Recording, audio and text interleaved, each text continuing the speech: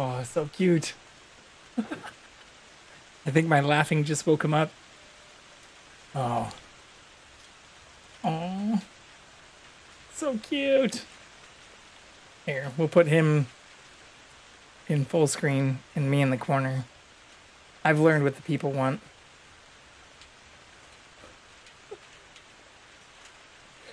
I totally get it too. Okay, there we go. I think that works. Maybe?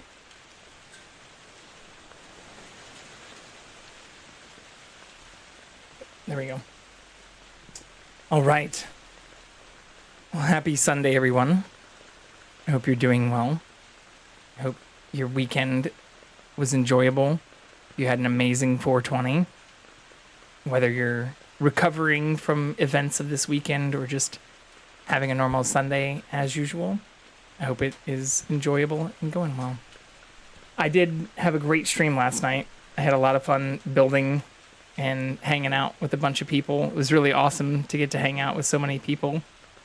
Get to see so many different backgrounds and people who had no interest in the game I was playing, which is unique, to get to the point where I'm now hanging out with people who don't really give a shit about what I'm actually playing and are just there to have a conversation and talk, which is actually super fun. Like, that's something that I should probably actually adjust my category, have more just chatting streams. I think that's something I would not only very much enjoy doing, but given the community, or like I said at the end of my stream last night, I'm really happy with the community that I have built up here, and even in my Discord and a lot of the places where I haven't had to worry about too much moderation or things like that.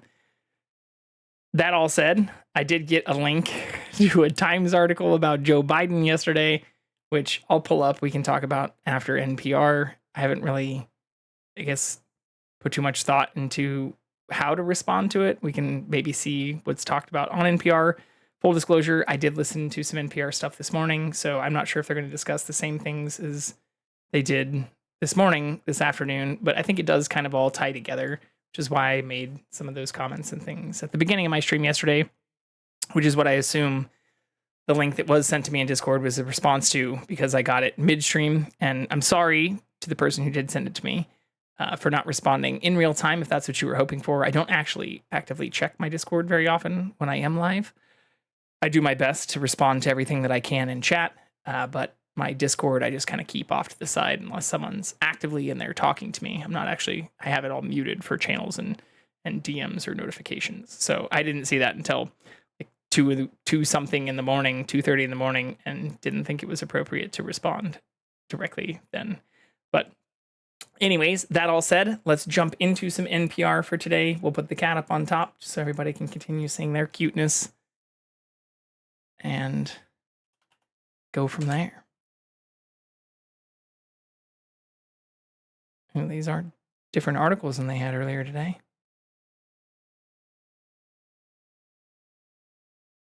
Support for NPR and the following message come from FX's The Veil, an international spy thriller starring Elizabeth Moss. One woman has a secret, and the other has a mission to reveal it before thousands of lives are lost. Premieres April 30th, only on Hulu. Live from NPR News in Washington, I'm Janine Herbst. Opening statements are set to take place in a New York courtroom tomorrow for the criminal hush money trial of former President Donald Trump. A jury was seated Friday. NPR's Andrea Bernstein says tomorrow will be a short day because of the Passover holiday, but that both sides are expected to give opening statements. Based on what we heard on court on Friday, at least one witness will start testifying. We don't know who that witness will be because the DA is refusing to extend its usual courtesy of alerting the defense because of Trump's propensity to post disparaging comments about some of the witnesses on social media. NPR's Andrea Bernstein reporting. Trump's accused of paying money to an adult film star to keep her quiet during the 2016 campaign and covering it up by sending the money to his former lawyer, Michael Cohen, and calling it part of a legal retainer. Cohen is expected to testify in this case. Trump has pleaded not guilty, and this is the first of 4 criminal trials he's facing. Russia is condemning. Okay, so that wasn't part of the morning news, or I don't actually see that on here, so that's news to me. yeah, I don't know. I guess I'll just respond to that later. But that's also alarming. Or the DA is not only treating this so specially because he's known to post disparaging remarks about people in court. Like, that's exceptionalism in a way that I don't think is truly defensible. Like, that's I don't know. That's very unique. Oh, I can't resume either. No, it's frozen. Well, we'll just reload it. Support for NPR. Passover holiday, but that both sides are expected to give opening statements. Based on what we heard on court on Friday, at least one witness will start testifying. We don't know who that witness will be because the DA is refusing to extend its usual courtesy of alerting the defense because of Trump's propensity to post disparaging comments about. I'm pretty sure he's going to be pissed about that, or that's something that makes a little bit more sense as to why I might have received that article last night, which is actually just about Biden's handling of classified documents. But I can see how the people who are supporting Trump might consider this it's even more of a hoax, folks. They won't even release the list of jurors. This is all a wash. Crooked judge. Shit like that. But if you do think about the disparaging remarks, like, he's even under additional defamation cases with E. Jean Carroll because he can't shut the fuck up or stop defaming and saying things that aren't true. So I know I'm now showing a little bit of bias myself, but like, this is it's exhausting.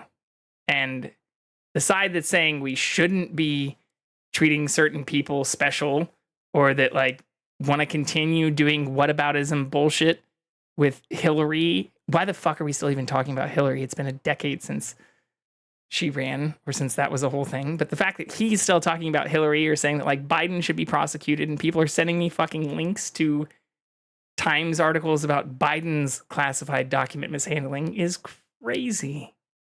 Like, there's no nicer way to put it than to say that this is just, it's insanity. Clinical insanity. It's mental gymnastics that I don't understand.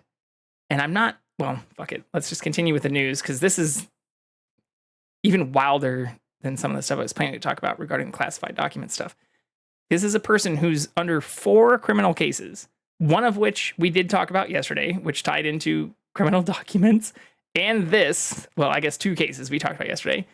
Hush money, which, again, is something that he seems to have actually admitted to doing in terms of how these were paid. And multiple staffers, including the person who received these funds, Michael Cohen, seem to have outlined that that's exactly what it was, for paying off Stormy Daniels, which is something he had formerly openly denied, saying he had any kind of contact or relations with at all. So this is like, I would consider slightly, if not largely worse, if we want to play the whataboutism and compare these to anything that ever regarded any of the Clintons, or if you want to talk about especially impropriety, extramarital affairs, unchristian-like conduct. I think not only paying hush money to people that you would consider in lines of work you might not support, especially after lying about not having those relations, which is something that former President Bill Clinton came under a lot of fire for, even for somebody that wasn't in the same type of, work or position as Stormy Daniels. Not that I don't support that as well, but this is the kind of stuff that it's just hard to understand how people are supportive of a lot of the things that are happening here, or want to play the whataboutism games with people like the Clintons and Biden, when none of them have not only faced the same level of charges, but have done the amount of criminal acts that are even just being purported, let alone admitted to, or trying to be like grouped into some large case, since in both of those criminal cases, he's also been claiming he should have presidential immunity, which doesn't make any sense when it comes to like financial fraud, which has tied also back to his overvaluing of his properties, like Mar-a-Lago, the place where he did improperly store classified documents. And anyways, like it's Witnesses on social media. kind of crazy. NPR's Andrea Bernstein reporting. Trump's accused of paying money to an adult film star to keep her quiet during the 2016 campaign and covering it up by sending the money to his former lawyer, Michael Cohen, and calling it part of a legal retainer. Cohen is expected to testify in this case. Trump has pleaded not guilty, and this is the first of 4 criminal trials he's facing. Russia is condemning the House approval of the aid to Ukraine. NPR's Philip Reeves has more. The Kremlin's reaction is no surprise. Russian news agencies quote its spokesman, Dmitry Peskov, saying that while it'll make America richer, the aid will further ruin Ukraine and lead to even more Ukrainian deaths. Peskov condemned provisions in the bill that could allow the US to use frozen Russian assets to help Ukraine. Russia would retaliate, he said. Moscow's also denouncing the House's decision to approve billions for Israel and Taiwan. Russia's foreign ministry says this will exacerbate global crises. The vote came as Russia's war with Ukraine raged on. Moscow said Saturday its forces shot down some 50 drones across 8 regions, apparently targeting its energy infrastructure. Philip Reeves, NPR News. Auto workers across the South are meeting with Volkswagen workers from Tennessee who voted to unionize on Friday. Nearly all of the auto plants in the South are non-union. But as Stephen Basaha of the Gulf States Newsroom reports, the United Auto Workers hopes this is just the first of many plants to unionize. Volkswagen workers in Chattanooga, Tennessee broke a decades-long losing streak for the union. Now they're meeting in person and on Zoom to share advice with other Southern workers, including those from Alabama and South Carolina. Jeremy Kimbrell works at Mercedes in Alabama. Somebody had to break through, as proof. Yes, we did it. And not only did Volkswagen do it, they blew it out. It wasn't close. About 73% of the votes cast at the Volkswagen plant were in favor of the union. Mercedes workers in Alabama will have their chance to vote on unionizing in 3 weeks. Southern governors are also coming together. A half dozen of them warned last week that unionizing could cost the South jobs. For NPR News, I'm Stephen Basaha in Birmingham, Alabama. U.S. futures contracts are trading higher at this hour. You're listening to NPR News from Washington. The Supreme Court will hear arguments tomorrow on how far cities can go in managing the homeless. The case centers on the constitutionality of ordinances in Grants Pass, which is in southwestern Oregon, that bans camping in public parks and fines people $295 for sleeping there. Lower courts say it's unconstitutional to punish people for sleeping outside when there isn't adequate shelter space. But town officials say they're trying to keep homeless encampments from taking over public areas. This as states and cities around the country deal with record numbers of people who are homeless. Journalist Terry Anderson, who was one of the longest-held American hostages, has died. He was 76. NPR's Hu Jing'an takes a look at his life and the kidnapping. Terry Anderson was not just a hostage. He was a Marine during the Vietnam War, then a globe-trotting correspondent for the Associated Press before ending up in Lebanon to cover its rising violence in 1985. There, he was abducted by Hezbollah and imprisoned with torture for nearly 7 years. After he was released, Anderson struggled with PTSD, but still taught in schools and was a leader in nonprofits involving Vietnam and journalist safety. One of his daughters also became a journalist, and years later went to Lebanon and confronted one of her father's kidnappers. He was survived by 2 children, 2 siblings, and his former wife. Hua Jingnan, NPR News. And I'm Janine Herbst, and you're listening to NPR News from Washington. This message comes from NPR sponsor Mint Mobile. From the gas pump to the grocery store, inflation is everywhere. So Mint Mobile is offering premium wireless starting at just $15 a month. To get your new phone plan for just $15, go to mintmobile.com/switch. All right. So this was the article that was sent to me. How do I just, oh my God, that's so many fucking cookies. I don't completely dislike time. How do I just opt out of all? Opt out. Reject all. Which is strange because this says consent opt out. But if I click reject all, do I have to unclick this? Oh, I see. It automatically unclicks some. Shit's getting nuts. But this is the article that was sent to me. And the message just said, Biden also mishandled classified documents. I don't imagine, considering this person just sent it to me in a DM, that they want me to say who they were. But it is a person who has joined the channel, who I respect, and didn't seem like just a random one-off case, like some of the things that I have, also talked about, but haven't focused too much on. But like, this is from 2023. So let's be clear about when this article came out. This is talking about, in a not the onion moment, how in an otherwise increasingly serious story for President Biden, shortly after their lawyer confirmed a set of classified documents had been discovered in the garage of Biden's home, the president acknowledged the find and revealed they'd been locked up alongside his Corvette. So there was some funny stuff that was in here that was referencing, like, in the words of Taylor Swift, Biden's Corvette would also very much like to be excluded from this narrative, but which did show, similarly to some of the things that we were talking about with Trump and the Mar-a-Lago case and the other criminal case, or actual, multiple, I think it was like 24 counts of mishandling classified documents under the Espionage Act, him storing multiple sets of, classified documents in like bathrooms and basements and stuff at Mar-a-Lago, that yes, President Biden did also have some documents which were from the Biden-Trump era, I think. Yeah, classified documents were part of a personal library in the garage, and were Obama and Biden administration related records.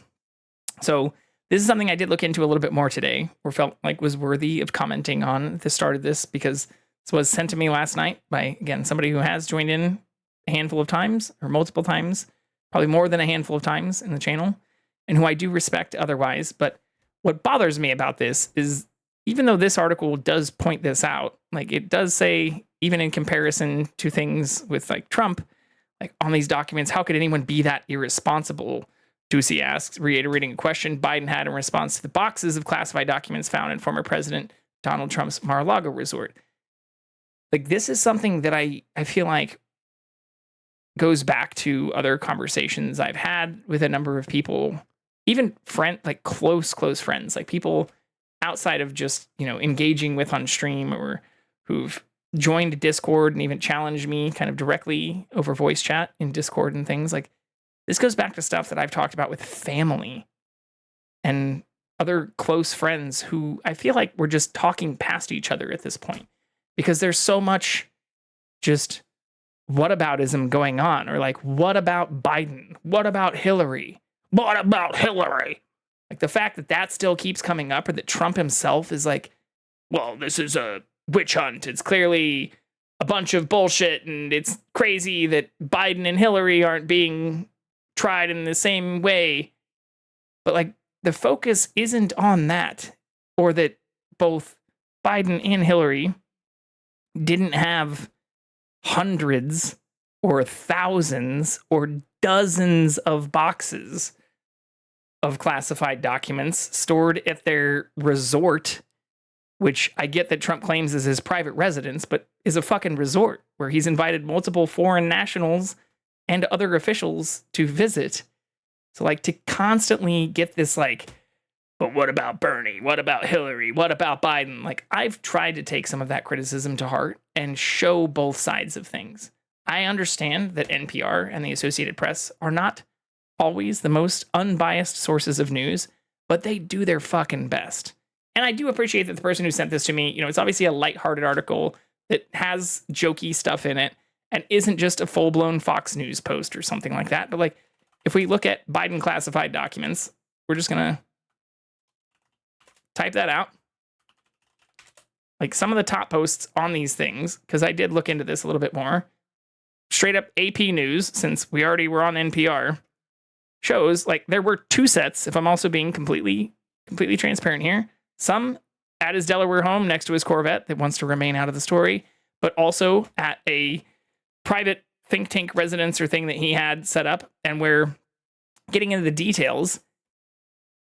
A small number, it said, had been found in a storage space in his garage, and also that his team had turned over others that they had found amidst a mix of classified and unclassified materials at another private residence that were all in like locked or lockable areas.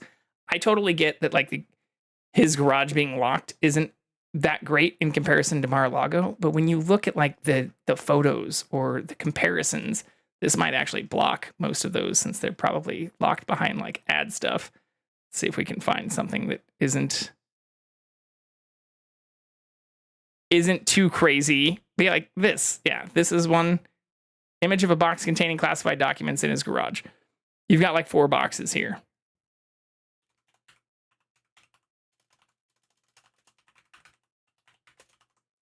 Compared to Trump, with more than 300. Or here, let's go to PBS. PBS is actually a much better source to look at for this. When you looked at the photos, PBS doesn't actually have the photos. View photos from the indictment. We're talking about dozens of boxes, and many of which were confirmed, or this even came up because workers and members of his staff pointed out that there were classified documents that said top secret stored in bathrooms and basements and open ballrooms. Like, this is a fucking bathroom at a resort that has dozens of boxes, which ended up storing multiple documents. This doesn't even show the number that they listed, but it was like 24 or 36 with hundreds, like 24 boxes, but with like, I don't remember the total amount. We can just go to the actual trial. This is, the hush money trial, not the classified documents trial. Classified documents trial.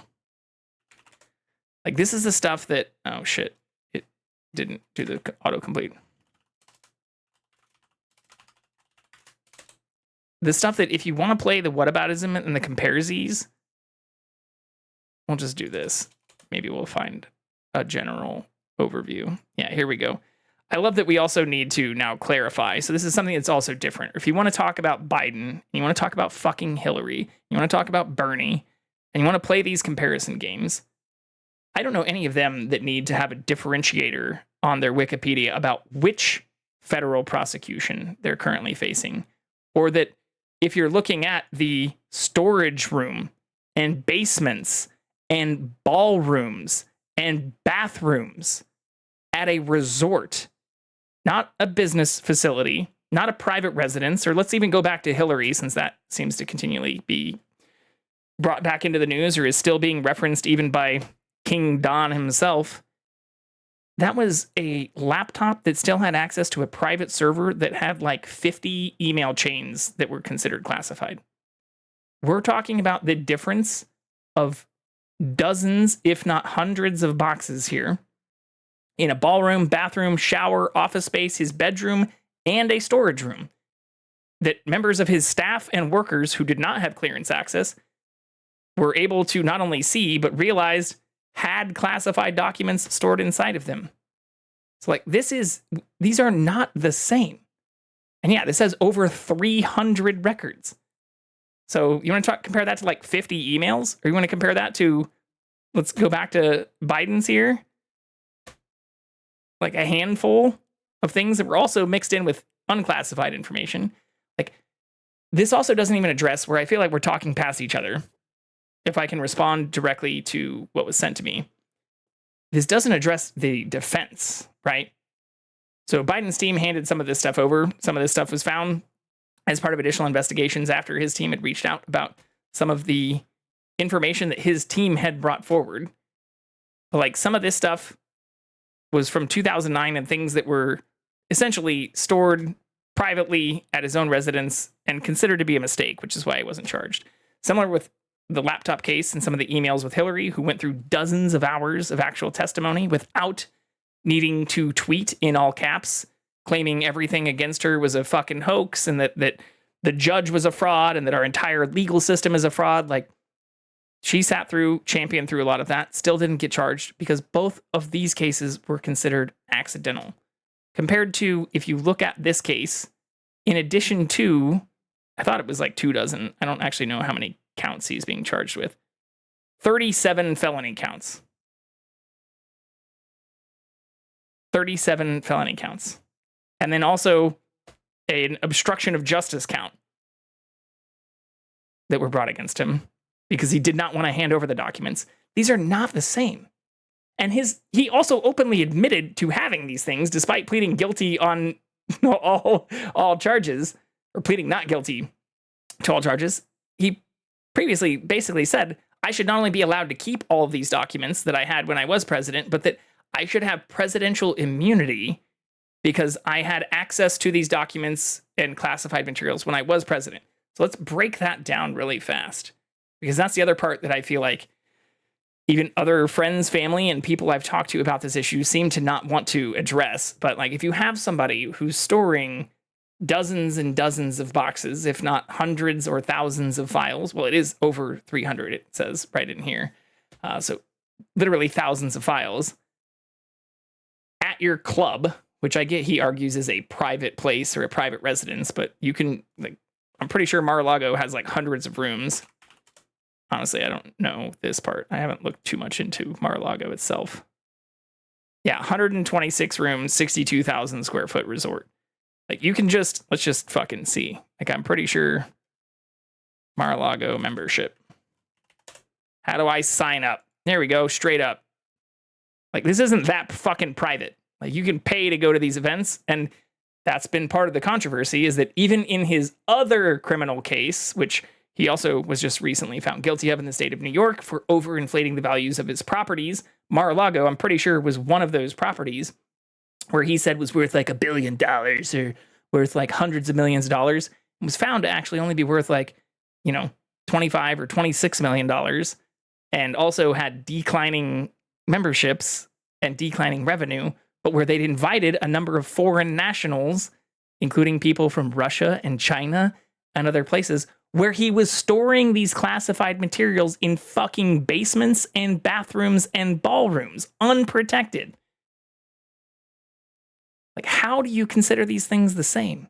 Or why am I still getting fucking messages about, like, but Biden also had classified documents? Like, how is this shit the same? Or even similar? And on top of that, again, going back to the argument here, his argument is that he should have presidential immunity. But he wants the current president to be charged?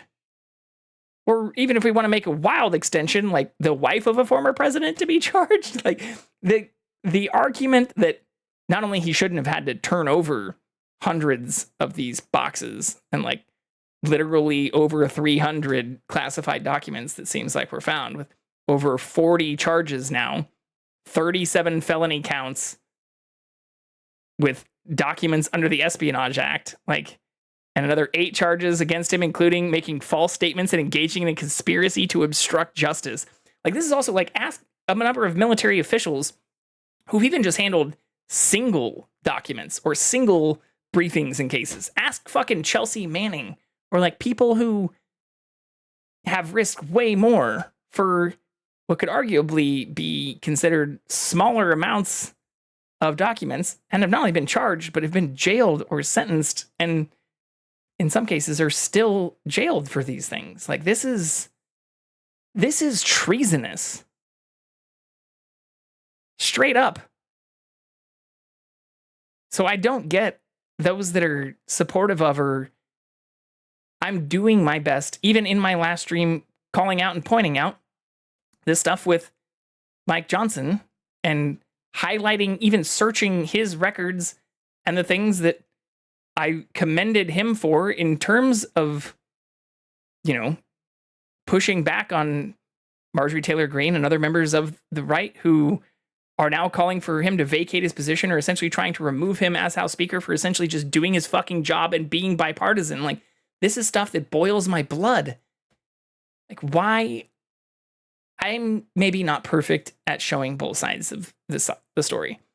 I open all of my streams with NPR to try to give as much of a bipartisan view of current affairs as possible. That all started because even some of the things I was saying before showing NPR in every stream, which did only start a few months ago, like, I was told I was being a little bit biased in my views or in my reporting. I had people who'd even subscribed and joined in or joined me even in voice chat and Discord who felt like I wasn't giving a fair shake to both sides. We now listen to NPR at the beginning of every stream to overview, and if people do want to, discuss current events in a bipartisan way. I thought I did a good job of that yesterday, highlighting the efforts that Mike Johnson has put forward, even the statements he'd made about, even though this can be at personal risk to himself, which is insane considering he's just doing his job, or even though he understands that other leadership, kind of referencing Donald Trump, who's called for his own members to vote against bills that he himself say are important parts of his campaign, like border security and making sure that we can protect our national security, which I would argue are essential to supporting our enemies' allies, enemies being Russia, which, again, many Russian agents have been listed as those, or Russian foreign nationals, I should say, as those who visited Mar-a-Lago and were there while these documents sat in fucking bathrooms and basements in this type of condition. Like, this is the stuff that I don't get, the mental gymnastics that you have to go through to say that, like, this is the person who you support more, or that I shouldn't be talking about these types of issues or focusing on these types of news events, or the 4 criminal cases against a person who not only obstructed the FBI and other members of national intelligence and White House security, and those from essentially doing their jobs as well, or who's trying to claim presidential immunity, something that would, again, if you accept his argument, apply to the other person he's trying to focus on, and who was the focus of the fucking article that someone sent me yesterday about the sitting president having classified documents. Like, this shit just doesn't make fucking sense anymore.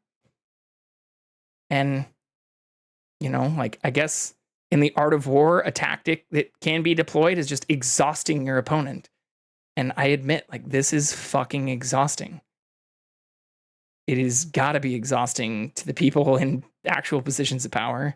It's got to be exhausting even to former staffers and the people I imagine will be those who the current DA in the hush money trial don't want to disclose to Trump or his legal team, because he's already, as shown in many of his other trials, tried to attack those members publicly, to incite retaliation or violence, which ties back to other trials he's under, to try to obstruct justice, which, again, if we're playing the fucking comparisies and whataboutism game, I don't remember Biden or Hillary getting charged with multiple counts of obstruction of justice or tweeting in all caps about how corrupt and what a witch hunt our current political system is engaging in. And I know there are a number of people. The sad reality is there are also a number of people out there who have done way less and been charged with way worse much faster.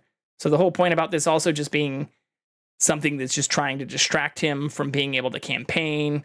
He's the one who he's still filing motions to have these cases dismissed. He's still filing individual motions against judges in multiple of his cases to try to delay these cases until after the election. It took many people in some of these cases a lot of effort to push to try him even as early as last year, and his team's the one pushing against this. So for those conspiracy theories that are saying, oh, this is all just Biden trying to prevent him from being on the campaign trail, he's the one that tried to prevent these cases from even being heard before his campaign, even though many of these issues started when he stopped being president, which last time I checked was over 4 years ago. Or even when you look at the timing of some of these events, a lot of this stuff came up because of, even in May 2021, the National Archives and Record Administration became aware of missing documents from the Trump administration and began an effort to retrieve documents improperly taken to Trump's residences, again, at a fucking club at Mar-a-Lago and the Bedminster Club. Later, the FBI obtained evidence that Trump was personally involved in causing the documents to be taken, which he himself not only seemed to openly admit to, but said that he should have been allowed to do because he was president. Was. Past tense. And also, again, this was now 3 years ago. May 2021 was 3 fucking years ago. So his whole argument that this is just a witch hunt and they're trying to prevent him from campaigning is also bullshit. His team tried to delay this until after the election so that he could fucking pardon himself or get into unknown, murky legal territory we've never seen, because it's weird to see somebody who has multiple cases of, essentially espionage and traitorous acts being charged against them while they're running for fucking president.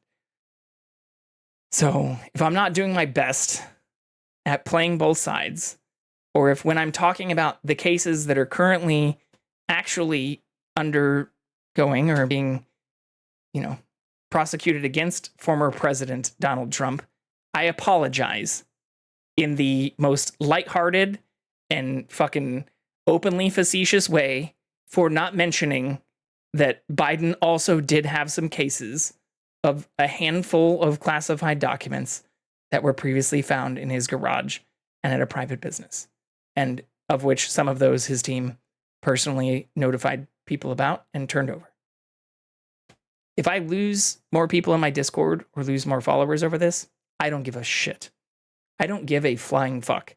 Just like the last person who did try to challenge me on some of this after joining my Discord and sharing like Joe Rogan and fucking Jordan Peterson and stupid ass articles that, in their opinion, I wasn't showing both sides openly to because I wasn't covering all of the current crisis at the border and support from the Democrat side. We've talked about that at length multiple times. What seems to not be happening, or the real concern I have, is that this is coming from people who I respect in many other ways. So I don't give a shit about losing followers or, Discord members or people who I think aren't helping me build a good community of critical thinkers and people who can look at these things in an unbiased way. But what does concern me is people who want to act like I am not being unbiased when I'm comparing these things or doing comparisons or talking about the news in as much of an unbiased way as possible. And this happens even with friends and family, where it goes back to even the things I've said, like all the talks we've had about like fiscal conservatism, or usually those who are allying with people like Russia or inviting foreign nationals to their private resorts while storing classified documents and potentially mishandling a lot of that classified information in ways that don't meet the requirements they had, even if they did claim to have presidential access to those things. Like, that's stuff that people, if you would have rewound like 20 years ago, or despite, many of my family members and immediate family, even, I think, being capable of critical thinking and instilling that in me, it's really sad now to see this flip that, again, I don't understand the mental gymnastics for. To see people who, I think if I would have 20 years ago said, hey, regardless of what side of the aisle the person's on, like, this candidate has been inviting foreign nationals to their private resort and mishandling a bunch of classified information and claiming they should be able to continue doing that in perpetuity, or essentially doing whatever they want, even as it ties to other types of financial fraud and misrepresenting the values of their business, as well as paying off hush money to porn stars and things. Like, not only do I think they would have like outright freaked out or like, oh, a person's a commie or a fucking, I don't know. I don't think they'd be wanting to vote for that person, or that they'd be sending me articles or attacking me for not pointing out the mishaps of others that are significantly less like treasonous, anti-American. And that you also have things like this tied to the immigration bill and border policy and things where, again, the argument from him wasn't that he doesn't support or think that there's an issue at the border, is that it would be bad for the campaign. I do vote to change the Trump shoe to the Homelander shoe. It's very much becoming Homelander-esque. The Trump shoe is a whole nother, I haven't even talked about that. We haven't even gotten into that. I consider that superfluous to a lot of these things, but the fact that it's also like a slave labor made, just golden fucking rebranding. Oops, that's show. This is a whole nother level of insanity. Tacky and very dumb. I mean, it also ties back to the Truth Social stuff.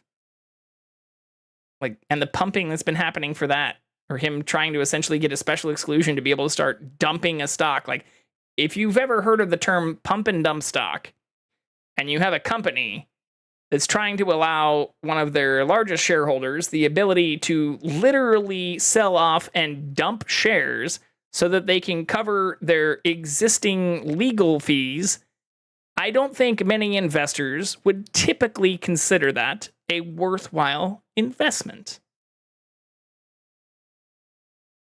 Like, but also like selling trash shoes.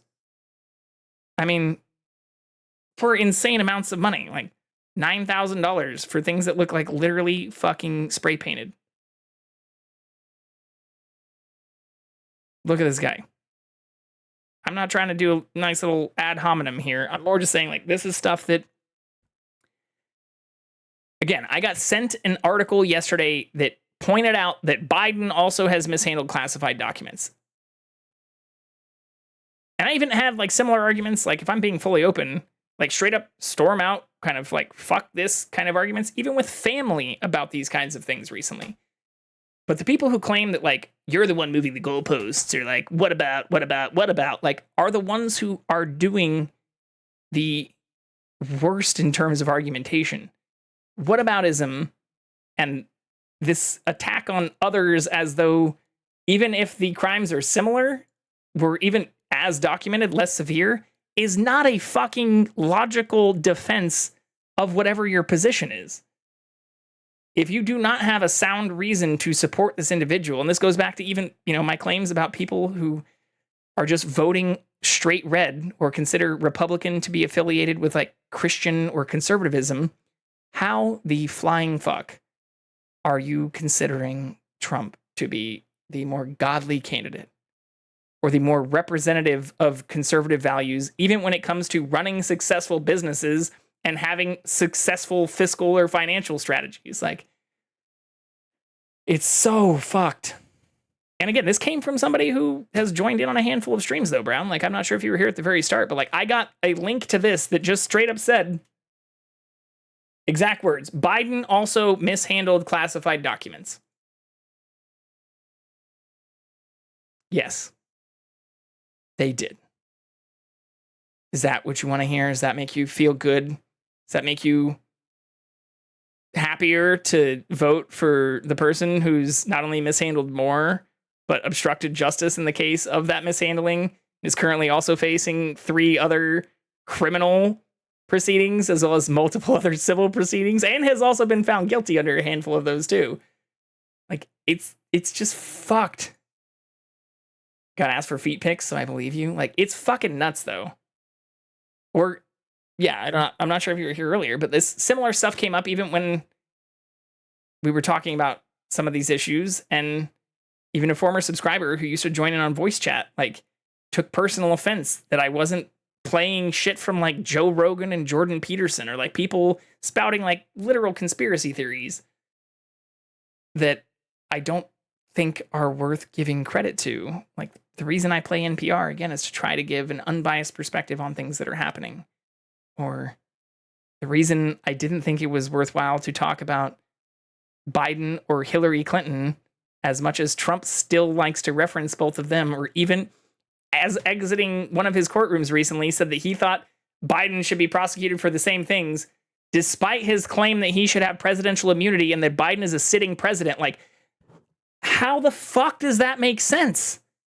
How, as a supporter, do you make sense of that too? If your argument is that, like, Trump was president, therefore he should have immunity, but Biden, the current fucking president, like, what the fuck? What the actual fuck? I don't know. I didn't plan to talk about this for like a full hour, but I did. And I'm open to anyone. Like, I'm hesitant to create an actual politics channel in my Discord, but I'm open for anyone who actually wants to have an honest conversation about these things. Because I feel like part of the issue is we're just talking past each other. I'm listening to current events and happy to hear that a person who was formerly president is actually facing trial for things that many other people, again, who have handled significantly less documents, or if we want to go back to even people who've been dishonorably discharged, jailed, and imprisoned for life sentences, or even like multiple sentences for less. Like, it's good to see that our judicial system is working in these types of ways. But if you want to have a conversation about Biden or about Hillary or about any type of whataboutism comparesies, please at least state what your actual fucking position is on why you think it was either dishonest or bad for me to not have referenced the significantly not only non-issue, but no longer even being investigated comparison of something that I think most people, including even those on the right, aren't too worried about in comparison. Or that is significantly also less of an issue, even if you wanted to claim that these things should have been prosecuted similarly. Like, which one had more documents? Which one stored them at a private club? Which one literally had them in fucking basements and bathrooms? Is that, like, I don't get the counters, or I don't even really understand the whataboutism that's happening right now. And again, even if you go back to the immigration bill or like the voting and support, I'm not hearing this being tied back to like, well, I'm supporting Trump because I think he has better policies on these things. He's the one telling his own members to vote against things that in dozens of cases, the people who even voted no have said they thought was important for the American people. So last time I checked, the democratic process is meant to have us elect officials who then vote in, the members of the nation or those who've nominated these elected officials to vote and act in ways that bettered the American public, or vote in the ways that bettered at least their groups that supported them. You have a person who's running for president who's saying, even if I think some of these measures might be good for the American public, it'd be bad for my campaign. It'd look bad if Biden got the credit. Like, literally said this kind of shit. And then are just kowtowing to that kind of nonsense as though he's a literal fucking dictator. Like, how, as a person who's trying to protect our freedom, do you think that is good for America? Or how do you think anyone, regardless of what side of aisle or who they vote for, who is not acting in the best interests of America or our allies, is doing something that would even just closely resemble democratic process? Protecting yourself over the American people is about as fucking undemocratic as it gets.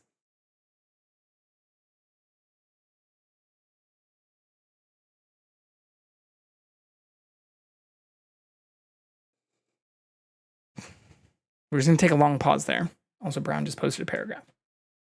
I'll be honest with you. I don't participate in politics. I don't care for either of them. Trump is careless and ignorant. Biden is deteriorating. But in the current system, that keeps repeating its old mistakes. I don't see any way out of it. So I just focus on my loved ones and taking care of the ones who need it.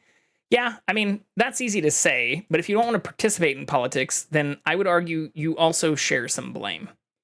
Because staying out of politics is part of the problem. The fact that we have like less than half of our voting public actually voting, or that we have less than a third of people who aren't deteriorating as the ones who are voting, if you want to truly take care of your loved ones or the future generations, whether you have kids or not, you should participate in the process. And again, going back to why I start all of my streams with this stuff, I don't have kids. I'm not married. I do have loved ones. But I care about the future of democracy and the future of a political system that shouldn't even be considered a two-party or like both side of the aisle system. You can't abolish or restructure the Electoral College without voting either, Brown, though. You can't do some of these things without even potentially running for office yourself. So not only would that require you not only to participate in and vote for others who support that type of legislation or, revolution, you'd need to be one who helps spearhead it. So adding revamp the whole fucking thing and then we'll talk is just an escapism. It's just hoping someone else will do all of that work and then you'll talk to them. Like, come on. I'm not you're another person who I respect greatly, but that's almost just as bad as sending me a letter that says, like, but Biden did stuff too. Like, come on. You're never going to revamp the entire political system. You're never going to abolish or redo and revamp the entire electoral college system if you don't participate. Or honestly, if you don't even try to start running, and if not enacting those things yourself, supporting those who do. That's the benefit and beauty of democracy. Is if you think something does need to be revamped, work with those to get that legislation put into place, or run yourself. Many of our even former presidents weren't actively and directly involved in politics for much longer than a few years before they ran themselves for office. Some of that's changed more recently, but even if you look at like Marjorie Taylor Greene, or a lot of those who are gaining prominence within our current political system and potentially making huge waves in it, despite potentially not being super educated on how even all of those systems work, are the ones who are just putting themselves out there. I'm not saying that out of a place of respect for what they're doing, but I am saying you can't expect these things to change if you just sit on the sidelines. And that's part of my frustration with a lot of the people who are bitching about Biden, or still bringing up bullshit about the Clintons, and are then either completely hands off, wash my hands of all this, it's all fucked anyways, or are actively supporting things that seem to be against their own self-interest and the interests of large amounts of Americans. True, but as a brown man who did participate and didn't see anything from democracy but hate, well, and I get that. I totally do understand that. I also understand I come from a privileged, white, formerly blonde-haired, blue-eyed perspective. But that's also where, like, I see so many people who I think could enact, or even just through voting, affect change, just backing out of the process. Or even similar to yourself, like, what does removing yourself from it do? There's going to be hate, especially when you're trying to change established systems. But what's the alternative? Just allowing those systems to worsen over time? Like, I don't know. Maybe I'm looking at this with a little bit of rose-colored glasses, but as with most activist efforts, or those that especially want to support change, it doesn't become null and void. Your support may help others realize that if we want to get into even issues of like color and race, the more that those who are active and affecting positive change do get involved, the snowball effect matters. A lot of the actual justices we have in place are things that do support even amendments and adjustments to what already said in terms of like all people being created equal, like have only come forward because large groups of people gathered and helped push that change through. You as an individual will only be null and void if you aren't able to vote, put your voice out there, or help others understand your perspective. And the fact that we have things like even Roe versus Wade, or things that are essentially race and color indifferent still going backwards, like it's, I think also, this is probably going to be considered controversial, but it's due to the inaction of a large number of people when you actually look at voting numbers. If you look at the number of people who actually vote in their local, like general, regional, and federal elections, it's less than half of the voting population. So if you want to complain about measures that are getting passed, but you aren't voting against them, you're part of the problem. Asking a side question, how many times have I had a weapon pointed at my head? I haven't had a weapon pointed at my head outside of like joking kind of things, but I have had weapons in my direct vicinity, and in multiple cases drawn near me here in Los Angeles and in Orange County. And I've been directly next to multiple people who weren't engaged in violence with me.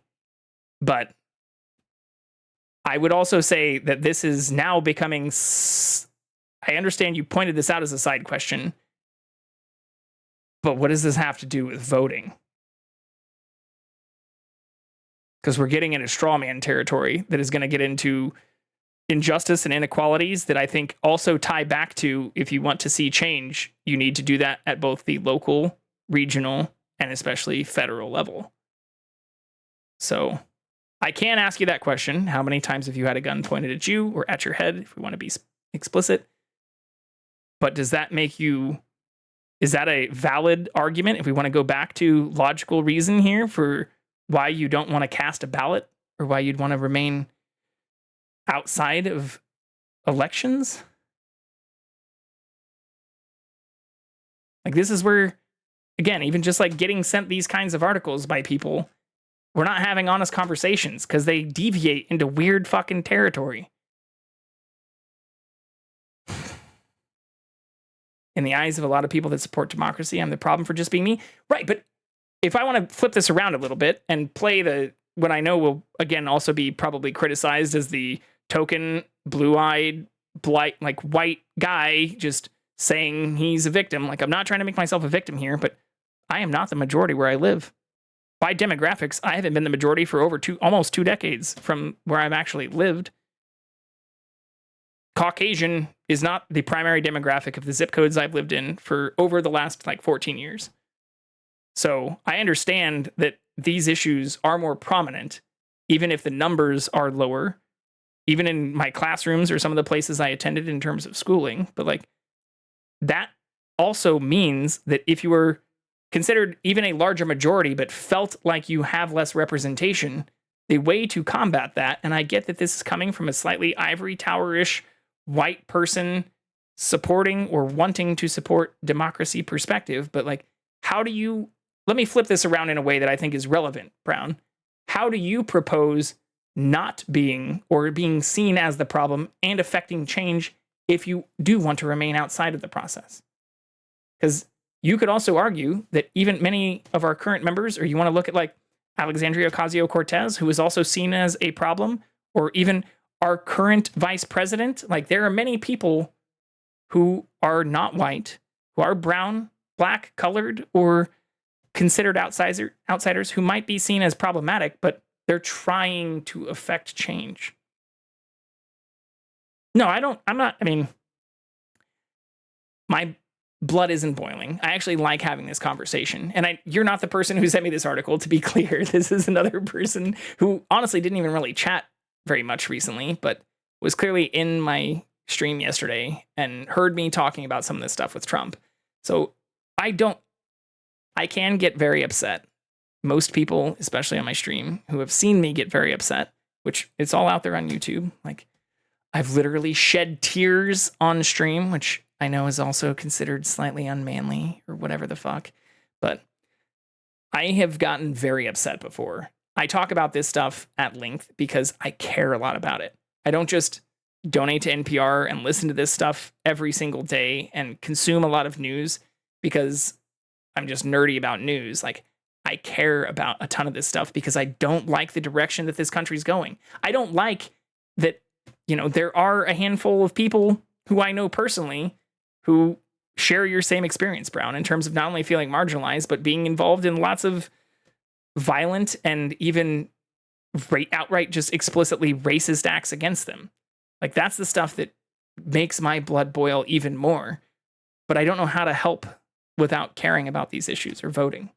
I'm a street level DIY punker. Government has done very little to me, so I affect change here on the ground. And that's, honestly, affecting change at the ground is one of the most important things you can do. That's why I also go back to local and regional.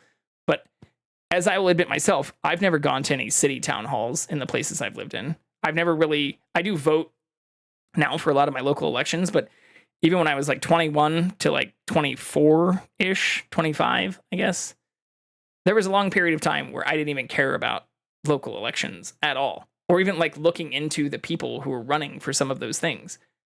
But I live now in Los Angeles County, and the majority of the people who are not only in public office, but who I'm also voting for and doing this research on, are also of different demographics than me. And I don't take that into consideration when I'm voting, but I think a lot of people do. So again, if you want to affect street level change, one of the best ways to do that, especially if you want to have that street level change apply to the broader public, is to get involved in your local and regional politics.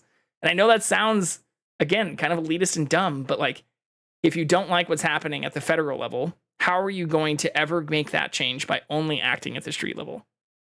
And that's the problem I think we have. We have a lot of people who are starting to, especially after COVID, just withdraw, seclude, and are honestly being bombarded by shit like this on Facebook and tons of social media. Stay away from OC if you don't like the right wing. I mean, I lived in Orange County for like 7 years. When I moved to California from Kansas, I moved straight to the heart of Orange County. And then moved from there to South LA. But in both places, even if you want to say OC is right wing, in the zip codes that I lived in Orange County, the most approximate I'll get is I was right by Disneyland for a long period of time. Like, I was not the majority. Hard, like, full stop. I was not the majority. So I understand the criticism of a lot of that. I mean, I've docked myself pretty well to where I've even mentioned like the cities I live near right now. But when I was in Orange County, I lived right by Disneyland. If that helps. Where most billboards were not in English either, I will add. So, oh, you're from Long Beach? Well, that's like basically right in between where I lived in Orange County and where I live now, if that gives you a good reference. I'm currently in the South Bay of LA, and I was previously in North Orange County near Disneyland. I could see the fireworks from my house. Yeah. But that's just it too. It's like and this isn't to discredit your experience or your perspective or what I would consider, especially if we're talking about nationwide demographics, a minority perspective. But that's some of the stuff where, especially even for some of those I did vote for when I lived in Orange County and that I've continually voted for when I'm here in LA, none of those people, well, I won't say none of, the majority of those people are also not white. So that's something that, despite being, a white male with a lot of privilege and somebody who has had a lot of benefits despite not growing up in like a rich, or I would consider like fairly lower middle class family, like I had a lot of benefits that I get that other people didn't. But that's also why I will continue to talk about these issues, because I think the people who have kind of essentially just given up on the system or have said like, oh, well, it's only like rich white people who care about these issues. It's like, that's the fucking problem, because rich white people will continue to vote. And if you don't, your voice will never be heard. Or if you and others that aren't rich white people don't vote or try to enact change, you really don't have a leg to stand on if you're just bitching about the voting patterns of rich white people. I know, but that part does actually make me, it doesn't make me like angry at you, Brown, like directly. It makes me angry at like the entire way the system is structured, because even if you look back decades, actual voting seems to be going down even as population numbers are rising, or even as, especially in areas like Southern California or even throughout the Midwest and places like Texas and others, in large numbers, especially closer to the border, white Caucasian is actually not the majority. And yet you continually hear about all these rich white people and how much they're driving and still, as a non-majority, influencing local and regional, if not federal actions. So I'm not trying to put the blame or shift the blame back to those who are in many ways still at the federal level, at least, or national level within the US, a minority. But even if you become the majority, you can't expect change to just happen on its own. Like law, legislation, and politics, especially in democratic systems, well, particularly in democratic systems, depend on the voting behavior and propositions, or even those who decide to run for office, from its constituents. And so if a large percentage of the constituents, especially those who in many cases even make up literal demographic majorities, choose to not participate in that system, that is exacerbating the problem. Like, it's that shouldn't be controversial. But it is. And it breaks my fucking heart. 100%. But it is very disheartening when little rich white pricks get away with fun employment while the rest of us work. Dude, I totally fucking get it. You're talking to a person who has been clawing to just keep the place that I'm currently streaming from, which I've talked about in multiple ways, while even during COVID and times where I've seen many people, even, well, particularly those more privileged, but even non-privileged, who wanted to instead abuse either existing privilege or systems that allowed them to remain fun-employed. God damn it. Yeah. Those 50-some emails on a private server accessed from a private laptop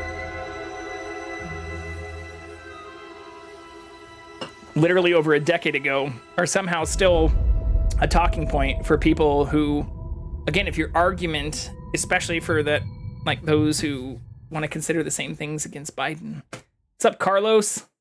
How are you? Currently talking about inequalities and, as Brown has pointed out, injustices in our current system.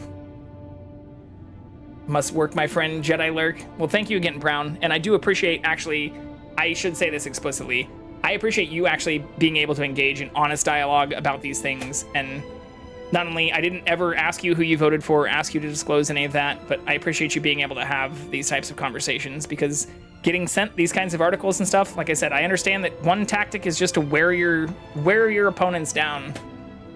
Just crying about being brown. Well, hopefully through my conversation, actions, dialogue, and otherwise, you know that I try to not judge people based on their demographics, their race, their color.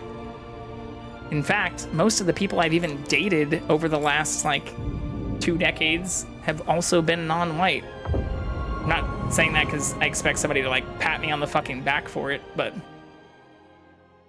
as a minority here in the areas I live in Los Angeles County, as a non-Spanish fluent speaker, I guess I now understand at least a little bit of it, but I don't speak it fluently.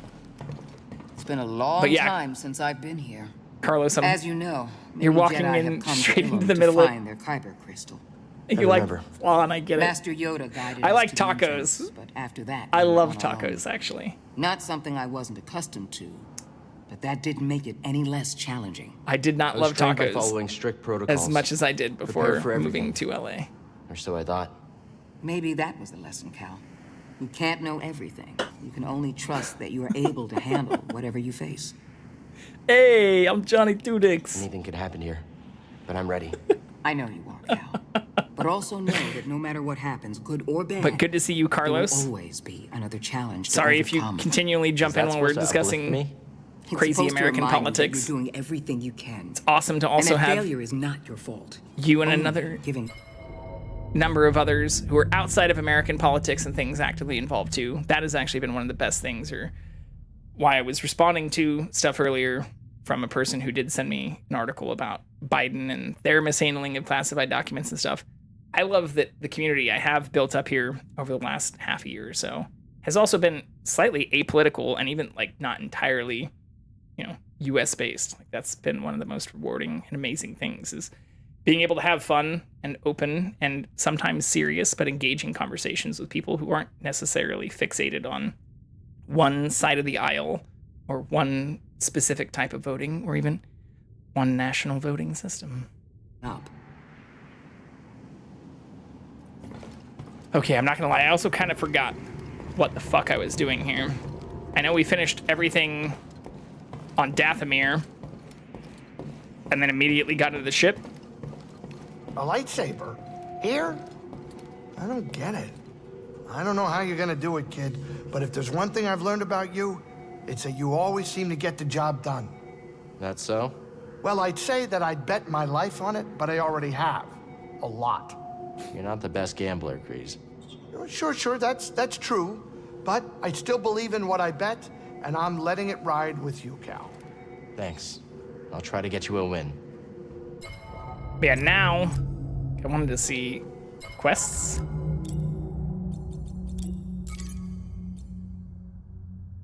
Yeah, we found our way through the ruins and the burial tomb, which we couldn't actually access. Revealed himself as Torin Malicos, former Jedi, now studying the dark side. Malicos asked Cal to join his quest for power, cut off by Marin. Raised a horde of undead, that's right. And then we rush back to the Mantis after doing our flashback to the Order 66 stuff. kind of forgot what we're doing back here. Oh yeah, fuck. Thanks, Spotty. We were just chatting for a very long period of time, even after I opened up Star Wars. So I feel like that was much more indicative of the overall vibe. I don't know how long you've been here for, or how much of the shenanigans you caught before this. Ooh, 263 viewers? That's the most it's had recently. Holy shit, let's see what... We got, like, a large portion of the Enshrouded viewers, which were only, like, 200 a couple days ago. And also, the other night when we were playing Fallen Order, I hit, like, 40 viewers, which was a large portion. Oh, there's one person. There's 265, and then there's one person that has 238. Revirito?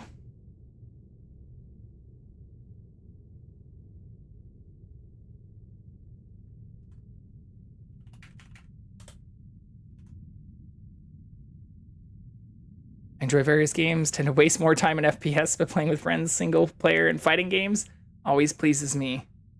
What does this mean? Why does this not get translated? Come on, Google.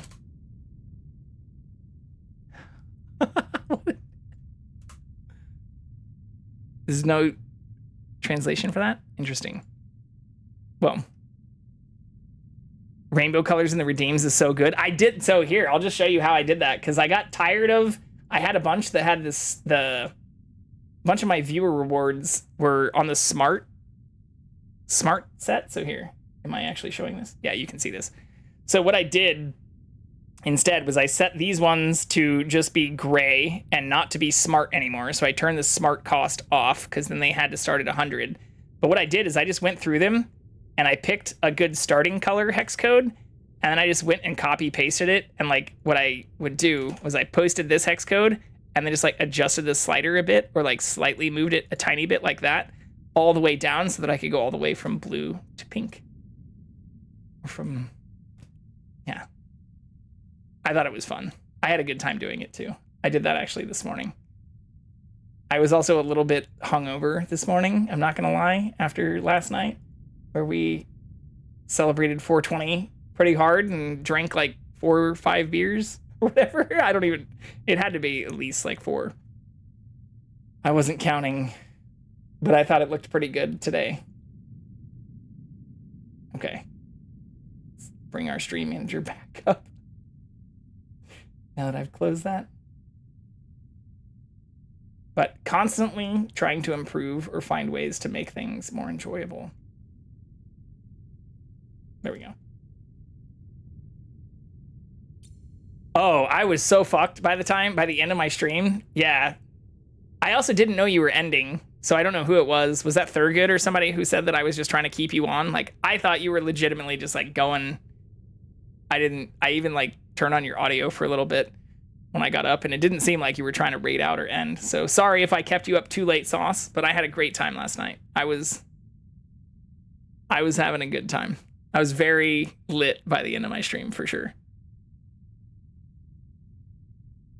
That's why my message today, I'll show this, was recover from the weekend with me. Well, it sounds like I actually kind of saved you too, because the person you were going to raid out to had like a subs only chat or some shit going on. Gosh, I wish that was me. I mean, it's probably not the most responsible thing for me to be doing, because I also had to do a bunch of yard work today. I mowed my front yard and then trimmed a bunch of shit in my backyard, and then had to clean out a bunch of shit by my garage, because I have an insurance adjuster coming to my place on Wednesday to inspect my fucking roof, which had a bunch of shingles fly off of it in the recent wind. So being hungover this morning, or waking up, especially after going to bed at like 4 a.m. after partying a bit by myself while playing fucking video games with y'all, is not the best like mental state to be in. So I also even like laid down on my couch and tried to take a nap, but couldn't fucking sleep. Instead, I just cuddled with Jackson for a while. Basically in the position he's in right now. Here, I'll post a picture in Discord, because I even took a picture while I realized I wasn't going to be able to sleep. We'll do a Discord pic right now.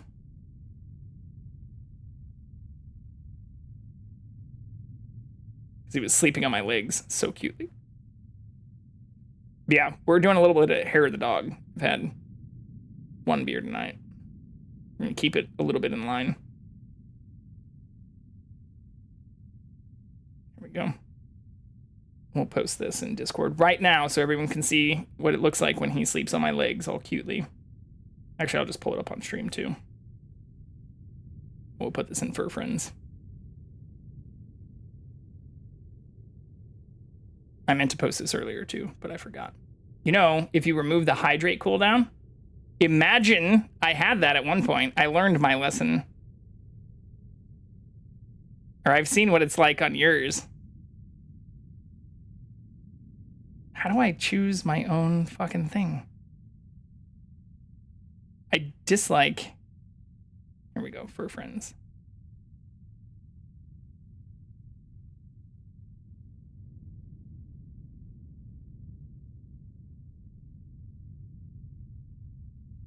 We'll pull this up. Live. Yeah, Cuddles this afternoon is what I titled this. But he was like constantly laying in between my legs. You can see all that cat hair all over me. But constantly just like putting his face on mine, sleeping on me. It was very, very cute.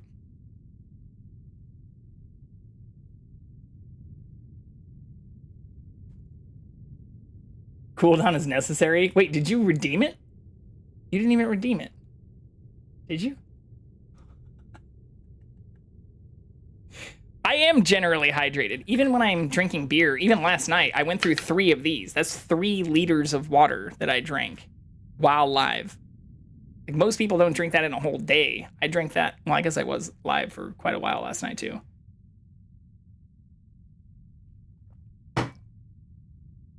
But even while I'm dehydrating myself, I try to stay hydrated.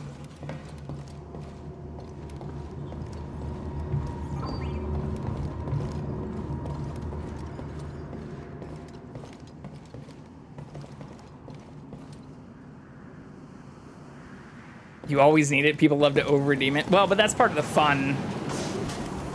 Oh, yeah. Now I remember. We haven't been here at all yet. This is all new. 2% explored. The over-redemption is like fun in its own right. I did also lower the price of a bunch of things, like even my text-to-speech stuff. I lowered that to like 1,000 points. Which means anybody who views for at least a single stream should be able to redeem most of that kind of stuff.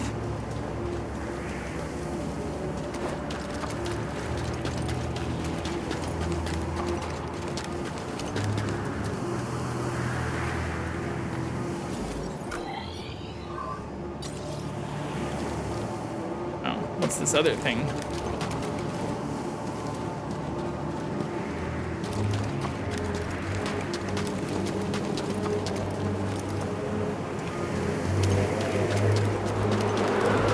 Jedi Temple.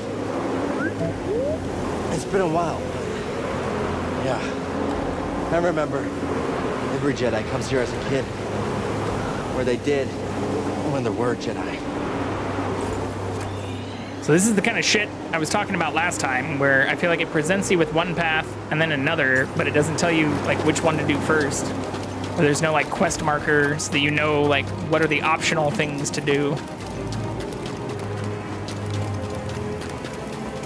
So I'm gonna do this.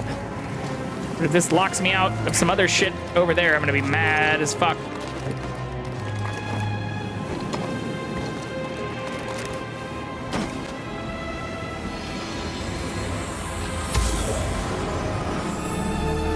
Younglings, the time of the gathering is upon us.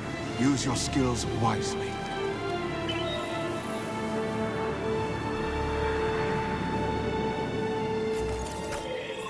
Also, if it sounds loud, I turned up the music a bit because it's amazing in this game and I love it. So if I sound slightly quieter in certain areas, that's intentional because I think you all should hear the music the same way I do.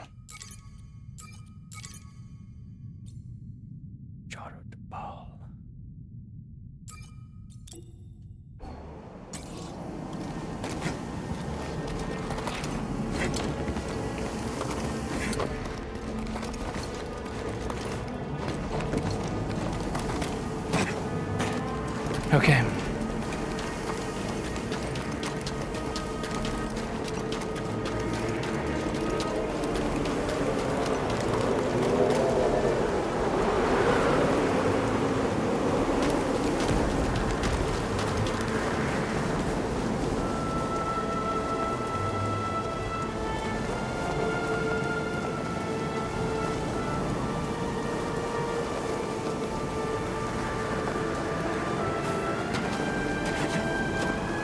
So slow.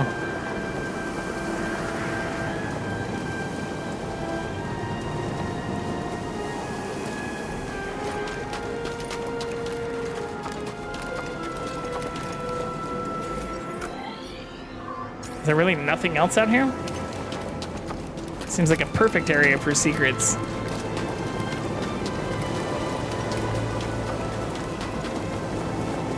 Not shit.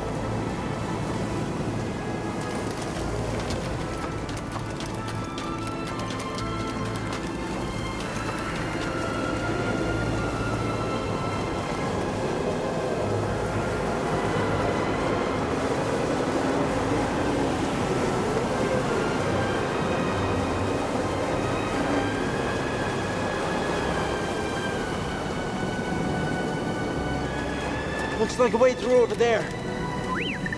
Now be careful with the ice.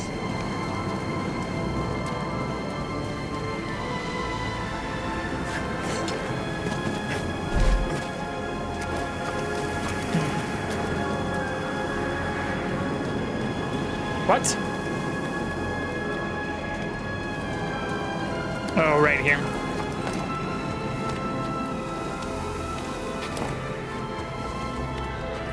How did the Jedi children get up there normally? They're not like a regular fucking elevator or entrance?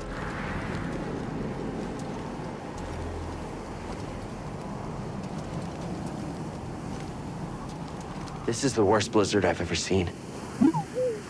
The storm, the temple. It all feels connected somehow.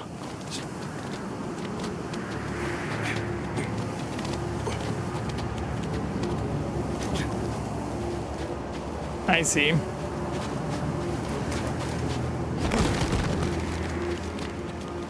Oh shit, this is a long climb.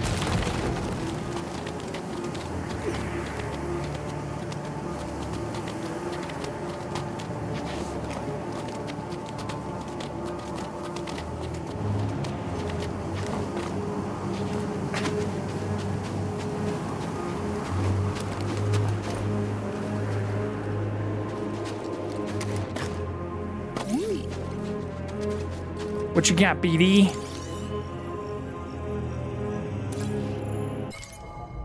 Gathering room lies at the entrance to the Crystal Caves. Used primarily as a meeting area, Jedi Masters brought younglings here for instruction and meditation before they began their sacred search for Kyber crystals, which are used in lightsabers.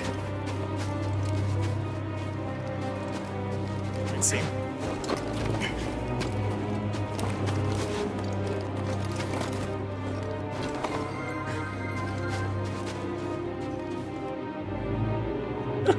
Oh, wait.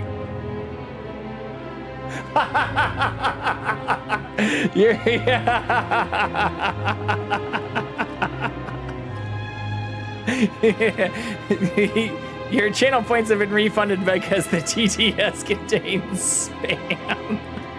Here, let's see what those settings are, because I don't remember actually enabling that.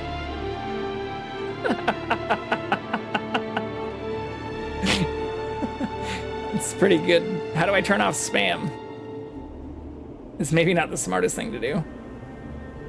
I don't have any spam settings enabled that I can see. It must just be a default thing for them. Alert settings.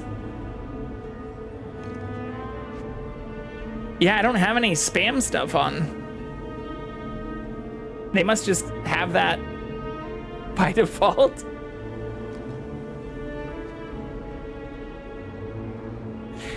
I want to know how to turn that off, though, because I think that would have been hilarious to hear that say. Yeah, when I go to the settings, and even under advanced settings, everyone can play this alert. It's not set to subscriber only. Use Alert settings from messages. Oh, so my messages might have spam.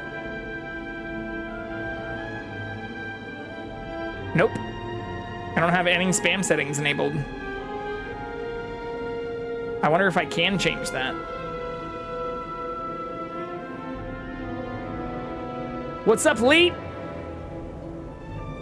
This is technically... AU Apple Apple AU Apple Apple. Technically, I'd say an old game. We just started playing it like 2 weeks ago. But since the person that we've been playing Enshrouded with was also hurting today and said they weren't going to be able to log on, I figured the best thing to do was make advancements in something we'd already previously started rather than not do the quests in Enshrouded.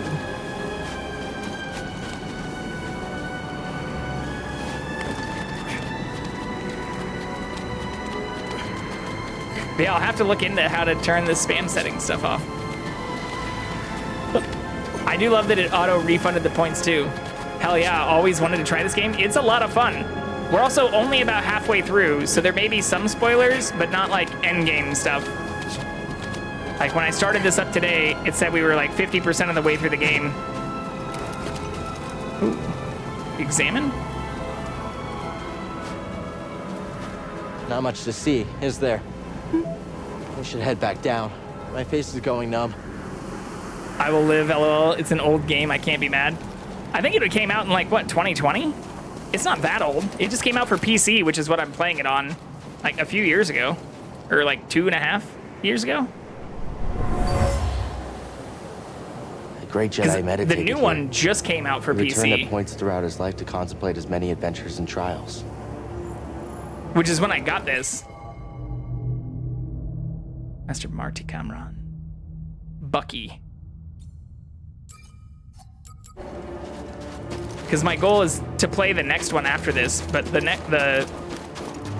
Jedi Survivor or whatever that came out after this just came out for PC a little bit ago. How do I get through that? I can't use my lightsaber. What the fuck? Locked.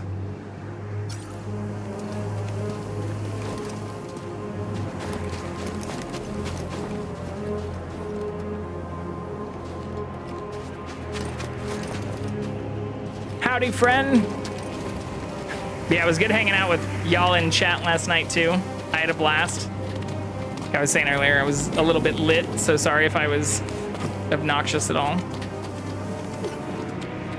I think I was pretty fine, though.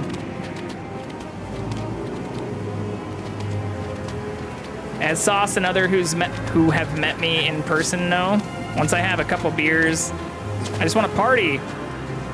Keep partying.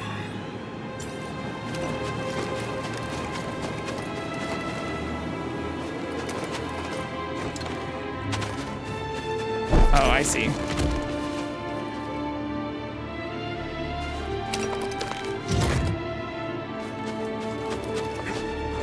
Kinda lit today. Fuck yeah.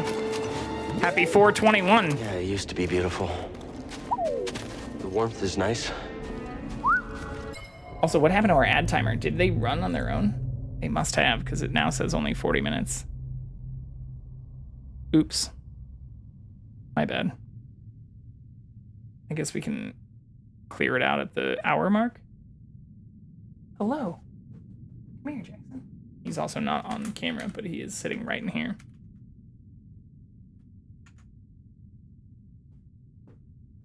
Come here.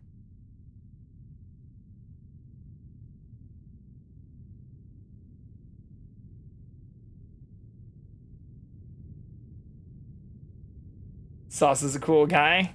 Partying is the way to go. Yeah, I'm stoked to try that bacon corn.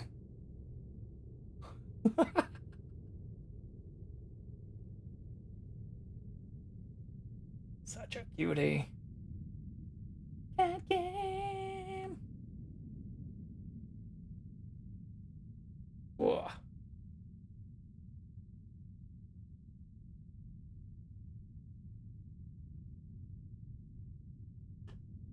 It would be more than just bacon corn. Well, that has been hyped, Something though. interesting? I can bring lots of sauce, too. I currently have at least 6.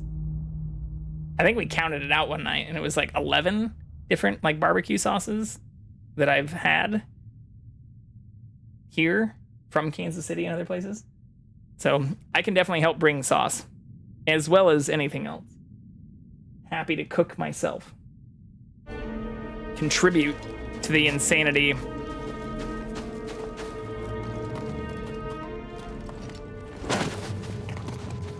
Banda.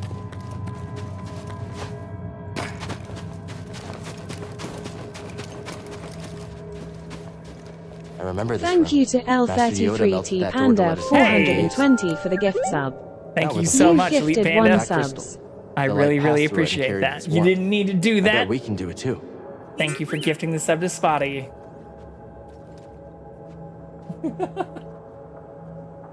I have so many emotes go when that happens, it like freezes now a little bit. I don't know what it looks like on your side.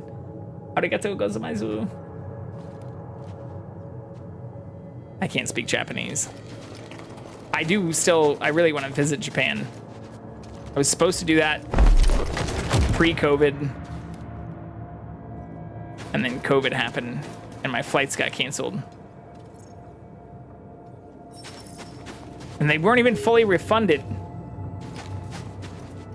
Assuming when I let go of this is gonna close, right?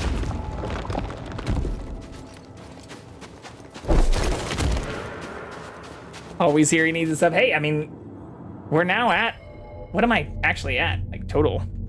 It's gotta be over 20. Holy shit, it is over 20. That's crazy. That's actually crazy. We're almost at 25 subs. I felt like I was maybe being a little bit too optimistic by updating my path to partner stuff to 50, because I just got like the notification to start working towards my plus goal, which is 100 points, I think, for plus eligibility. So that's why I did the 50, because that's still less than I would need in order to hit partner eligibility. But I figured, fuck it. They? Oh, I'm sorry. Sorry if I fucked up pronouns.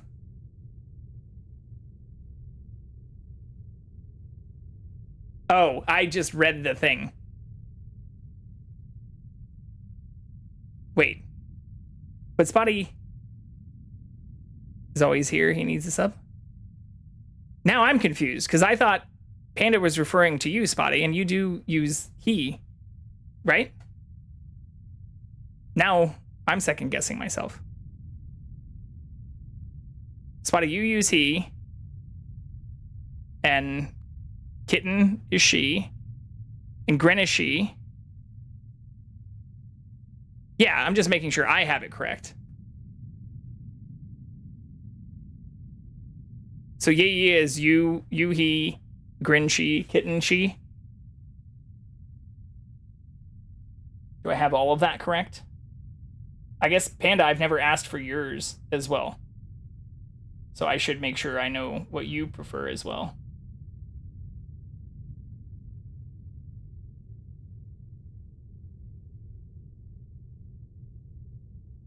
You're fine. This is a lit friendly stream. But now that I'm asking, or making sure, what do you prefer, Panda?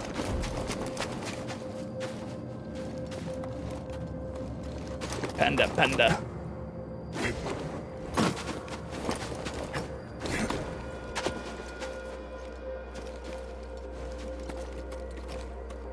For free, but I don't care anymore these days. Right on. Well, I'd rather refer to people by whatever they prefer. And sincerest apologies if I ever slip up. Doing my best here. But I think I've got it down for the most part. Something interesting? This has always been a friendly and open to all types stream. I'd say trans, but like I've had friends who've been LGBTQ LGBTQIA+ for a long time. Even going back to grad school, when announcing your pronouns on Slack and Teams and all that kind of stuff was not even available. Services assembled the sacred wisdom, enlightenment, and perseverance of the once great Jedi Order. And greedy, I'll collect all of them, minus the one.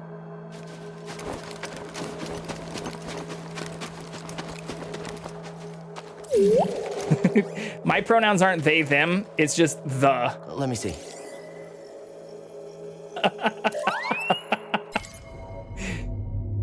Please refer only to me as the one, or the chosen one.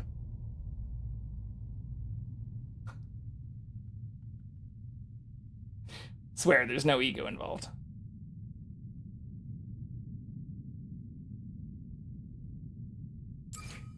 Okay, so I think I probably have to connect. So I do have Jay Vicarian as an email, and my email, one of the first addresses I set up, not to be pretentious or too egotistical, but I do have the@jvicarian.com as well as the@myfullname.com. I also got my full name email by stalking the domain since it was taken up by somebody. It was actually like, I think a hairstylist who had it for a little while, but then stopped using it. So I looked up when like the domain registration was going to end and set a calendar reminder, and then checked when it was ending, and it had already lapsed. And so I swooped up the domain, and that's when I immediately made like the@justinfullname.com. Wonder how I do this. I also have like hello, and I have jvicarian@jvicarian.com. I even have a wildcard one, so you should technically be able to send it to like any. I think this has to connect to that, but I feel like Doc in Back to the Future trying to connect the power at the clock.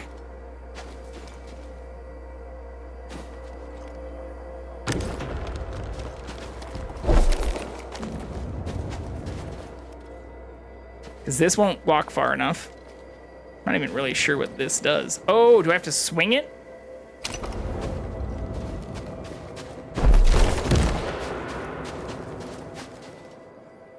No. Fuck. It has to be something like that.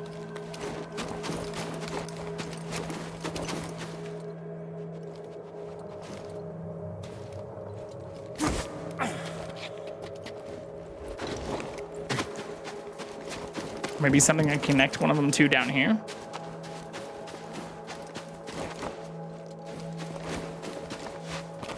Fucking love Back to the Future, so do I. I've not only seen them multiple times, it was one of the first sets on Blu-ray that I bought. And then I bought it again on 4K. So technically I own, well, I think I donated or got rid of, oh, I see. Hell yeah, dude.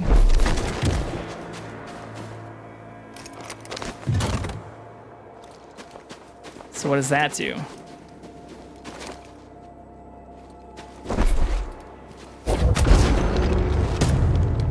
Oh shit, okay. So maybe I have to do these separately.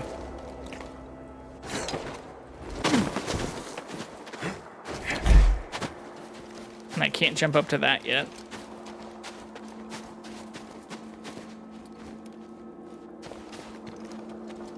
Run for it, Marty! Yeah, if you do find my full name domain, it literally says, like, they found me. I don't know how, but they found me. Is the title, like, on my homepage.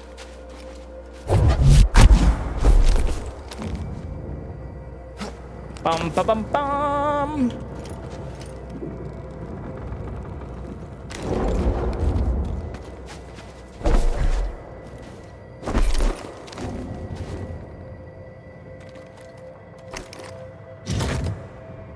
What does that do? Ooh, Can we plug both of them in? Made me fall in love with the DeLorean and form your opinion on cars to this day. That's pretty badass. I do love the DeLorean. I've always thought it'd be fun to own one, but now they're so overpriced. It's because most of them have been trashed over time. I'd probably need to make a significant amount of money in order to have one that's been kind of uncompromised. I did go to the Peterson Auto Museum twice and saw the one from Back to the Future. Here, if I can allow myself to be distracted as we have our next ad thing coming up here in just a couple minutes. Let's see, Peterson.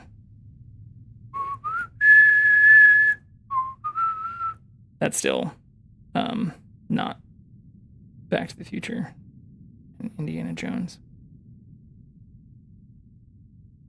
Let's find Back to the Future.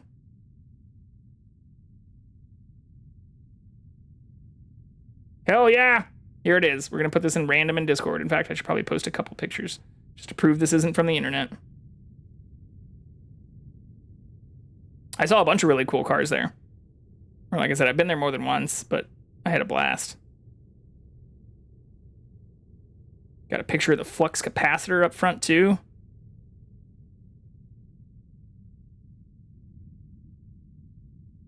Dun dun dun. Dun dun dun dun.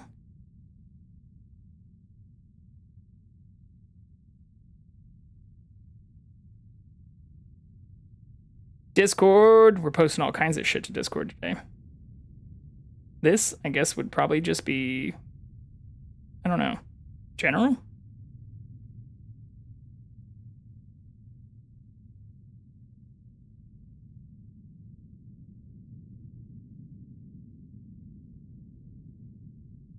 In person. It is spelled. Not gonna lie though, I kind of like the Cybertruck. I don't like its issues, or like, have you heard all the car wash controversy? Person that had one die after going through a car wash. Having formerly worked right next to the Tesla design factory. Yeah, I spelled that right.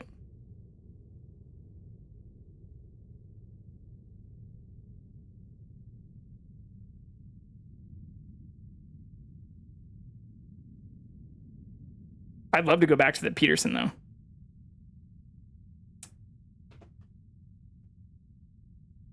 But this is what I just posted.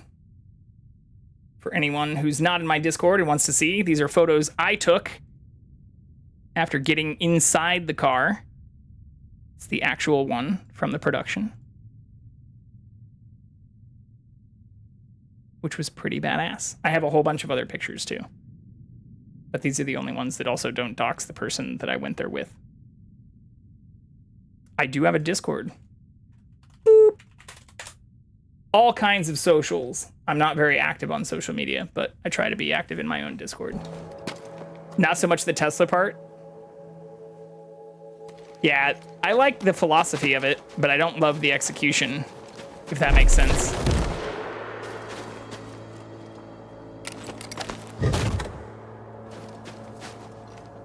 Oh, I see. So then this needs to go... What if I just drag it?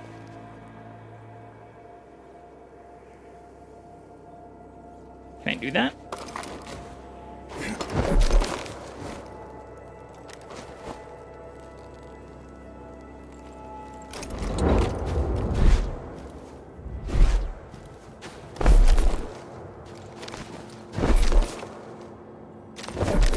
Can't reach. So close.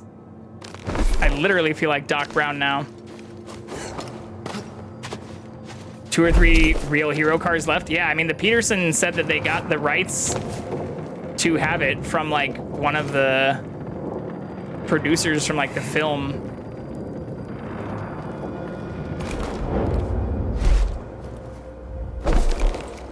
They have a few. They have like the Batman car. Oh, that melts it. They had like the Batman car and like a bunch of stuff from Terminator and the Shelby GT500 from Gone in 60 Seconds. Like they had a bunch of really cool cars there when I was there. puzzles once again, though, Noel. Happy Saturday. Happy Sunday. Happy 421. I saw your lurk earlier, too.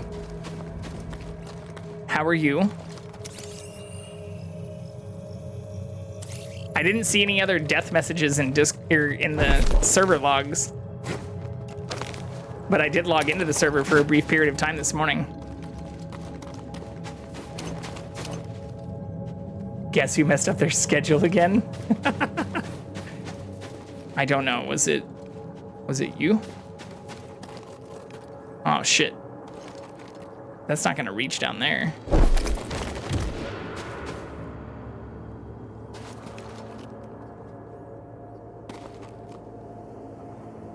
Is it?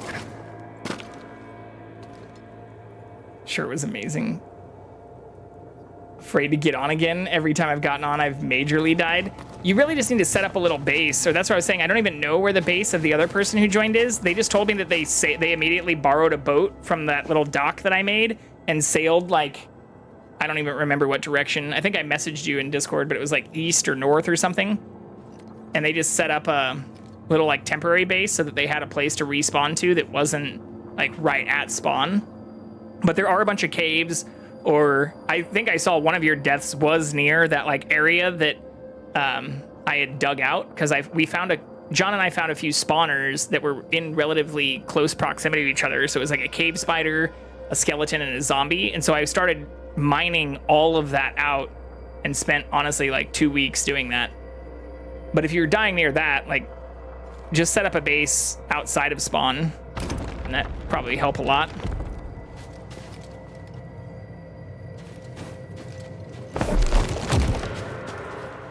So what do I need to do? I need to make that go up there.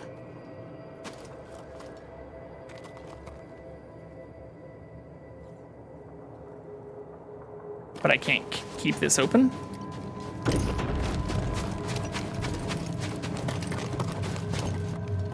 It was the village nearby? Wait, what village? There's no village. Oh, the desert village? Yeah, the desert village is probably gonna be intense. Is that what you're talking about though? Savannah.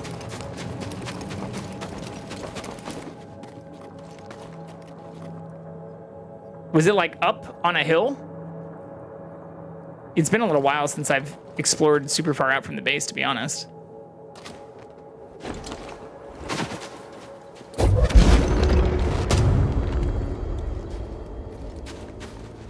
Right behind the swamp? Yeah, so the swamp is where I dug down, so if it's that one that's like up on the savannah. Yeah, I've been out there too. But you're welcome to set up a base out there too if you want.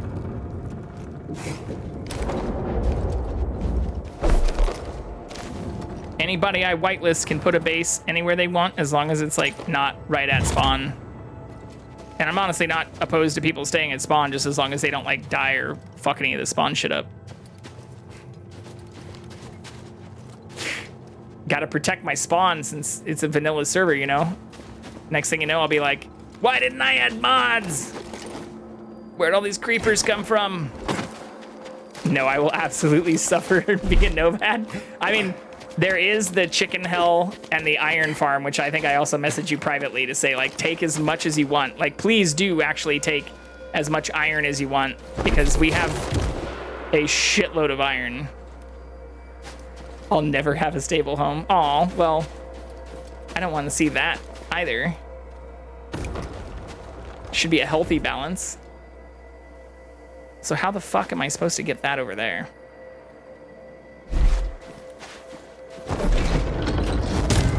Ooh, like that? Still not exact.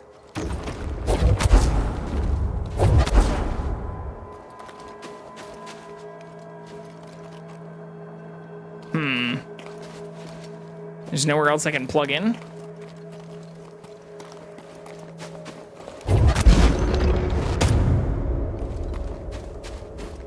Probably make a small home near to spawn in case that happens again. Like a communal home.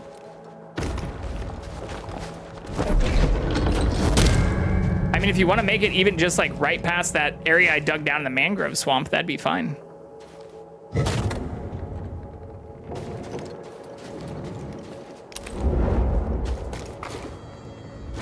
Oh, fuck, I'm not gonna make that.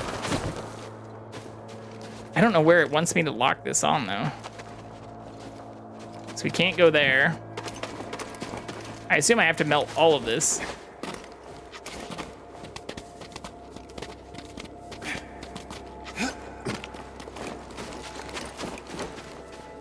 But I don't even see a way to get over there.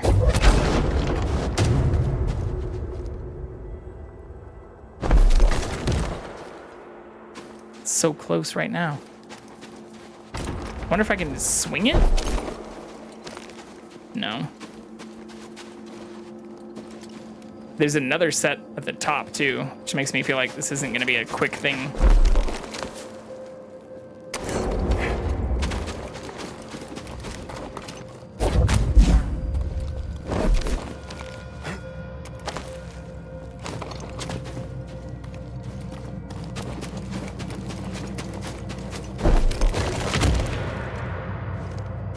Ooh, so maybe with it pinned over on the side, that one will work?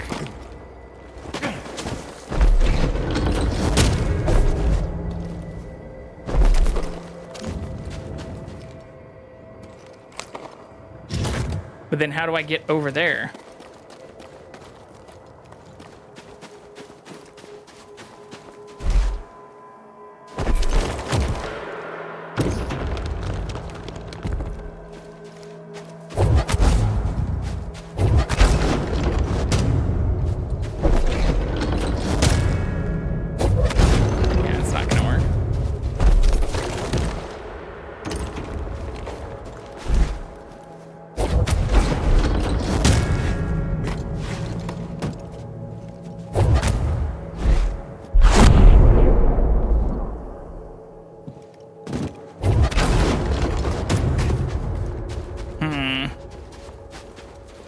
What am I missing here? Is this game ever quick with puzzles? I think so. I mean, we're now halfway through the game, so I think they're just getting harder because we're getting closer to being done with the game.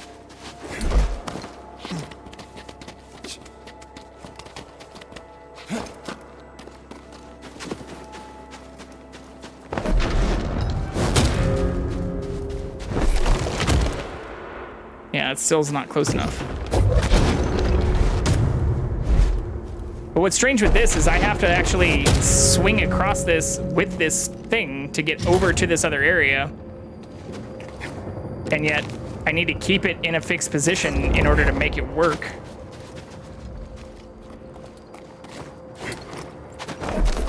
So I think I have to connect it here and then shoot it over there. And then do this shit.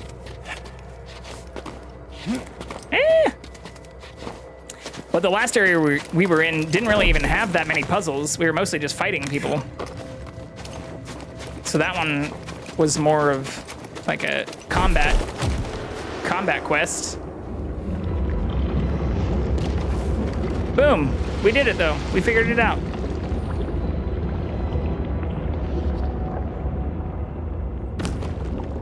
Look at that. Fucking genius. And a save point, nonetheless. But it looks like there is a little bit more puzzle above. However, we did pass the 2-hour mark, and I don't want to have the ads just keep going off on their own like crazy. So we are going to run a tiny ad break here. I'm not sure that the cat is going to stay seated either once I get up, because when he came in here, he was meowing like he wanted treats. But we are going to try to get up, use the bathroom, refill our drink. And if he does get up from here, I apologize, but we will be right back in just a couple minutes. We'll also put him in full screen while we await that.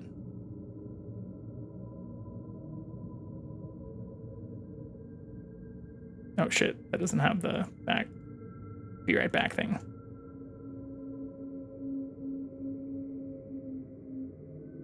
There we go. So cute. All right, be right back.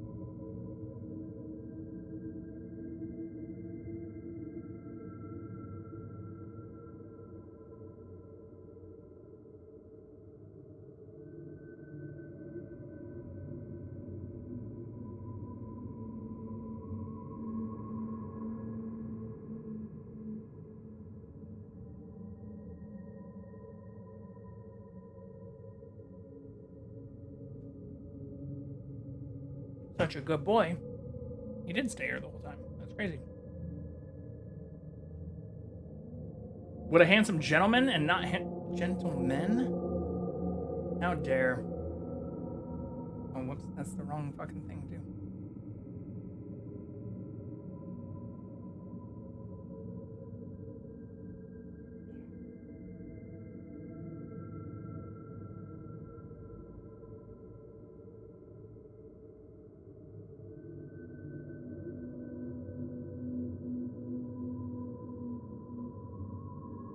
Kisses.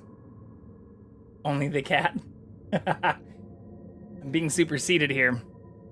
People have spoken.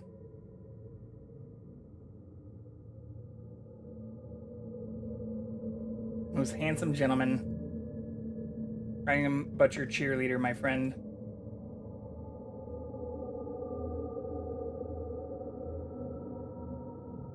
Can I even put myself in the corner on this one? I think I can. Yeah, we can just do this. How about this instead? This is the new stream.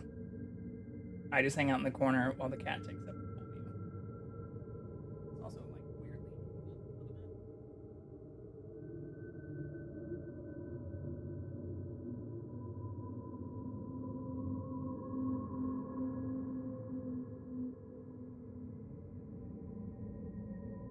Some people would love that. Yeah, I mean there are full-blown, just like straight up pet streams now.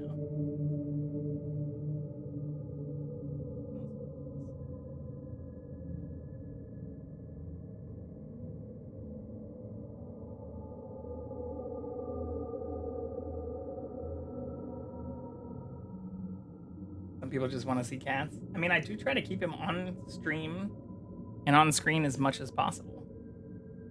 You can still see the cat, even while you see me and my gaming.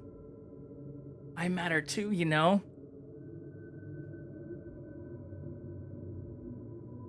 At least I'd like to think so.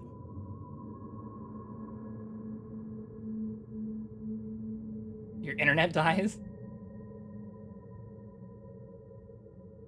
Well, thank God for the 5Gs. Do I? People don't matter. Cats are forever. I kind of agree with that a little bit. That's why the Egyptians worshipped them. So fucking chill. They've just convinced us. They've domesticated us in a certain sense. My headphones are also all twisted up.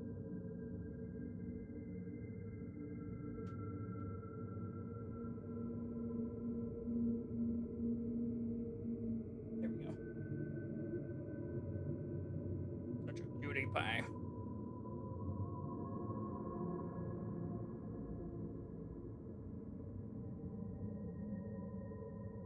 Ooh, big scratches.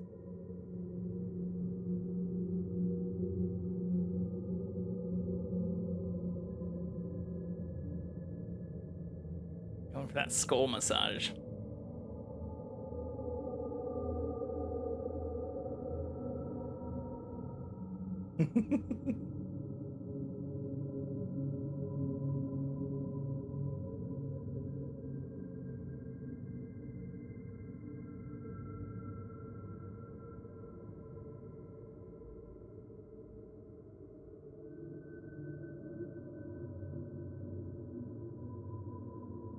It's now a Jackson 24/7 channel.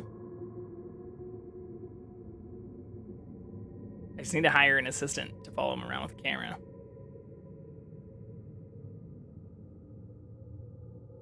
Give him lots of pets and love.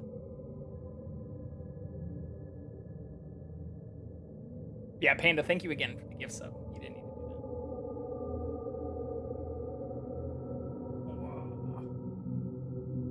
that. Alright. See how long he remains chill now. Usually after big pets like that, he usually wants TREATS.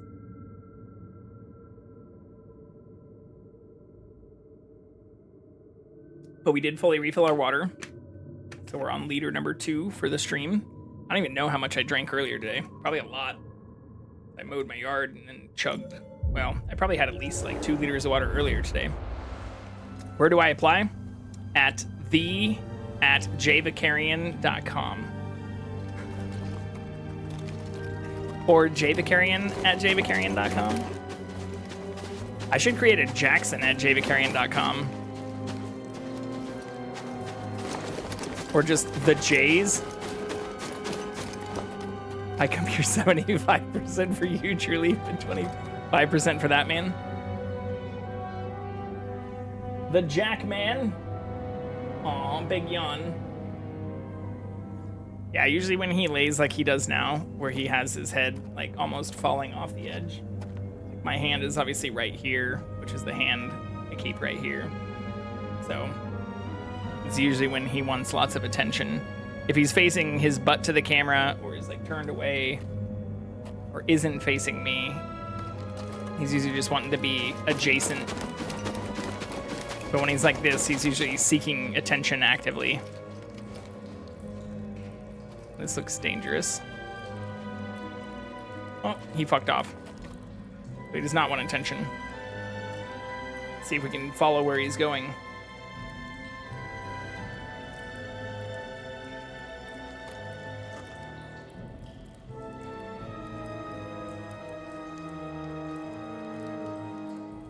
Oh, there he is in the living room. He's not going up to the couch, though.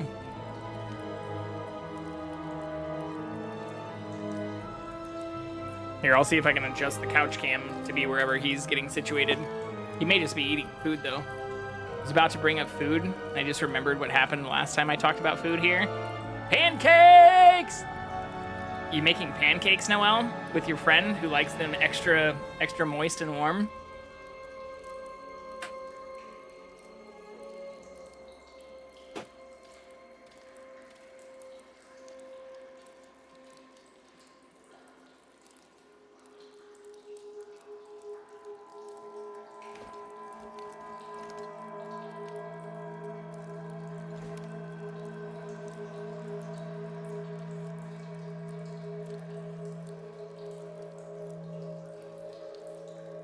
No, just made pizza? Well, pizza's kind of like a pancake. Extra moist and warm is how I like my pancakes, that's for sure. That's how I like most of my stuff. I want pizza! P-I-Z-Z-A.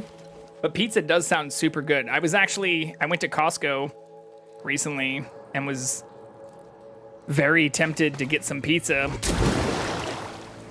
Seems like I'm gonna get hypothermia.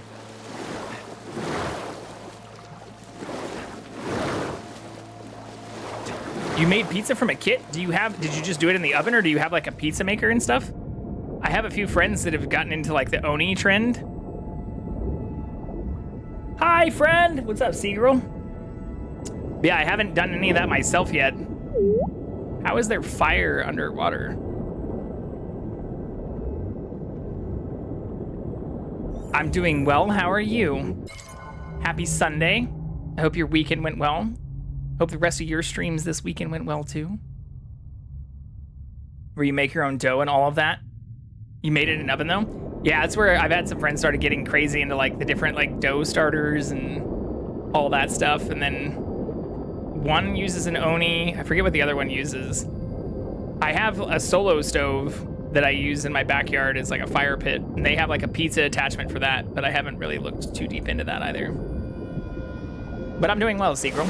We had a really fun lit stream last night where I got a little faded, cross-faded, I guess, doing some builds in the new Enshrouded survival crafting game. And today we're just playing some Each path is different. Star Wars. Be mindful of your anger. Ugh. Went downtown. Small little theater. They were showing La La Land. Cried for the billionth time. What theater? Well, you don't need to dox yourself, but as another LA resident, I didn't know you were in LA either until we were in Sauce's stream and you were asking me where I was in LA. But I am also in LA. Los Angeles County property taxes suck, but always good to connect with other LA natives. And, you know, like Sauce, Max, Nate, Speedy. I've actually met up with all of them twice now. In person. Not in LA, in Vegas, originally from Santa Clarita. Oh yeah, that's right. Because I was saying just turn up turn up in Vegas, where I was just 2.5 weeks ago for a conference for work. But I'm very familiar with Santa Clarita. In fact, I drive out there pretty much monthly. It's been, I guess it's been almost 6 weeks. January, end of January, February, March. But I go out to Oak Tree Gun Club out in Santa Clarita occasionally. So I'm very, very familiar with that area and driving to it from those cracks underwater, but from like South LA. Freezing up here.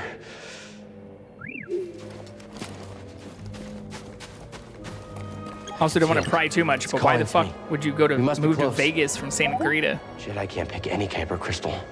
As much as I love Vegas for fun. Yeah, kind of like you. I don't know that I'd want to live there.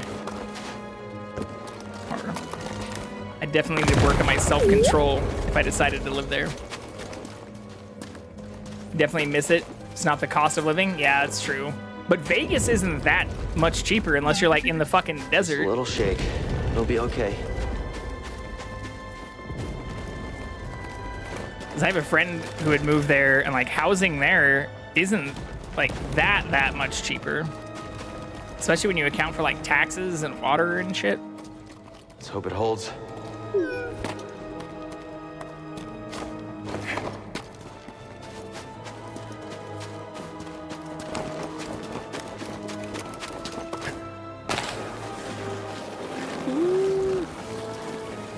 Vegas has grown more in recent years, built more of a community. I have faith. Yeah. Ah! Close one.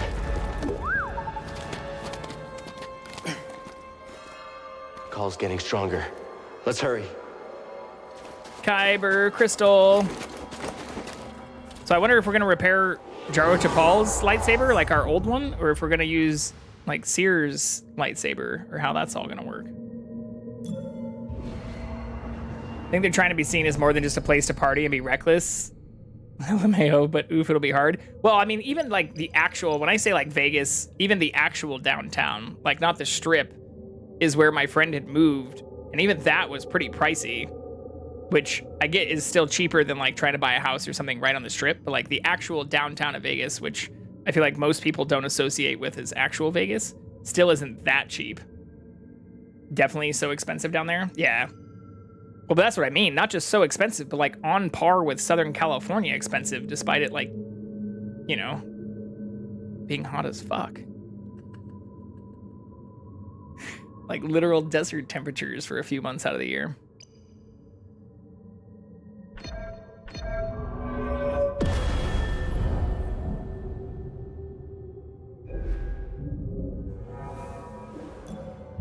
But I do love that area though. I've been there more than a dozen times and have had a blast pretty much every time I've been there. West Coast life just seems just insane. I mean, I spent the first half of my life in Kansas, so it was definitely an adjustment, but I wholeheartedly prefer West Coast life. How did they find us here?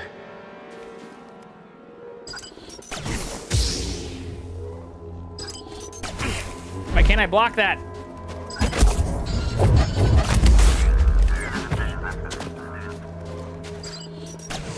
Oh, do I have to use the one-handed? BD. Oh, fuck. How do I change to one-handed?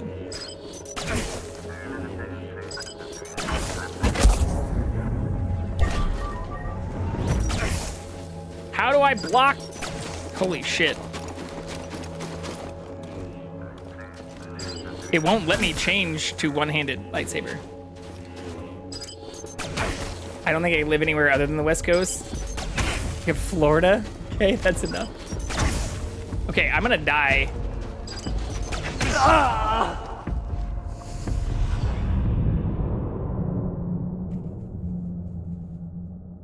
I mean, you also have the entire upper Northeast, which despite the cold and winter, which is what I love about, like, at least the southern West Coasts, is nice. The downside with Florida is you don't have earthquakes like you do here, but you have fucking hurricanes.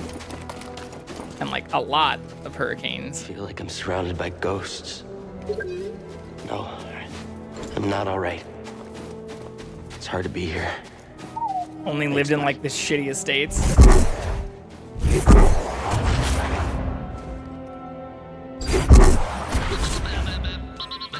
Why can't I attack? What is actually fucking happening? At first, I couldn't block with my lightsaber. Now I can't use my lightsaber at all.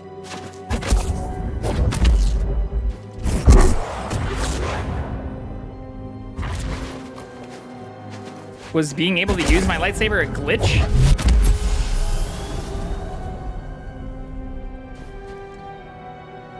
Always get hit with the aftermath of hurricanes? Yeah.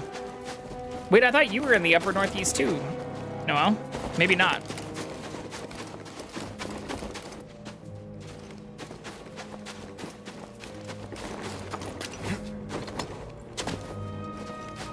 Why can't I use my lightsaber anymore? It just let me use my lightsaber. Around the Carolinas? I've been to Myrtle Beach. Actually, I've driven through both of the Carolinas, but I spent a summer out with a friend who actually lived in Georgia, but their parents had like a condo in Myrtle Beach. So I went out there with them.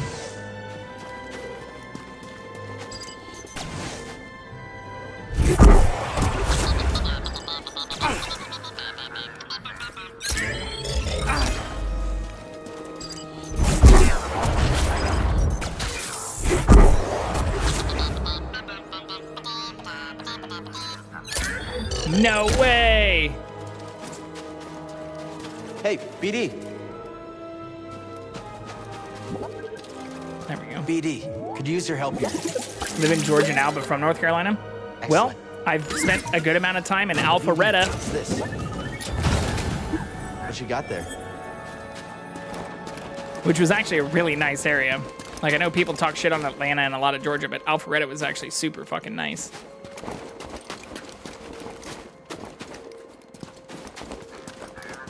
But also very southern and very white.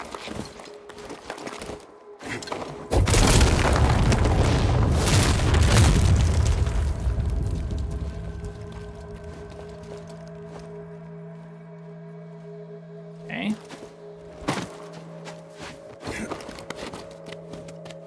Valid. I'm in the Southern Carolinas. No people from North Carolina. Pretty sure North Carolina is more hellish than South Carolina. That's it. North Carolina! I can see it shiny. Come on, raise up. Take your shirt off. Twist it around your head like a helicopter.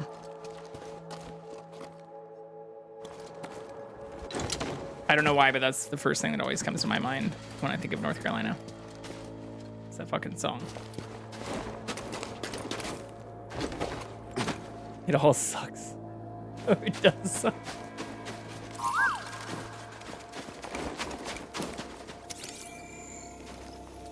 I mean, I had a blast in Myrtle Beach, too. I hear...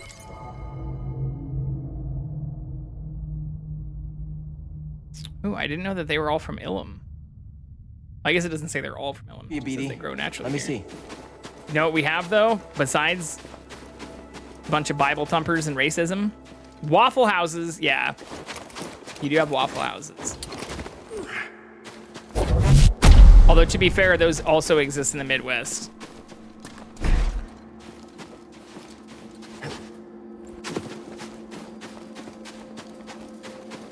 They're not exclusive to the Carolinas.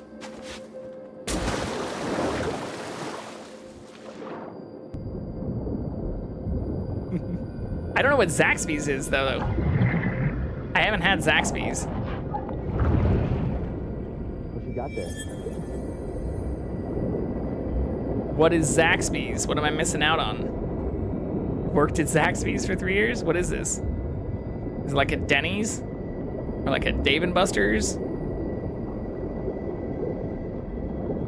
Friend chicken? Fried chicken and wings? Okay.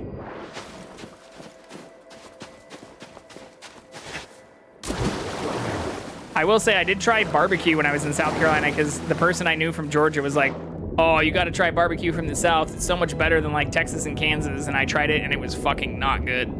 It wasn't horrible, but it was just like dry, shitty barbecue. Canes before Canes? Yeah. Canes are everywhere now.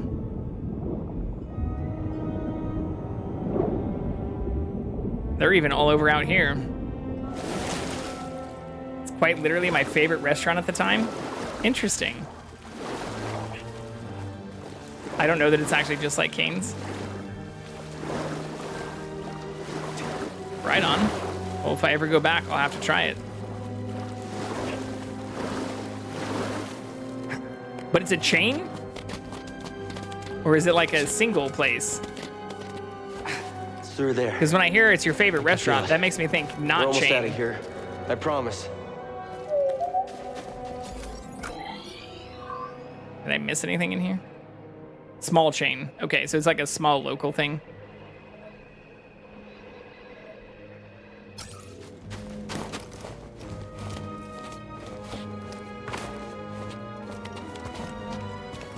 North Carolina, Georgia, Florida. Okay, so it's like not that small then. If it's like, so it's like in and out, where it's not like there's 2 or 3.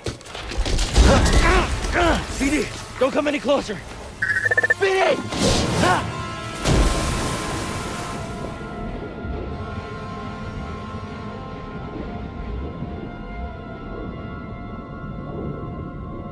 Smaller is in like 1/10 of the country. That is small relative to a lot of the large chains, though.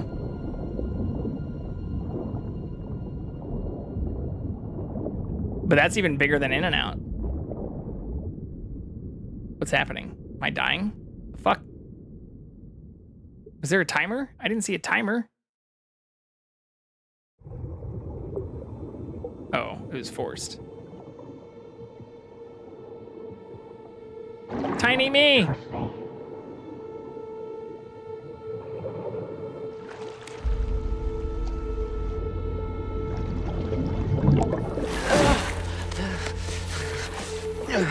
Thank you to L33T Panda 420 for the gift sub. You've gifted Panda, one sub. you didn't need to do that. That's crazy. 2 gift subs in a day? Thank you so much. I really do appreciate that. It means a ton. Thank you to L33T Oh my Panda god, 420 you don't need to keep for doing the that. gift That's sub. crazy. You've gifted 1 subs. I don't know why it's also saying you've gifted 1. It's now at 3. And the lettering that's supposed to be going from the TTS is actually correct where it says 3. Now it's at 10. Oh my god, yeah, we are 1/5 of the way already through it.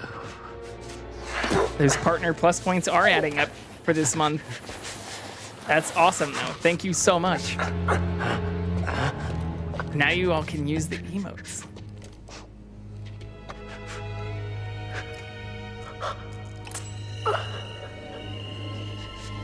But thank you so much again. I really, really, really appreciate it.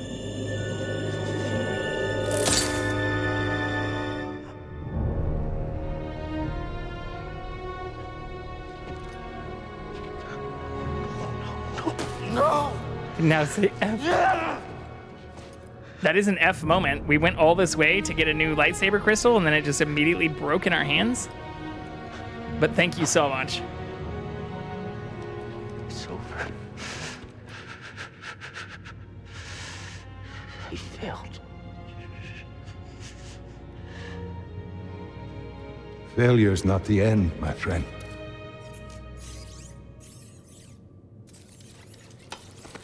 Wait, BD, you can talk like a person? That's good.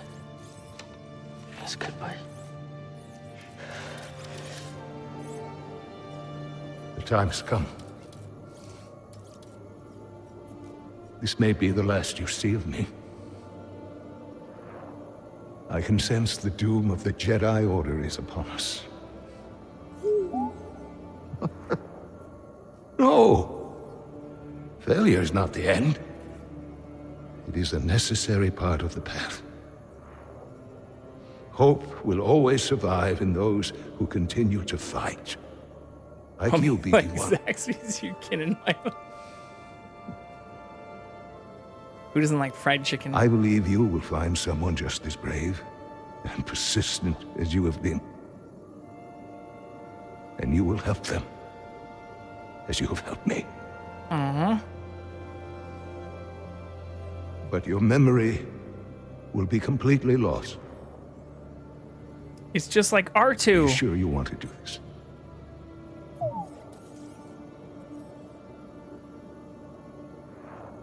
But a much more expressive BD. Beginning total memory encryption. Only with a trusted connection will your memories be restored.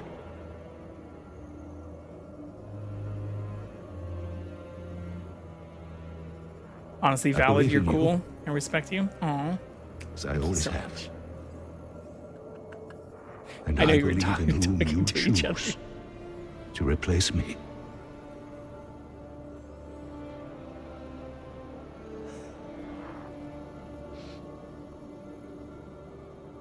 Goodbye, We never found out what the fuck happened to him, though. friend.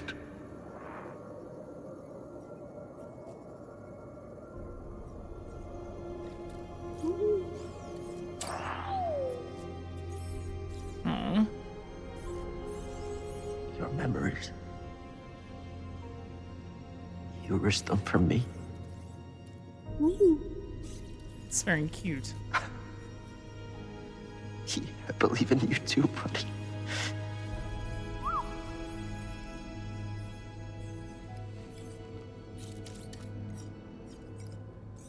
Yeah, you're right. When the robots have feelings. I mean, they've always kind of had feelings in the Star Wars universe. It's one of the more unique things about it compared to like Dune and a lot of the other stuff, like Asimov stories outside of. Come on. Like when androids dream of sheep and iRobot and that kind of stuff. Was the C-3PO and R2-ish connections.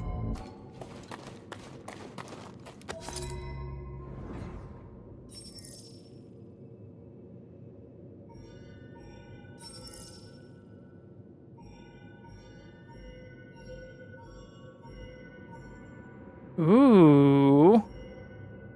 New color time. Do we go with the Windu purple or whatever this is? I like that. It's like in between red and blue.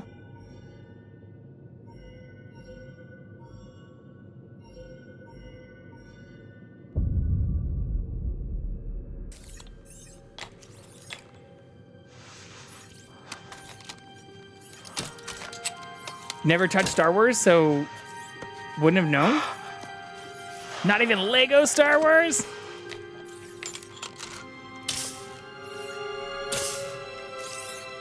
Okay, so we did pull out Jaro Chapal's lightsaber. I'm still not sure what Seer's lightsaber is all about. No, not really. Always heard about it and known the lore to a degree. Well, the good part of this is since this doesn't actually, outside of some of the more recent Disney Plus stories and like the broader lore as a whole, you don't actually need to know anything about Star Wars for this game.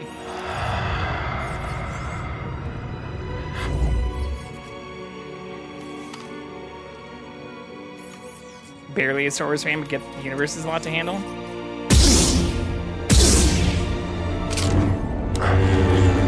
Fuck yes!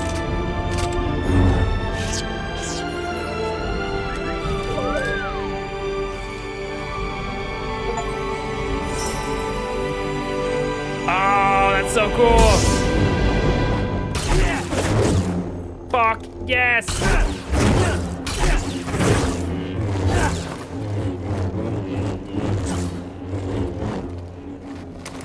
Never sat down and watched it. It is a lot if you haven't done it. There is an order you should watch them in. I would highly recommend looking into that. But yeah, this is the cool part about this game is, we unlocked all the colors.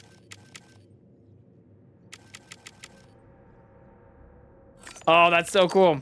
You don't actually have to know very much about it for this game, which is, I think, one of the benefits of this.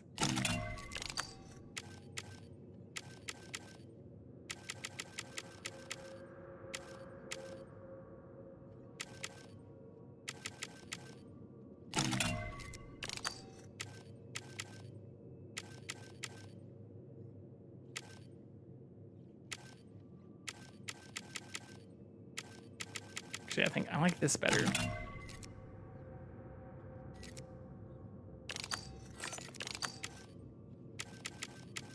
But I don't have the other passion and strength thing unlocked besides this one, just level 1.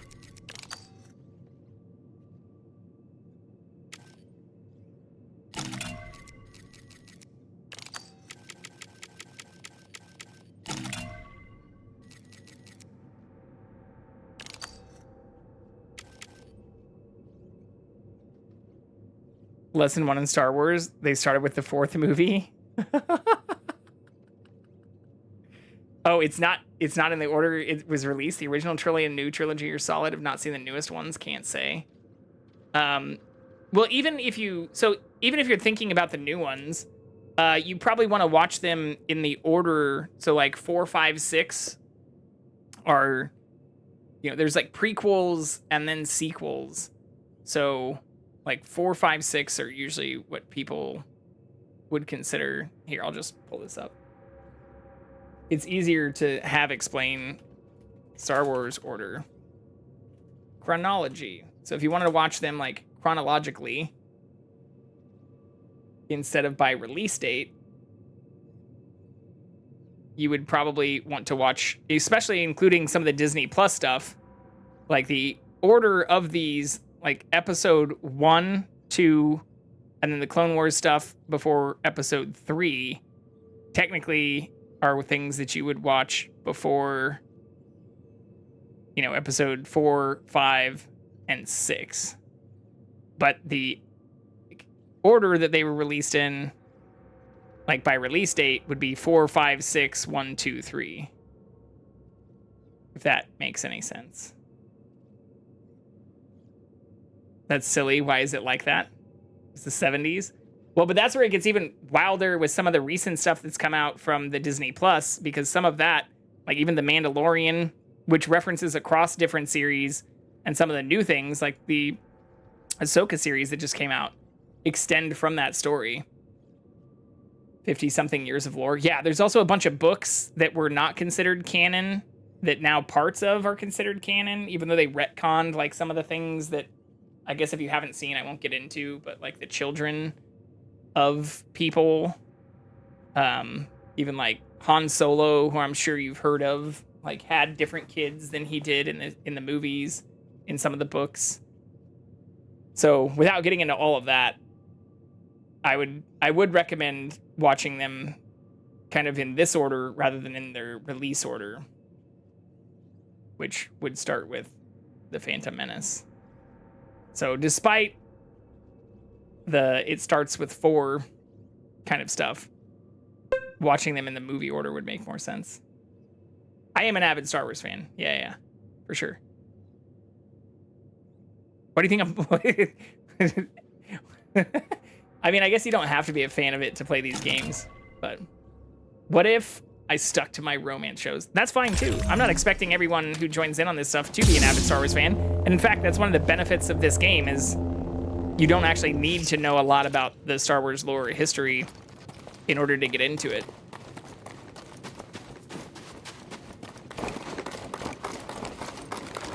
But yeah, I've even watched all the Disney Plus shows and stuff, like Ahsoka. And the only thing I haven't gotten deep into, you mentioned Lego Star Wars, is I didn't get into all the games before this.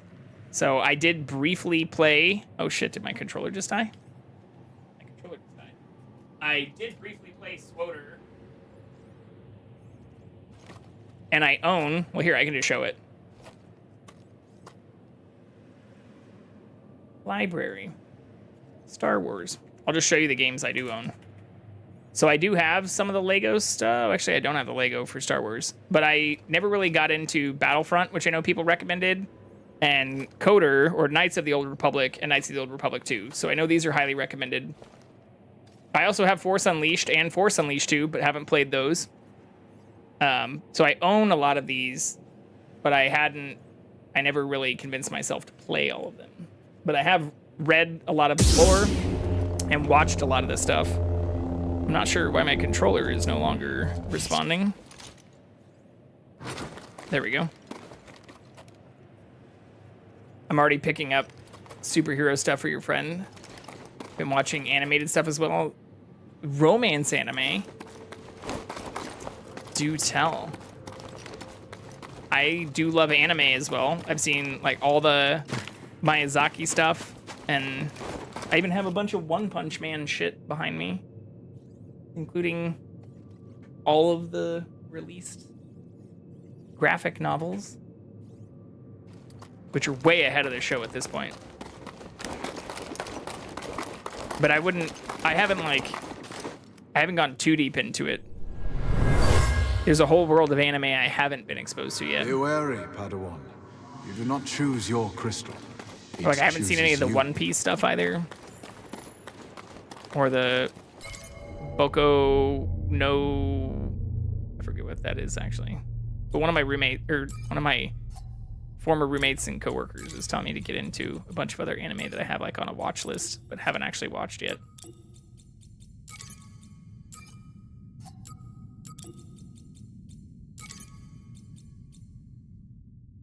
Been watching My Happy Marriage. Quite literally took my attention for a good bit, though it gets a little dark.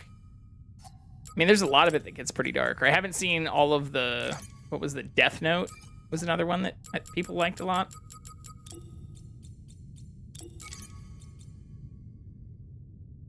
Sierra gifted Cal her lightsaber, though her Kyber crystal had been sold long ago to pay for Grease's debts inside the caves. Cal followed the call of the crystal through a crack in the ice wall. Ice beneath Cal and Beatty shattered, sending Cal plummeting into icy water. Beatty saved Cal just in time, but the crystal split in two. That triggered a log from Cordova, revealing Beatty sacrificed his memory to store logs vital to Cal's quest. Cal combined Seer and Jaro's hilts, creating a lightsaber with single, double, and dual wield capabilities. Fuck yes, it did. Death Note is quite good. Haven't finished it though. Yeah, I've heard it's good from some friends, but I haven't started that yet. I did watch all of the Attack on Titan and obviously all of what's been released for One Punch Man, and then got into the Attack on Titan comics as well as all of the One Punch Man released. Even the ones that I have are like you read them right to left, like Japanese style. My lady friend has made me watch Chainsaw Man, and that's pretty sick. I've heard of that too. I see a lot of it on Reddit, but I haven't read that or watched that. Another romance anime I haven't finished yet was Kimi ni Tokure. Todoke? I'm not sure how the last word is pronounced. Todoke. Have to restart it though. I will have to look into that as well. What does Kimi no Tokure stand for?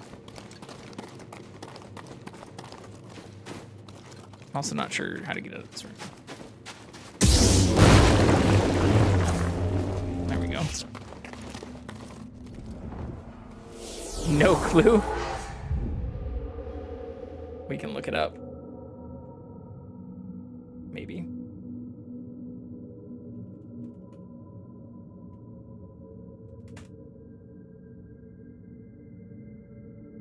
From me to you. Todoke, I think, is actually how it is pronounced. So I wasn't super fucked up on that. And it did start out as a manga as well. Manga. Karushina.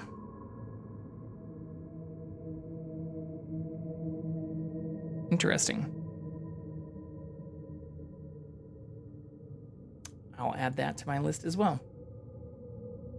Only a few episodes, but it's high school DxD minus the boobs plus a chainsaw demon. No booba.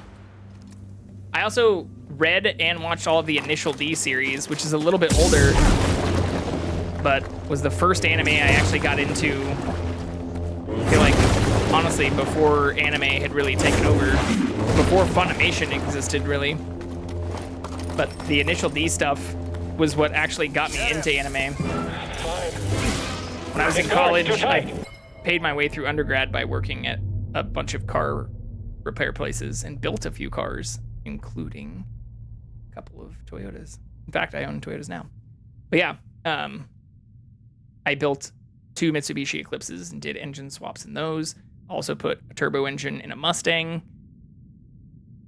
I even built an Eclipse that looked very much like the Eclipse from the very first Fast and the Furious, and put an older 4G63 turbo from a different car into that and even had the ECU reflashed and could plug my laptop into it and everything. I mean, I can talk about cars forever. Also put Crate 400 into a Ford Ranchero, which is kind of like an El Camino.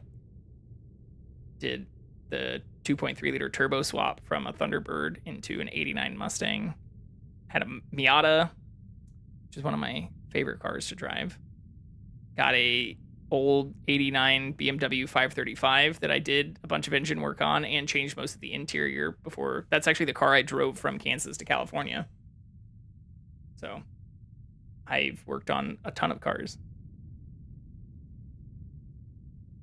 Even helped my old roommate build out a 50s Ford. I'm on it. Get in there! On launch!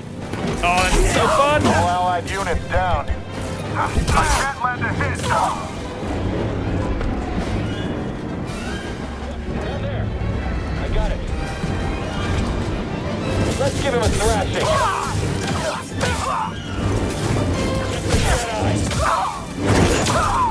Come on, hit him! He's gonna wipe us out!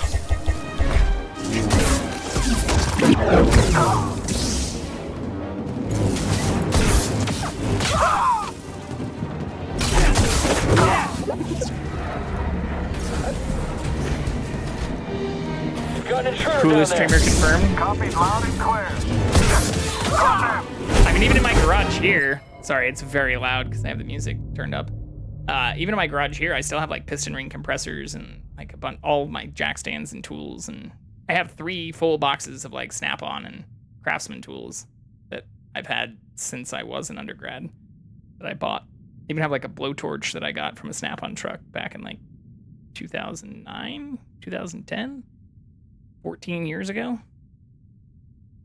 But I have actual Snap-on torque wrenches, which are also fucking expensive. Bunch of that stuff. So although I like not having to work on my own car all the time now, my real goal is to get like an old Toyota Corolla GTS and do like a 2JZ swap, or get like a super old car. I say super old, get like a 70s car and do a full engine swap and have a bunch of fun with that. But I need to fix my roof and build a patio and do some housework before I start trying to put in a lift in my garage and build out project car stuff. But yeah, I've owned like 13 cars, most of which I've bought for less than $2,000.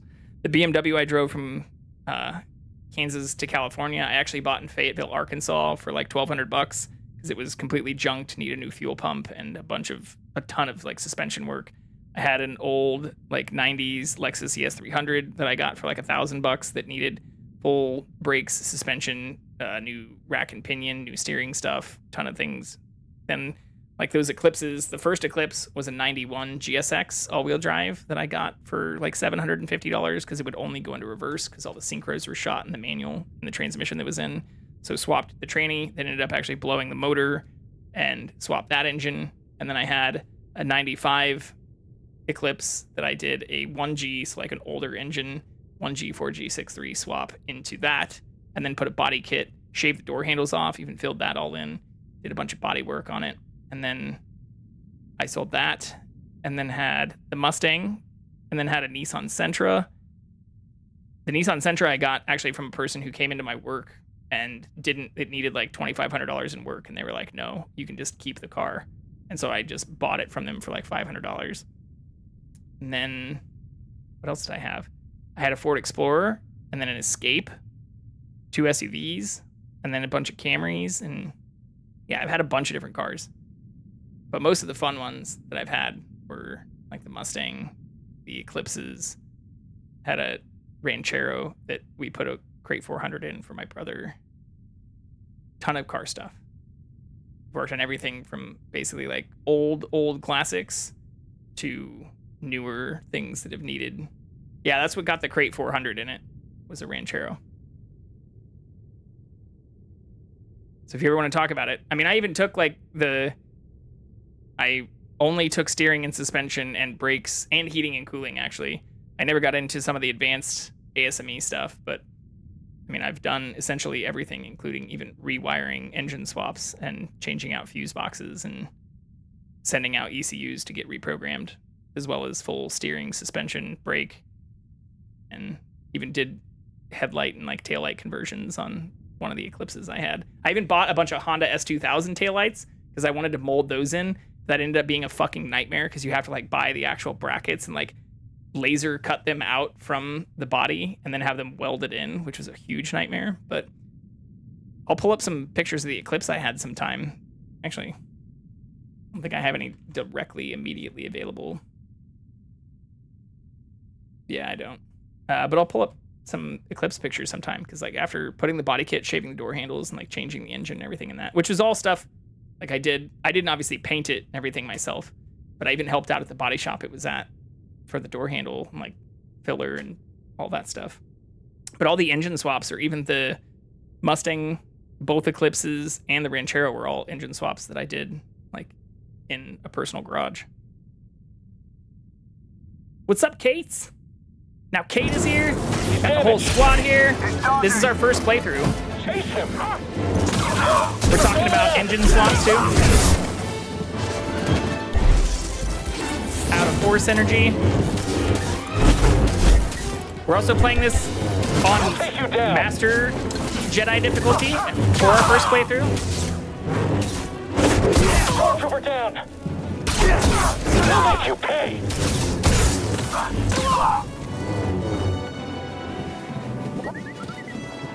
Oh shit, is there one to scan? What do you got, BD? BD, we gotta get through this way. I will talk about cars any day of the week. I mean, Invading forces disclosed. oh fucking shit, that's a lot. Systems failing. Positive impact.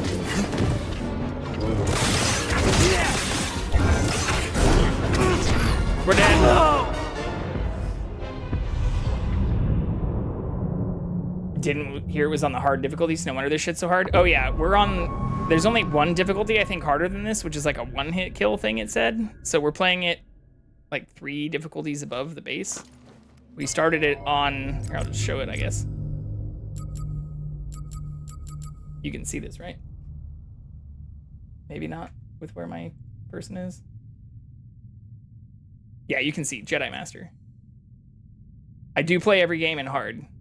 Most games I've actually played on the hardest settings, like even Ori. Well, Ori we didn't do on the the like single death mode.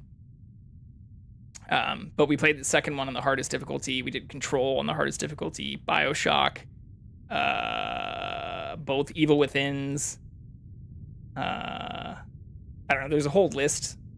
I think I list underneath in my about section, like the games I play, and like pretty much all of them, even if I've never touched them like this, I just start on like hard mode. I like the grind and the sense of accomplishment. But yeah, Totter Cates, I am a huge fan of Star Wars. We were just talking about that too. I've watched all the movies. I've read even a bunch of the non-canon lore. I've watched all the shows, all the Disney Plus stuff. Want to play Minecraft and go in a cave without getting jumped? Well, in hard mode, if you light up the area and have decent armor and stuff, sometimes getting jumped is fun. But you don't, yeah, the biggest thing is torch production and armor, which is why I created an armor farm and some of the farm stuff that I've made. So if you want to make a tree farm, or if you want to get a coal farm going, those things would make infinite torches. But that's, you'll also see that's why my place is super lit up. But welcome back in, Kates. To your question, yes, we are a huge Star Wars fan. Can't beat up. Next. So fast. Smash him. I can't fight anymore. Let me now, Jedi. Fuck yeah.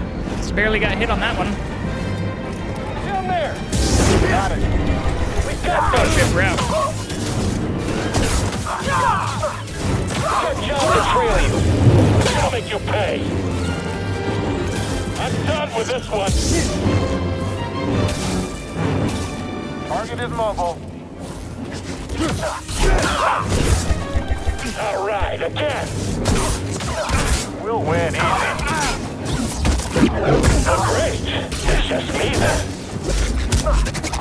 Fuck yes! So yeah, the parries seem to actually matter a whole lot more in the hard mode. Coal is quite hard to find. Yeah, that's what I was saying. If we want to create the tree farm, because then you can use charcoal for the... You just make a ton of charcoal. And I already have like the infinite lava stuff set up. But we could make... Yeah, that's exactly what I'm talking about. To make the infinite torches and stuff. That's one of the few things I haven't done yet. But if you'll notice, even in the area that I mined down, I have all those chests. And then there's torches fucking everywhere. Because I died... Like, there's even slime. There's a slime chunk that's in there, too, which is the other reason I even expanded it out and created that L instead of just doing a full square. So there were a ton of those things that, even with it lit up, like, I kept getting slimes and a bunch of shit spawning on top. In addition to there being 3 spawners there, which I had to, like, carefully mine out. But I already created even 1 spawner farm with the skellies. This is a lot of people! Let's keep up. Stay with him. He's too scared.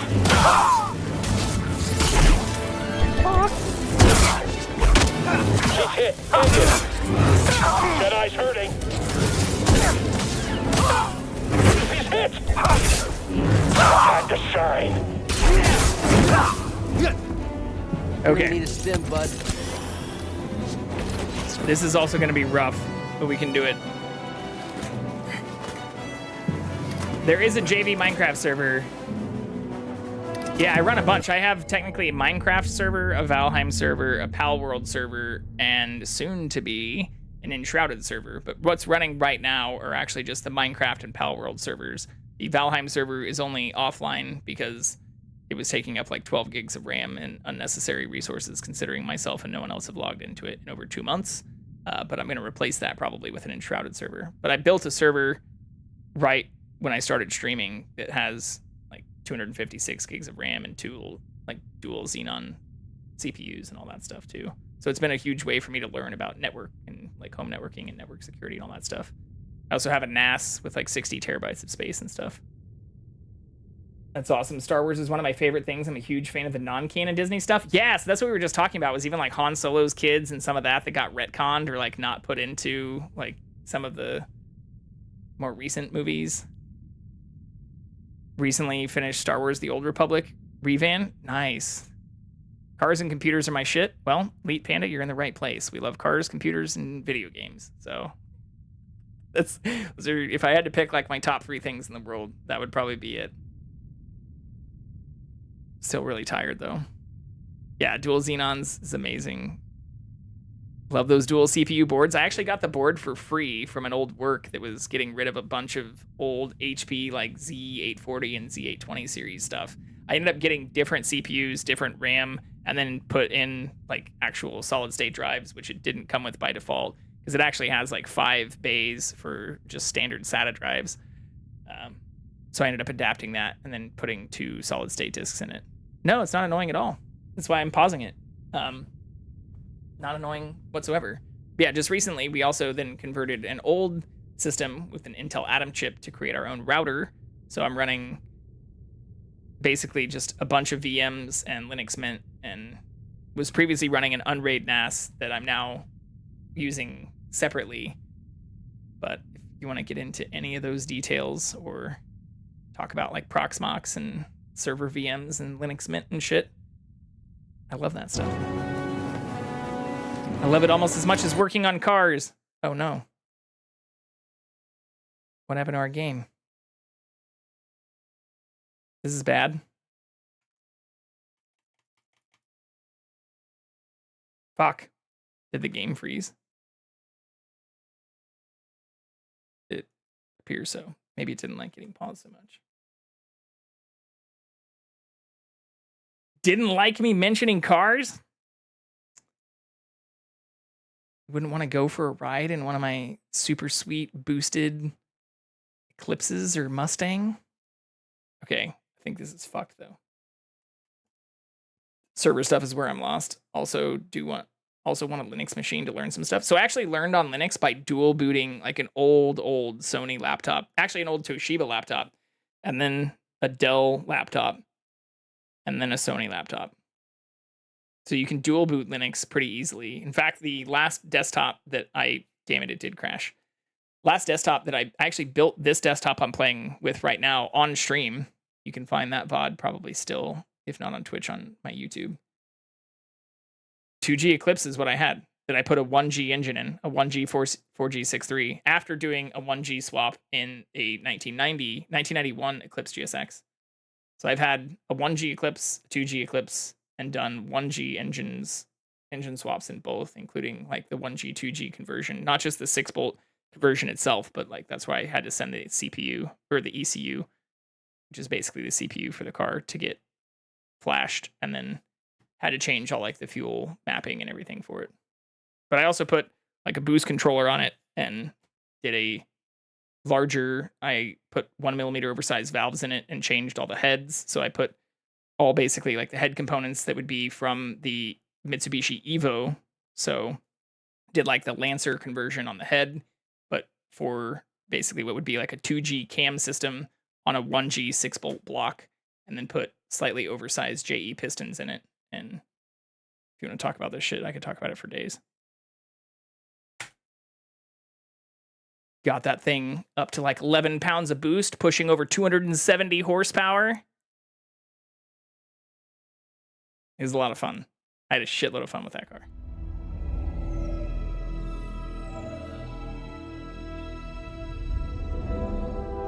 None of that was cheap either. Like, I worked serious hours to buy all that shit.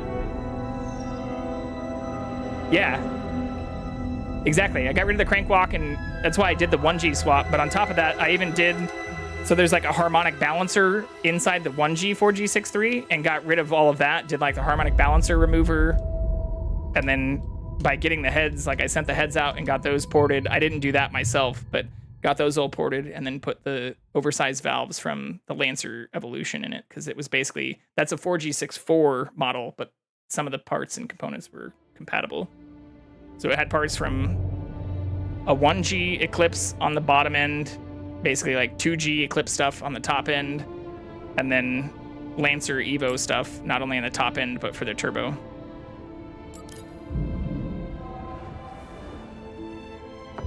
They're not entirely Legos, or I honestly there were a lot of tricks to try to not have to have the ECU flashed, but I ended up doing that because it still like idled like trash, and even after changing like all the injectors and stuff, like there was a lot of sending the ECU out to be flashed was one of the least Lego and one of the more expensive things I had to do with it too. So they're Lego in terms of parts a lot of the times, especially for Mitsubishi and Toyotas, but that doesn't mean that your fuel system or everything else are gonna work perfectly without like custom mapping or hundreds if not thousands of dollars in extra parts. Got him. Stay on you. Fuck. It's too quick. Don't get all the rewards for this.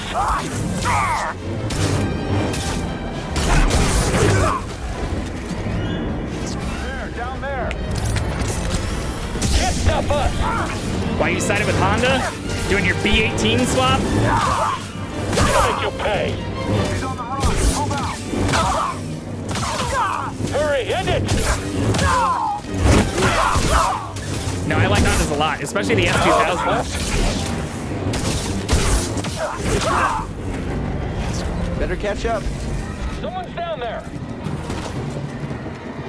Come on. We'll beat you. You gonna kill us all? We're winning this. He missed. He's hit. Can I do this without healing? Probably not. No! Nice work. The Empire will be happy. K24 swap the world. Fucking BB. All the way for sure. Yeah. No, you're fine. I know exactly what you're talking about. There's tons of people that I joke about that because you still see all the people that are like doing those swaps all the time. It's like, here's my 95 Civic that I want fucking $8,000 for because I put a $800 V18 that I probably drove the piss out of in. I mean, honestly, that's even why a lot of the Eclipses and stuff have started to get so expensive now. Like, part of me wishes I would have kept that, because like finding the old 1G motors that haven't also been beat to piss are also hard. I got it. Don't let up! Oh, it's shaking! Okay, Jedi.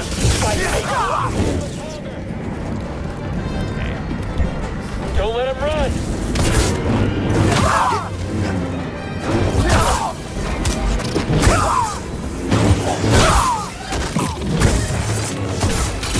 We'll get you for that! Don't fall behind. I've got visual contact down there! You can't stand against us! Am I even close to hitting him?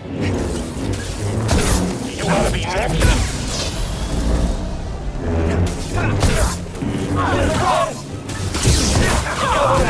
I can do this by myself. No heals whatsoever. Let's fucking go. Let's swap my 240 hatch one day. Ooh, 240s would be fun too. So that's like the SR20 det, right? Like if you wanted to do those. I've worked on a handful of 240s and other like Datsun models, but I haven't actually done any of that work myself. But I think that's like the SR20 or SR20 det is what it is. Think you can handle this, Speedy? But I do know what I'm talking about, right? Job done. Maybe I can take a victory sip of water. Who needs water when you have wins? Integrity compromised. Am I sounding thirsty? Positive impact. Enemy avoiding attack. Ooh, what's that do?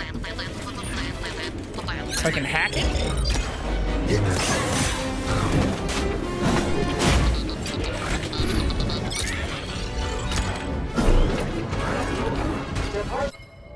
Here, we'll take a drink.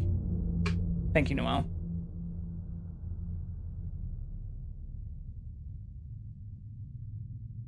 I'm sorry, I missed your hydrate. I just scrolled up and saw that. Got caught up in the car conversation and nonsense going on in here. There is a cool on hydrate, but Noelle redeemed it. She redeemed it 4 minutes ago. There is surrender.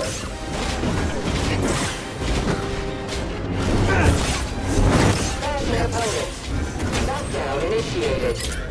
How many of these can I have at once? Your odds of surviving are low. Very low. Systems failing. Oh shit, I killed one of my friends. You need a stim, BD.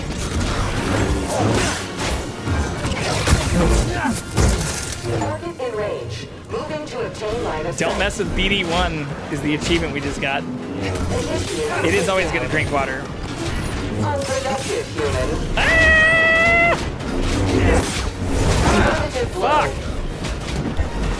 I don't have any force to use. Ah! Essential.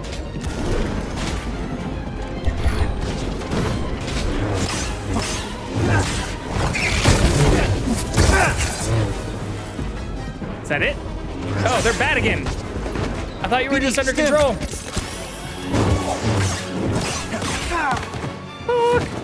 Jedi has exited fight location. Inferior Jedi.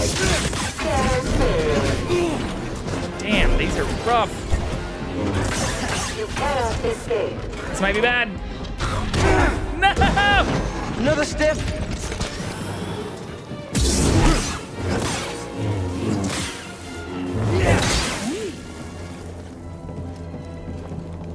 Shut up about cars for real, JV. Become one of my favorite streamers today. Well, like I said, buddy, I don't talk about cars as often because most people don't share that same passion. But I have been doing that work for, yeah, literally since like 2007, 2008. Let's take a look. A long time. Yeah. In that time, I've done 4 engine swaps and built out a handful of cars, some of which I drove. These crystals after everything. Like I actually drove from Kansas to California, and then California to Austin, Texas, and then Austin to Kansas, Kansas to Gulf Shores, Alabama, Gulf Shores, Alabama, all the way, jump on the train all the way back here. 423 for the gift Panda 420 just fly the new hype train. You started a hype train with a bunch of gift subs. You also just took the lead in gift subs? Holy shit. Thank you so much. You didn't need to do all of that. That is crazy. That is crazy. But yeah, new hype train, which is actually our third only ever hype train.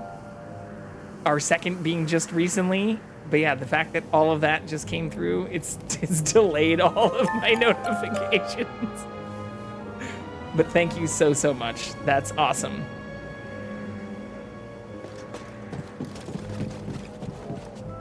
Cannot say how much I appreciate all of that. And the fact that, yeah, we're already 15 out of 50 on our goal. Are you all right? No, they nuts. spotted me. And that's not all. They're mining kyber crystals. Ian and Cassie are in here? What did I miss? Everybody's in here. A lot are just lurking, but lurkers are perfectly welcome here.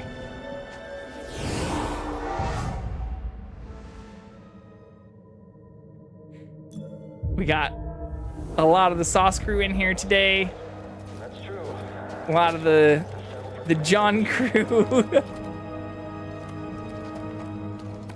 We were talking to another Katie earlier today about maybe doing something partnered when they come back to streaming. What does that mean? Oh, so now I just have to leave? Let's return to Dathomir. I think I saw something. Someone should catch them. Someone else get up here. Hit! Fuck! Now! Got stems. Too swift for me. I think he's scared. I'll get after him. One. I'm stepping back. This ain't your last mistake.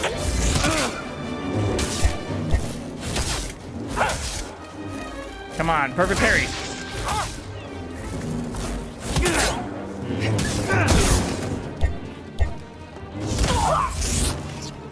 I wanted to do a finishing move, but probably better to stay alive. But thank you again, Panda. Did not need to do all of that, but it is extremely appreciated. Schroeder up there. Oh, he's shaking. Guess it's quitting time for this guy. Is there any secrets? Are there any secrets, I guess? You want to be grammatically correct? Oh, watch out. Oh, fuck. BD, stim. Okay. I'm after him. He's a coward.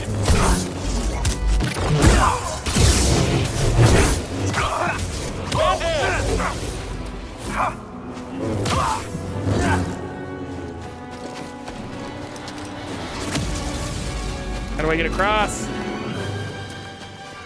See a wall run thing over there. Oh, I see.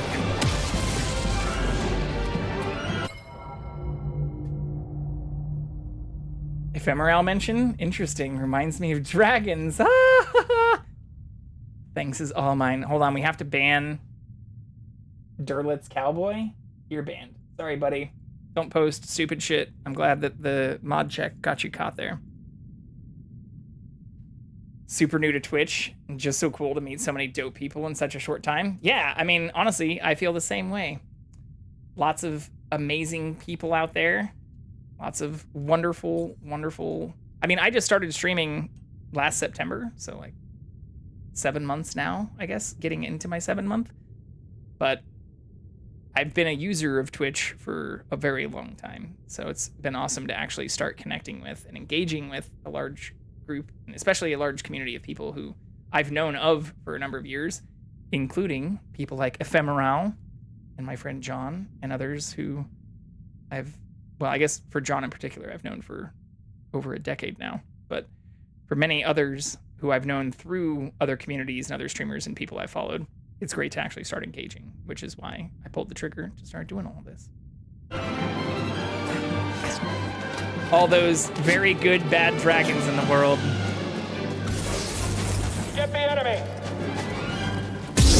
I'm not sure if all of them would refer to me Smash him. Strike or him be quickly. happy with me referring to them like that, so This one's I quick. should probably not say it exactly like that. Let's give him a thrashing. Now, BD. Fuck! Am I gonna die? We've almost got him. Right here. We died. Worthy adversary. Damn it. We also just had our timer go off, so hopefully ads don't autoplay because I want to get through this first. But our pre-roll says it's at 0 minutes and 0 seconds because I think we did the last one at like 2:15. I want to get this though. Dragons seem interesting. They are a common theme. I can't believe so many people didn't know what they were. Take him down. Get up there. I need backup to kill you. You're not scary. Do it again.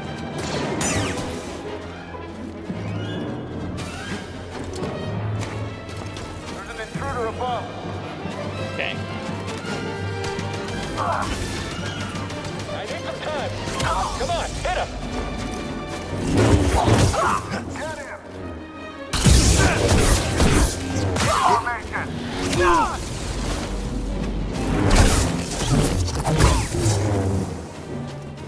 I don't think there is a way for me to get that person. But dragons are definitely interesting. We are a supporter of dragons on this stream. It is over here.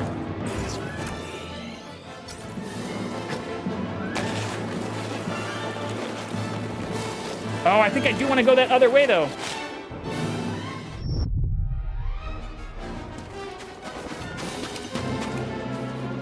Yeah, I think I'm going to go here first. Maybe even bad ones, who knows? Sometimes... That was the joke I was making earlier. Sometimes even the bad can be good. Target spotted. He's almost down. Fuck! Move up. Now. Dodging a little fast.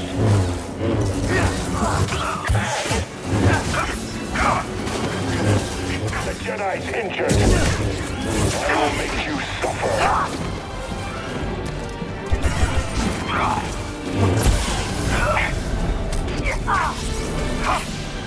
This one's mine. We've got this. We'll fall. Jedi hit. You and him. I need a stim, BD. We've got this. That Jedi's dangerous. I'll slice you to ribbons. I can't block that! Face the traitor. Target turret this. Move forward. We're gonna die. BD, I need help. We'll take you down. Fine. You won't escape me. Just kidding. We actually won with style. It's just very amusing to me. What kind of games do you like? Minecraft! Still resisting. Undied. Requesting maintenance.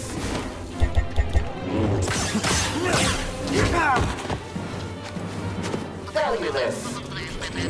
Target evaded. Block this. Can't hit me.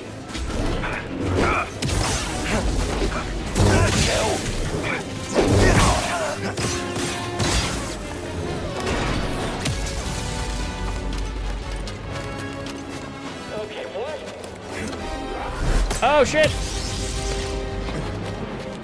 Play a lot of Persona and Stardew Valley to enjoy some fighting games, and of course Minecraft. Recently picked up Baldur's Gate. I need to play Baldur's Gate. Honestly, I need to beat Stardew Valley. I started playing Stardew Valley. I don't know if I've gotten into this story, but it is installed right now. Like, I have it installed, but I started going down the modding route and then like modded the shit out of it and never really started over or like fully went down actually playing it. Like, I played it kind of like I did the last playthrough of Skyrim, where I spent more time modding it than actually playing it. I haven't played Baldur's Gate at all, and I've actually even turned a few people, other streamers that I have liked and watched on audio only. I even did this with Ephemeral when they were playing Horizon, because I haven't played those games yet, although I really want to. Yeah, I modded the fuck. Well, I first started playing through it vanilla, and then one of my friends was like, "Oh, dude, you need to play it with like some of these mods." And then I looked into it and was like, "Oh, if you're using these, you need to use some of these mods." And then I modded the fuck out of it, and then I never really started playing it again. So I don't even have that much time in Stardew, but I need to. Stardew is one that I should play on stream too. Oh fuck! Almost got him. No! We're so close. You're lighting up Imperial channels. They're sending everything they've got at you. Are you? Maybe I do need to go that other way first then. We're laying low, but the storm's clearing. We won't have any cover soon. What about disguising the Mantis' signal? You know what I That trick mean? only works Even if just they're not like, expecting it. even just like I have another idea. getting decently into the game. Like here, you want to see where I'm at in Stardew? Let's fire it up. So here, yeah, I've got Smappy, which is gonna probably tell me all my shit's out of date. Yeah, this is only compatible with up to 1.5.6. Game is ended. Can't even fucking open it. Boom. So I need to update my mods before I can even open it. Stardew is very different. Yeah, they're very different kind of styles. And there's also like the NPC factor and all the relationships and stuff. I think I do need to go down first then. Because where does this lead?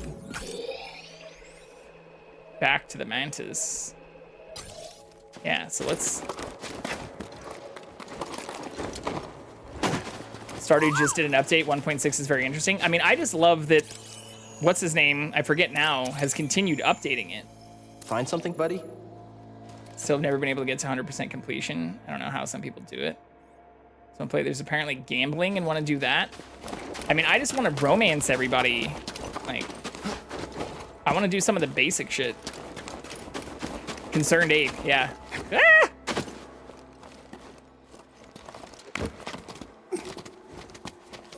I also like gambling. I've done fairly well at it the last couple times I've done it. Even when I just went in person and did it in Vegas a few weeks ago. Made some money playing blackjack. Paid for a bunch of other bad decisions.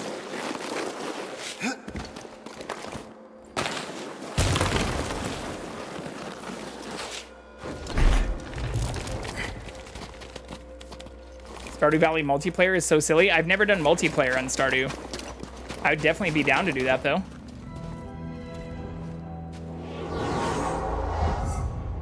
To get to gambling, you gotta get pretty far in the game. That kind of makes sense. You gotta keep it away from the kids at the start. It's probably not the reasoning, but...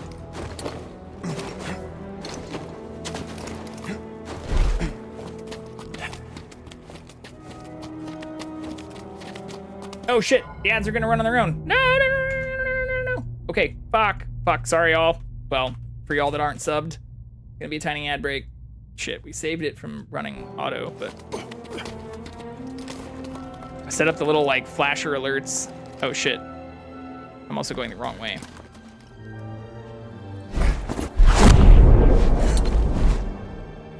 I don't know how I didn't die here, but we're gonna call that a win.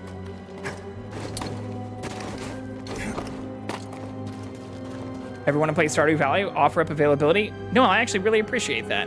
I'll need to update my mods, but I would definitely be down to do some multiplayer Stardew. Seer, I remember the wonder of these caves. How I couldn't wait to complete my training and That'd become probably be a Jedi fun Knight. way to replay it too, because I never did multiplayer before. The order is gone, but the dream of what it represented still lives on in us, Cal. Our enemy is wounded. Oh shit, I'm almost dead. I hear you. Systems failing. I got it. Affirmative. Or I think I even started my last playthrough on a multiplayer map because it like had the 4 quadrants or something. I can't fight anymore. Even though I was playing it S&P Recovering. or just survival. You technically have 8 players now. Still recommend 4. Maybe we should go take a look.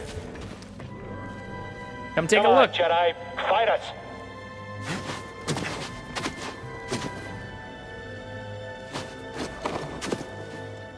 won't be routed.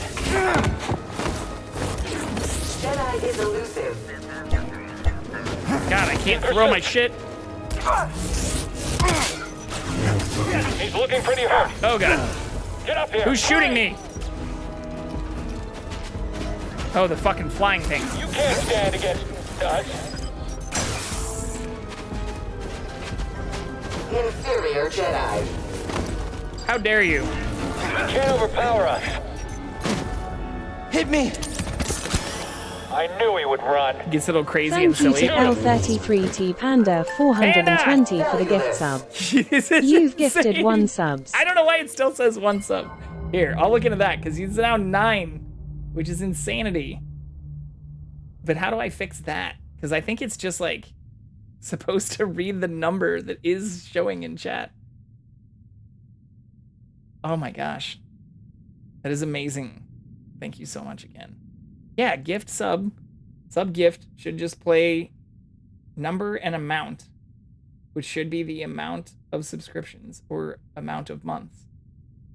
All right, I'll try and fix that. But thank you so much for all of that. That's crazy.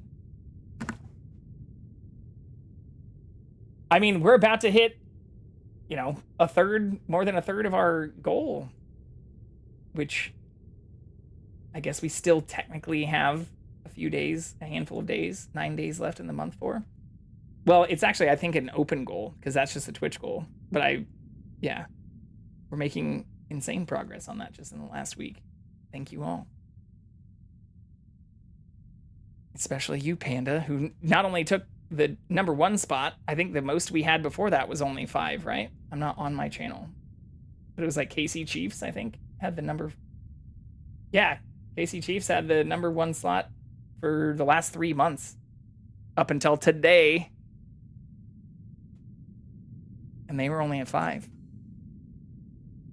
This is nuts. Thank you. I really, really appreciate that.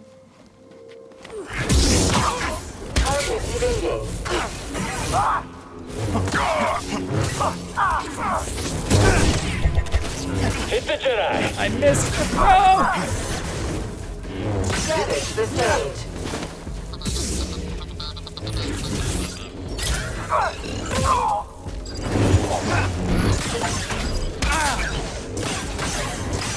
Blade Master. How did I do that?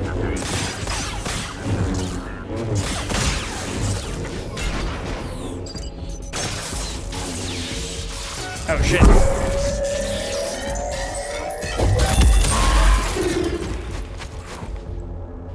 Look at the little dude. He is very cute. Very, very cute. Here. I know I'm pausing a lot, but we can pull him back up in all of his glory because he's upside down and in a very cute position. Just put me in the corner for fun. Actually, do I have one with me and the game? I can make that right now, actually. You could just put the game in tiny mode.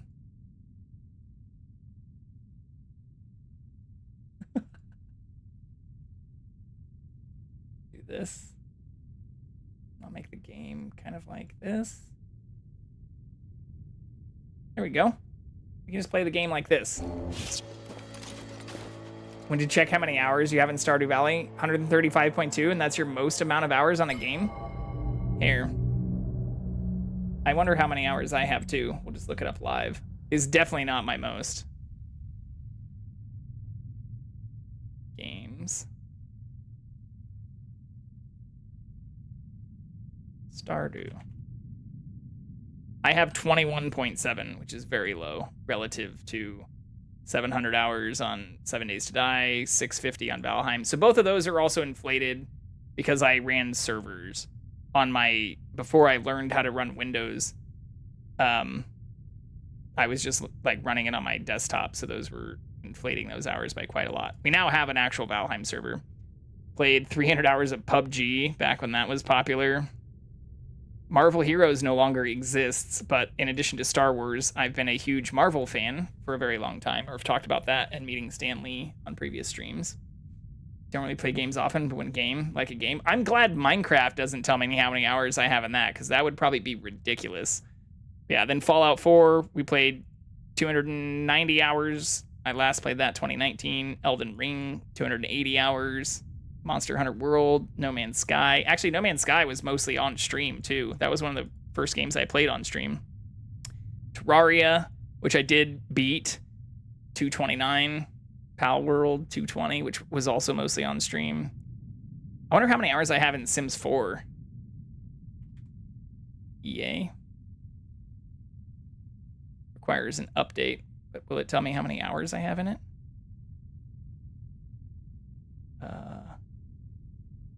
There is a way to see that in the EA launcher, but I don't remember exactly how. Library?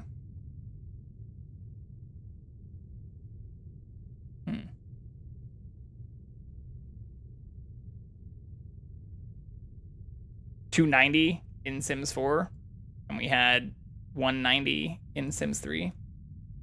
Cyberpunk 140, that was also on stream.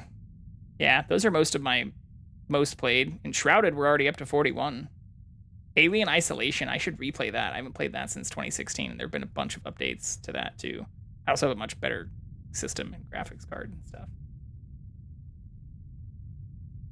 Terraria. I do have Don't Starve Together, but I've never played that. In fact, I meant to play that with an ex, because they were really into gaming. What do I have that on? Do I not have that on Steam? Starve. I do have it. Maybe it's on Epic, but I haven't played it before. Why am I the dopest person ever? Just finding out. I have my own flaws too. Friend met him and got an autograph. Coolest thing I own. Yeah, I need to put those posters up because I got posters. Well, and a book. I have a little book signed by him too. Yeah, I do have almost every achievement in Terraria. There's only like a couple that I don't have.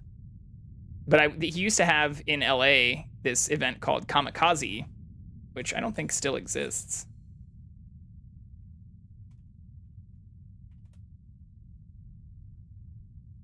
Yeah, like the LA Comic-Con is what they call it now. It's like Kamikaze, which takes you to a completely different page. Not to be confused with that, but was originally put together with Stan Lee. Like Stan Lee's Kamikaze Expo is what it was originally called when I saw it, and then Stan Lee's LA Comic-Con. Now it's just, I guess, LA Comic-Con. But went with a friend actually from Kansas City and got to meet the man in person, which was pretty fucking awesome. Never really played my first time. All I did was choose a person as Lack. Not the same, but still fun.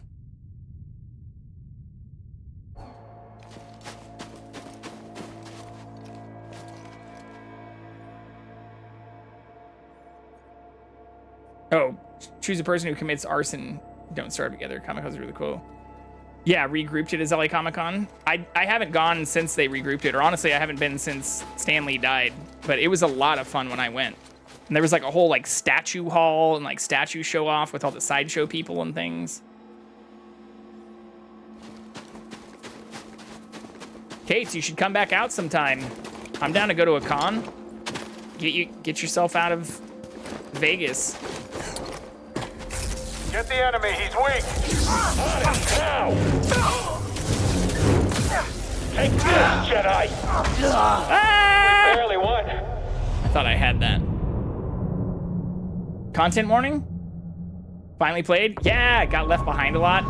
That's a bummer. I died a couple times, but didn't get fully left behind. I'll have to pull up those VODs. They're in my Discord. I saved them as just a giant zip file in there if anyone ever wants to see those. Oh shit, so I have to redo all this?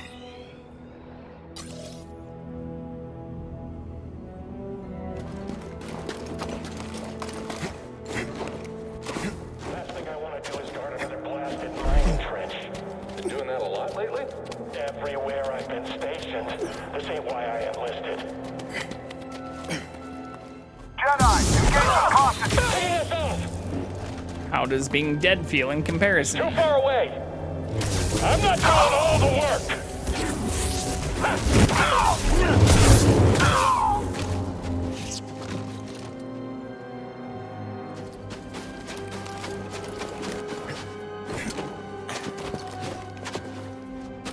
Wait, this is the wrong way, right?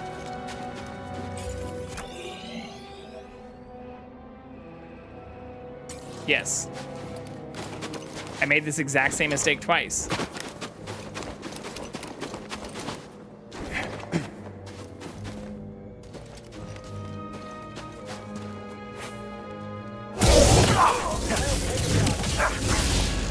I can't get him. We've got this.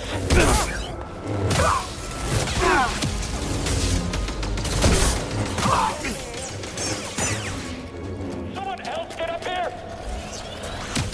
What?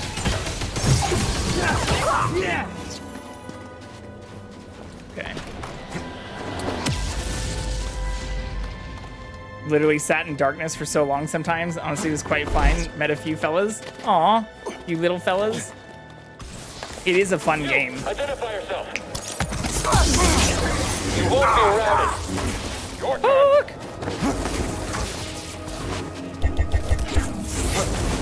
Can't stop him. You win easy. We'll wipe out all traitors. Every time I block one, I get hit by another. Fuck! Get up here. I don't have any strong moves. You can't stand against us. And him now. Help me, BD! Hard to stay on him. Okay. Skilled. Not on the Jedi. Well done, squad. Okay. We got through this like without really even needing to heal the last time I did it. But I also was doing the dual saber thing.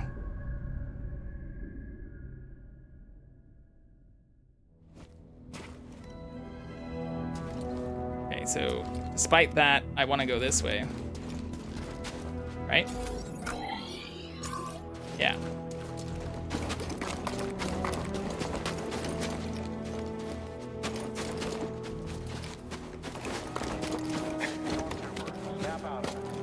Sorry, I didn't get much sleep last night. Like I care. Audio anomaly detected. Confirmed. Enemy located. Move in. Attacking the target. Confirmed strike.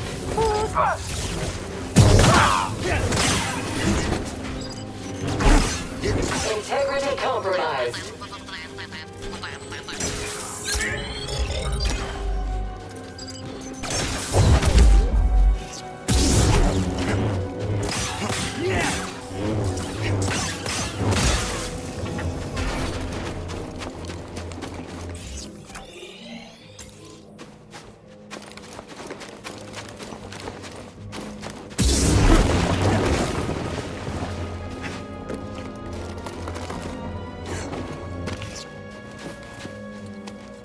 Jackson out cold.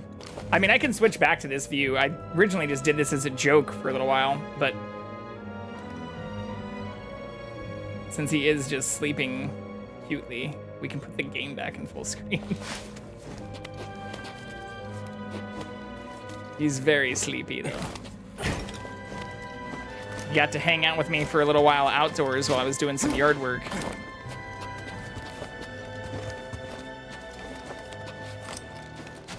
Little help, buddy. I owe you one. Okay. Now across. Only when he's being supervised by me. He was an outdoor street cat. Oh shit. He's an outdoor rescue, but I don't let him out. Like, I don't want him to be like killing birds or destroying the local ecosystem. But he likes to hang out next to me sometimes. Especially when I'm doing yard work and stuff. Be mindful Like, of your emotions. he doesn't... But Master, this is easy. He doesn't like the vacuum, but he doesn't mind like mower, weed eater, that kind of stuff.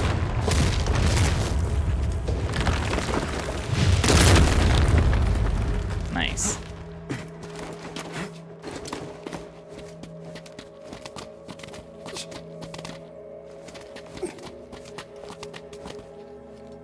Two-stroke soothes him.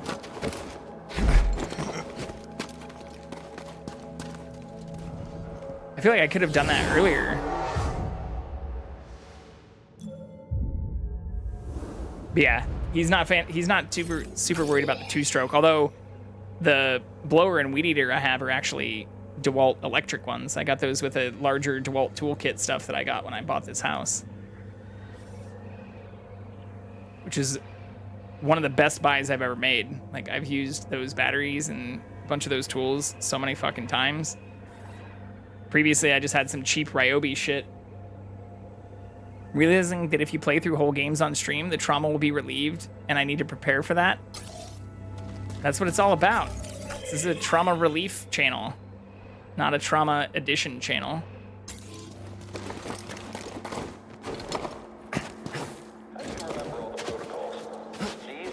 That's what we're here for, Kate. Who has time for that?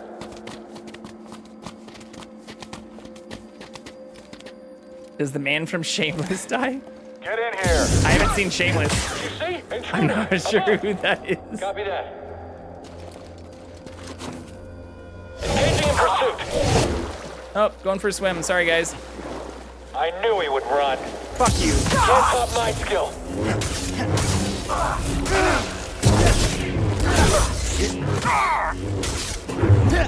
Oh, I missed the cool kill. Never mind. We got a different one anyways. Never I need to? Means to? What?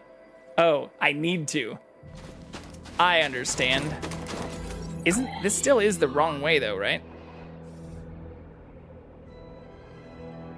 Where was the area we just died where there were a ton of people? Is that all the way back here? I don't want to miss something. It says I'm only at 80% explored and I'm missing a secret.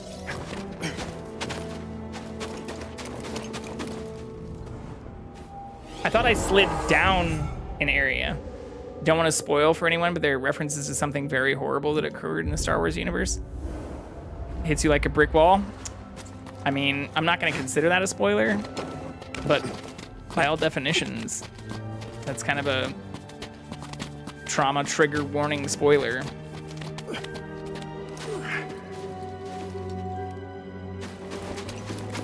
Although I like a lot of the traumatic things that happen in the Star Wars universe. Need to know, don't you? Call me a sicko. Okay. But still only 80% explored. Enemy spotted. Oh shit. You and me. Head up. What you got, BD?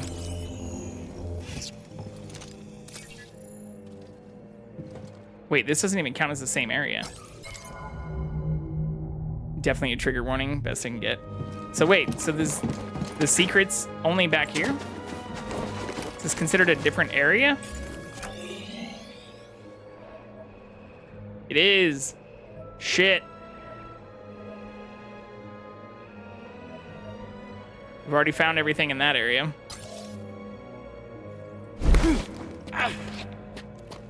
Can I even jump back to that? Fuck.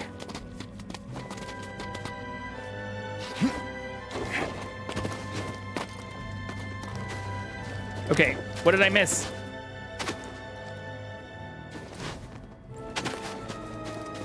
Over there? There. Oh yeah. There. I got this. Yep. Is this bullshit? Your turn. Jedi's on the move. No retreating. Stay on him. Hurt. Yes. Keep away from him. Quick. You gotta be shitting me. Hard not to talk about it without feeling like accidentally spoiling. No, you're fine. I mean, I'm assuming I'm getting close to that because it said we were halfway through the game when I started it up today. So I guess I'm, you know, now probably like 60% of the way through if I can stop fucking dying. Unless you're an inquisitor. Did you see movement? Someone else get in here.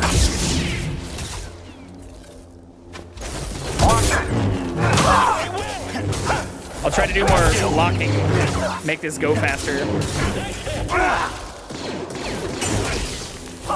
He says as he gets shot. I hope that hurts. Do it again. An asshole. Wait, so do I need to go get that thing again? No, I don't. It saved that part at least. Okay. Get him, up there. If you say so. Someone else attack him! He's looking pretty hurt. At least we were able to take him down. Wait, does that mean I lose my XP too? Fuck.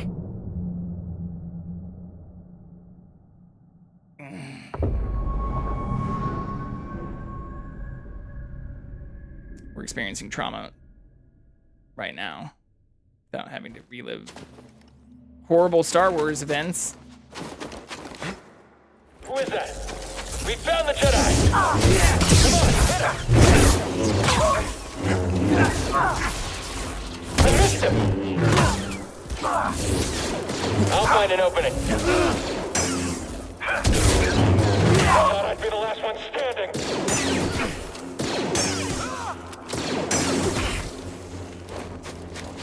Can you patch me up? Okay. Above! Do it this way. Push forward. There's no guards to protect you. Attempting pursuit. Get ahead of us. Yes, we did lose our XP. Fuck. Oh! I hate you all now. Not chat, just in the game. Wait, the ads? The ads shouldn't be playing. Feeling hungry in need of some food or maybe just some entertainment. Yeah, ads shouldn't be playing right now. Should have a whole nother half hour. Have zero idea what's going on right now. We're killing stormtroopers and trying to follow Eno Cordova's, a former Jedi's mission. We're still not actually sure what happened to them, so you and I are both kind of in the dark on that. Here, buddy. But we're using their former droid, BD-1, Let's get him. to figure out what happened, basically, to them, and to stop a bunch of horrible shit happening on Dathomir. You won't defeat us. Keep your distance. Target is highly mobile. Hey, BD. You're not defeated. Get up here. Hurry! Raise your head. He's really injured. Oh, I just know I'm next.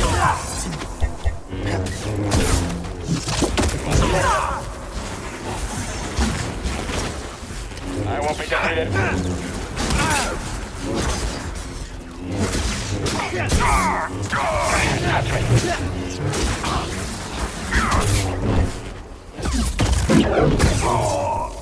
Bye-bye.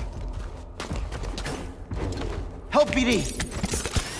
Stormtroopers are so funny in this game. They actually can shoot in this game, which is one downside. I like the rest.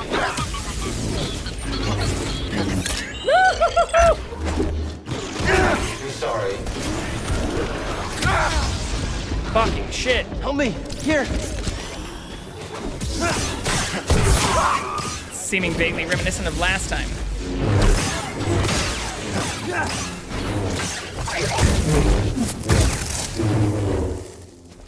Okay. Now we just gotta get this asshole.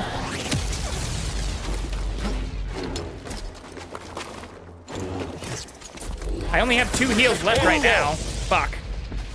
Again, Master Jedi difficulty. Somebody who joined in before, who I don't think has been back recently, was like, oh, your BD should be able to get you to full health whenever you heal. Use the stem. Here is a perfect example of me not getting to full health when I use a stem. But yeah, I think that's more to me playing it on Master Jedi difficulty. Poured my beer too aggressively and it foamed over. Ooh, gotta tilt that mug or glass. Okay, where is this fucking secret at, though? Is it this?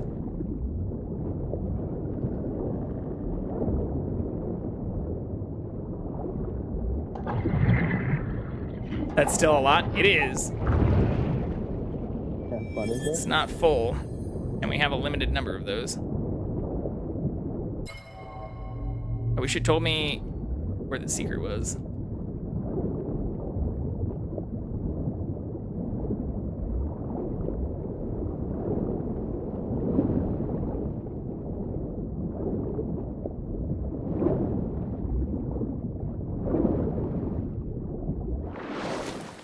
I've sliced through their encryption. I'm scrambling transmissions, but it won't be long before they're restored. Hopefully it'll buy us some time. Thank you. There's stormtroopers everywhere. Ilum was our planet, Cal. Don't let them forget that. Up top? Oh my god.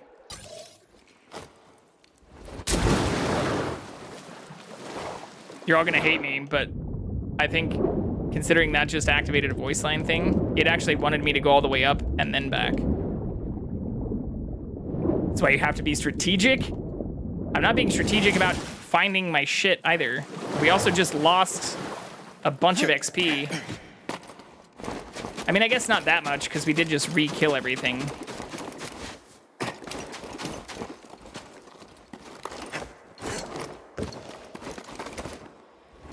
At least there won't be anything in our way here. But there is a room we missed back here.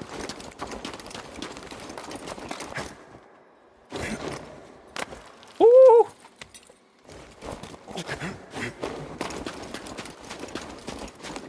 Got a little cocky there.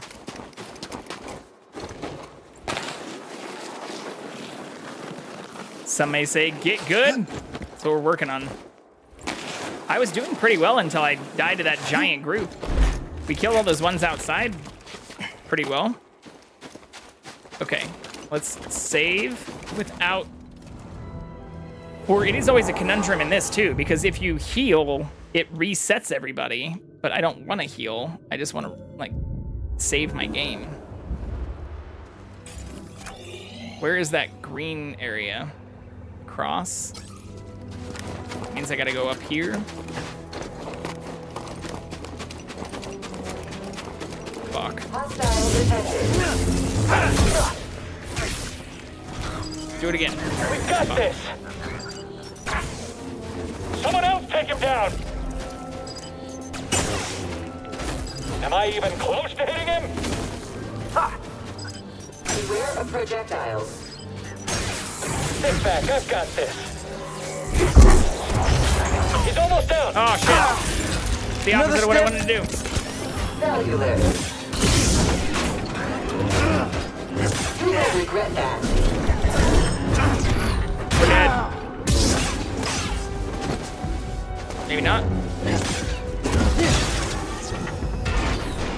Very close, though, and we have no more healing stims.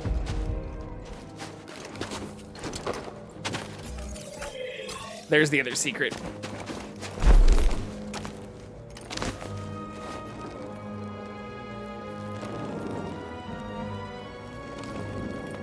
Can I not just swing to get up there?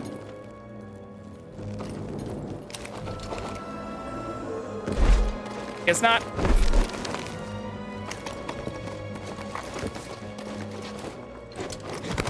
That looked like something I could have totally made, though.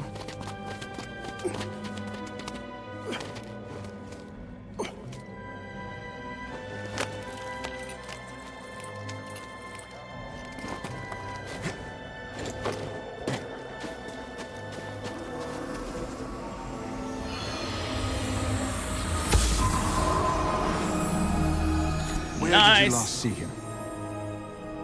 He was heading into the caves. He called out, but I couldn't find him. Youngling lost. Okay, that should now be... Still says only 96% explored, but we found all the chests and the secrets.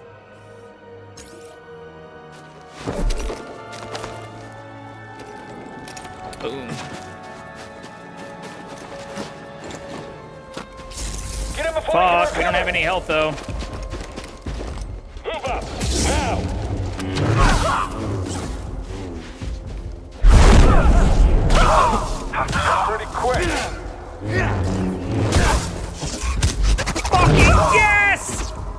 Look at that shit. Get good on that.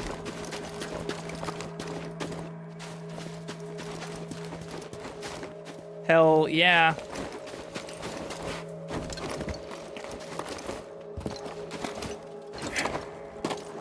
Pretty proud of that. Can I make this? Sweet.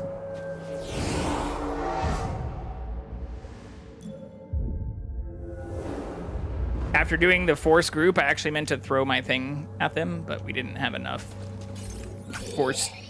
We didn't have enough midichlorians, no force juice. Okay, so yeah, we gotta go across here.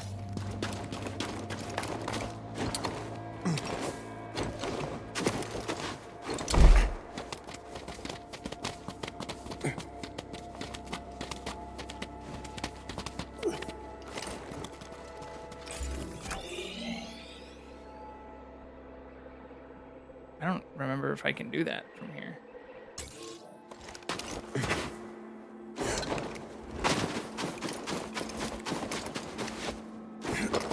Maybe?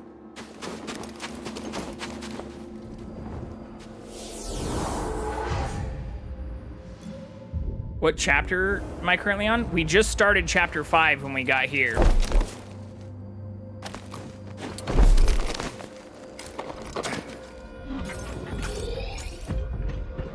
This isn't good without having any healing. There's a lot of bad things. Your odds of surviving are low. Very low. I am well aware. Notification, pursuing intruder.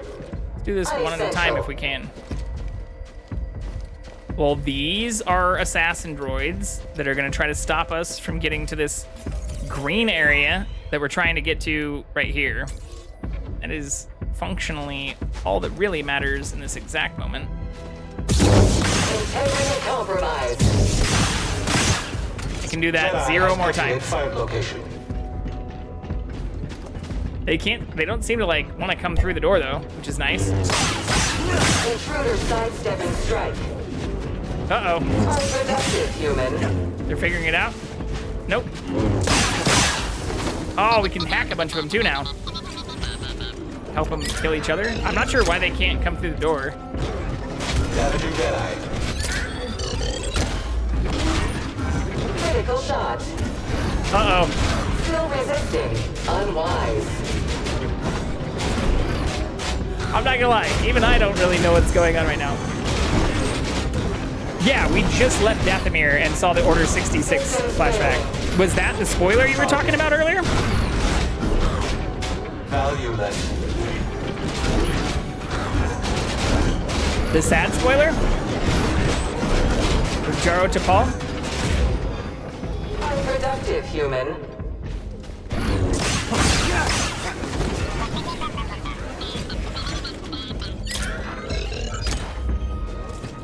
Be sorry.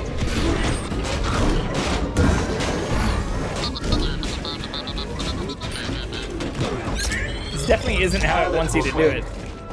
Enemy spotted and debilitated. We're so close to death. Requesting maintenance.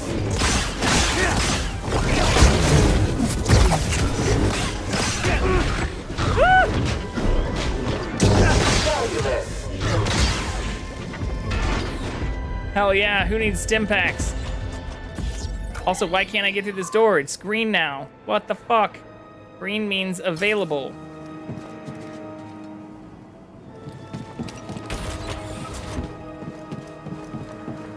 What the shit?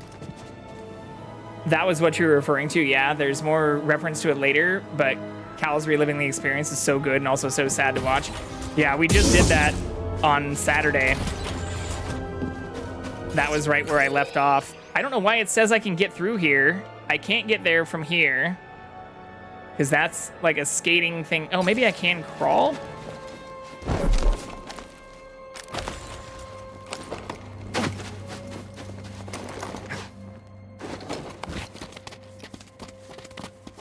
Yeah, that was a really awesome cinematic and scene. And Panda, all you're missing in terms of references from that is we met our master and learned the backstory. Oh shit, these are the ones that killed me before. Fuck. I just have to aim better. Not an easy target. I hope reinforcements are on the way. I'll break your guard. Yeah! Blocked it all. And unlocked the door. We didn't need any healing whatsoever. Oh shit. I'm gonna go save really quick though, before we start getting shot at again.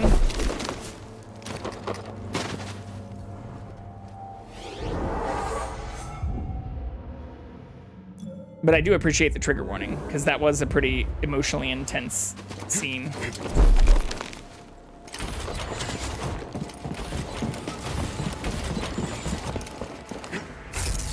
Okay. I just can't hit him. Someone should catch him. Stay back. Just stay back. Look at this. We're doing all this with like 1% health. Oh, fuck. There's more. That guy needs to do that. Fuck, there's a shitload more. He's going to kill us all. I missed. No! All units, Jedi is down. Repeat. At least we saved right before that. Even with the explanation, I am lost on Star Wars. Wait, dude. We are a Jedi semi in training. Our master is no longer with us. And the trigger warning thing is referencing us learning why they are no longer with us.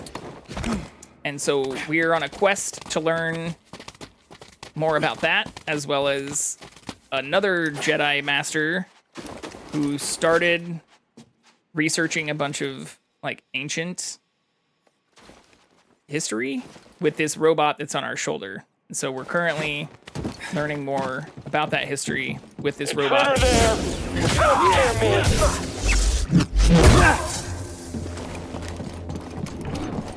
Unproductive human. Damage sustained. Aha! Trivial opposition. We know your weakness.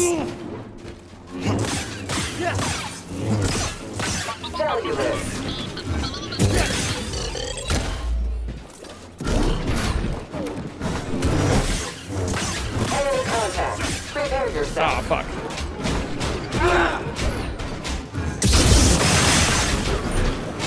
Immobilizing enemy. Still resisting. Unwise. Your odds of surviving are low. At least it gave me heals again. Help, BD! Opponent fleeing conflict.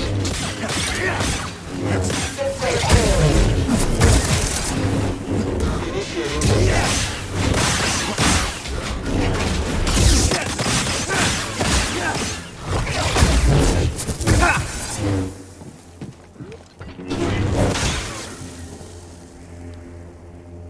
Watched hundreds of Jedi die in the Jedi Temple on Braca. I believe he was 13. Yeah, he was just a toddler when he lost his master. So when I say we're not fully a Jedi, we're just now starting to relearn our connection to the Force. And our former master died along with a lot of other people in front of us when we were a teenager, which is why we never really completed our training.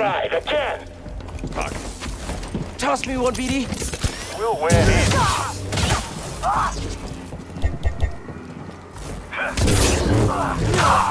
Someone else get in here.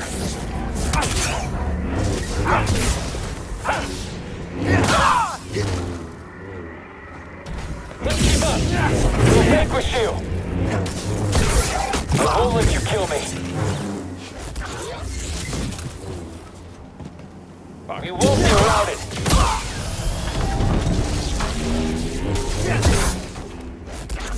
Whoa, watch it. I should move back.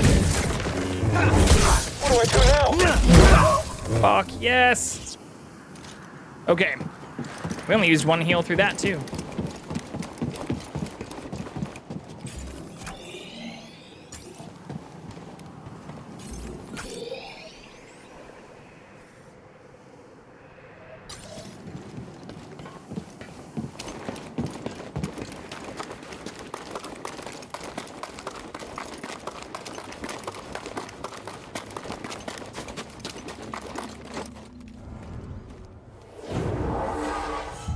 Did I get a second skill point?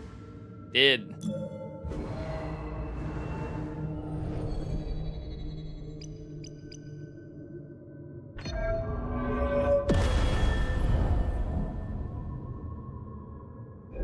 Dope.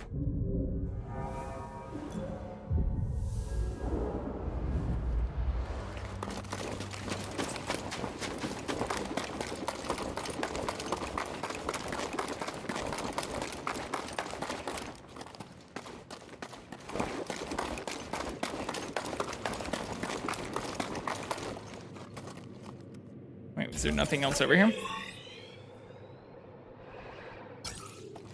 No?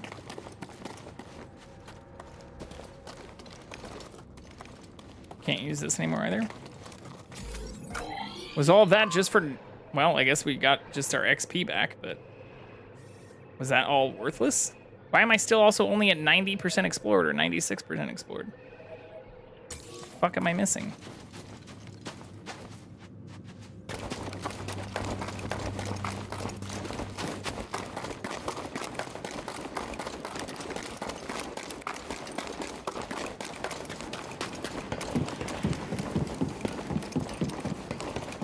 Can't go anywhere over here, right? Yeah, no way.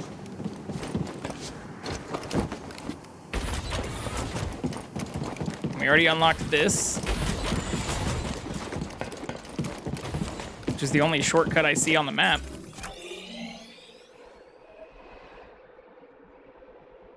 Like, there's nothing else that's highlighted as unexplored.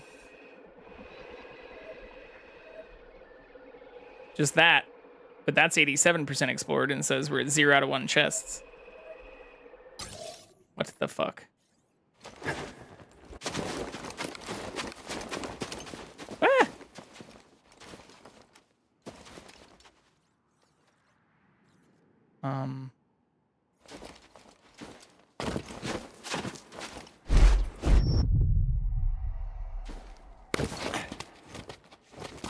Ignore that.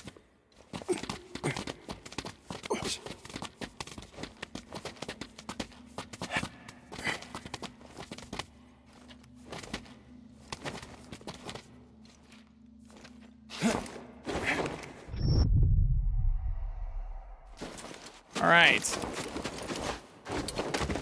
Confident there's nothing we missed there. We can also get to that area in a much easier way by doing this.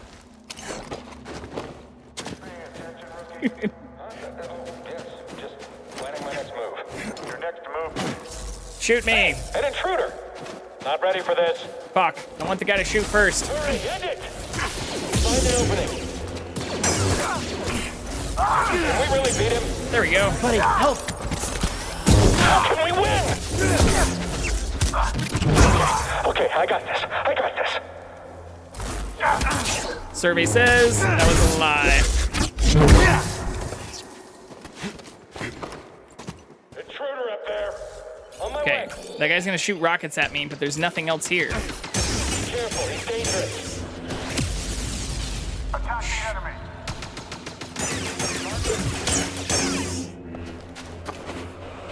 Did you lose him? Oh look, he's scared. Okay, watch. What's that? Move up already. Fucking rocket launcher. Need an assist! Stop letting him use stims.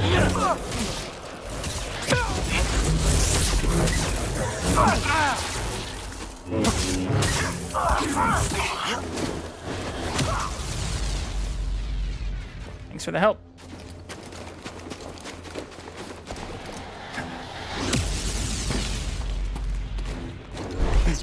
We definitely didn't miss anything up here, though. After him. Oh, fuck, I forgot about this. Come on, Jedi. Fight us. Jedi injured. Attack the enemy. I damaged him. He won't stand still. Not looking good.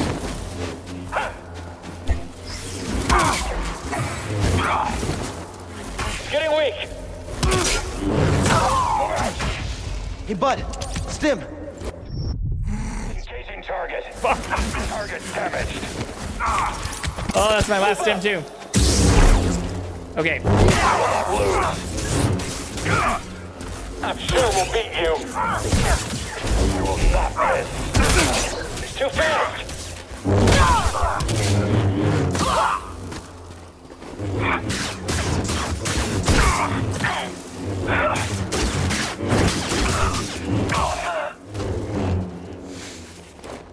I feel like I do better when I don't have the ability to heal. Like, all of my shit is on the line. You won't escape. Damage sustained. Maybe not. Jedi's moving.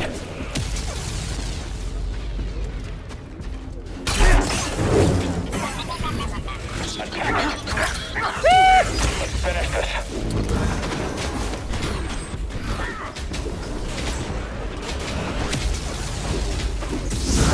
Attack repelled. Elemental swing.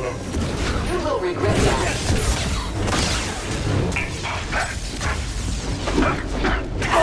No! Felt our wrath. Alright, at least we saved close to that.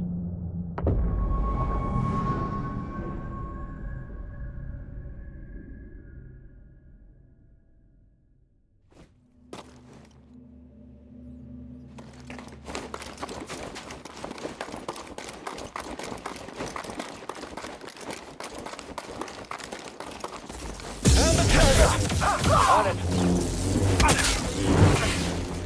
We'll beat you. Get up here, hurry! Here I go. Yes! I've got a contact under us. Oh, shoot. Back up, I've got this. Much faster. I don't even need to do this. We already determined this, right? We just need to go this way?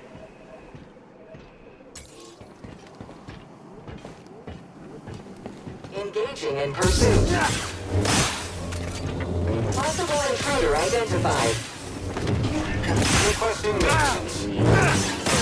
Invader circumventing offense.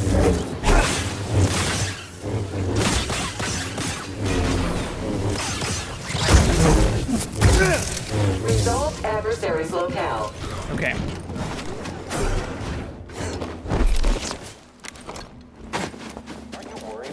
As fun as that is. Nope. Hey, an intruder! You can't stand against that. Someone else! You're going down!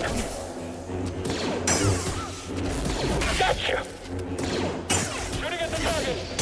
Can't lose, can we? How many hits does it take?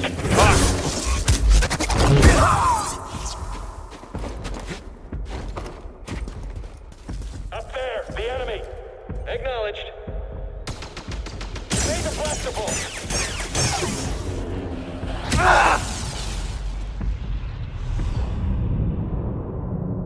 Damn it! Well, we're actually at perfect timing for the ad, too. So, whether that's a good thing or not, I'm going to do a quick break, put the cat back on full screen. I'm going to go grab some more water because we are completely out. And be right back.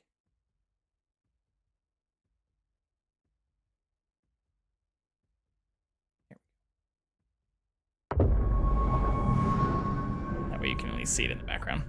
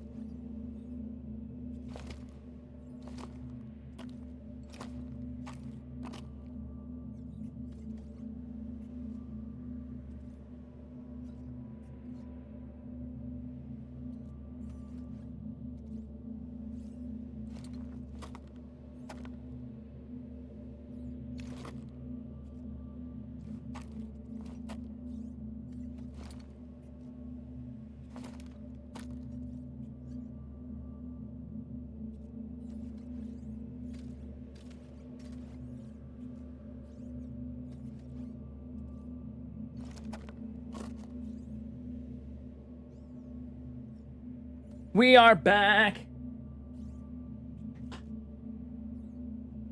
Try to bring the cat back on the CatCam.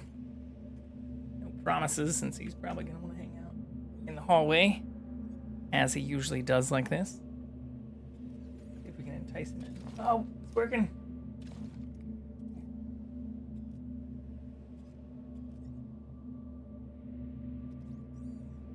Good boy. CatCam.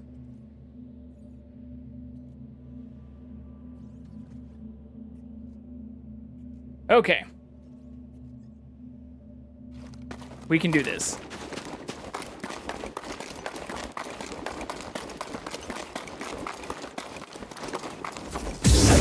Inbound.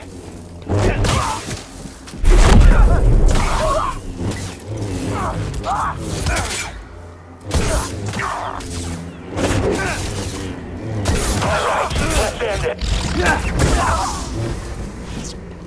You've got an intruder down there.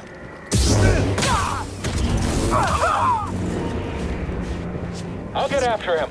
Stop him already. Can't stop him. All that's left.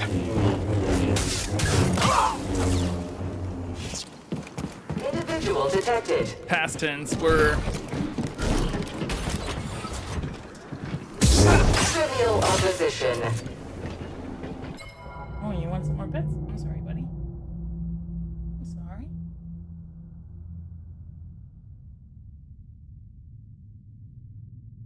One moment.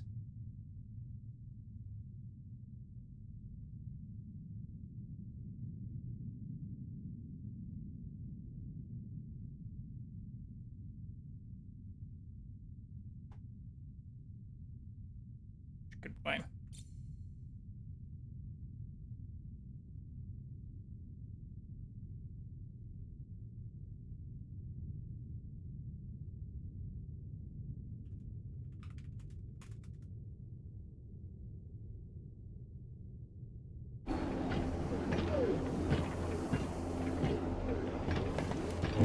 Systems failing. Invader circumventing office. No!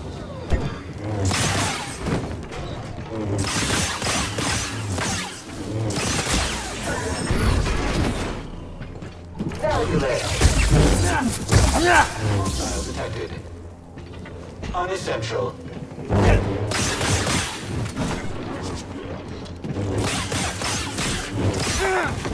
Opponent fleeing conflict.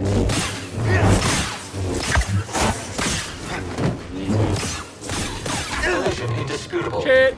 Inferior Jedi. Damage sustained. Enemy avoiding attacks.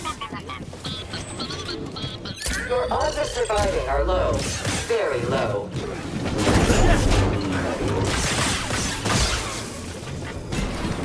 Initiating pushdown. Analytical switch. Enemy dodged. Jedi critically injured. Trivial opposition.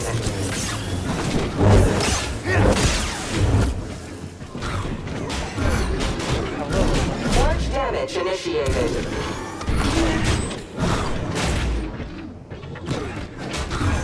Scatter failed. Be sorry. Valueless. Ah, shit. Hold on, we're petting a cat. Leave me alone.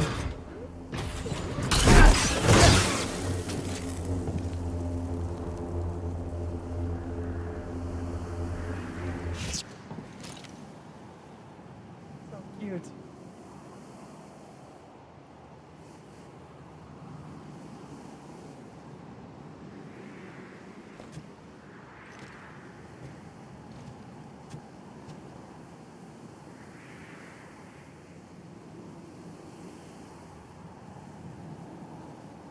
Such a cutie. Hey, you! Go get him! I don't want to die here! I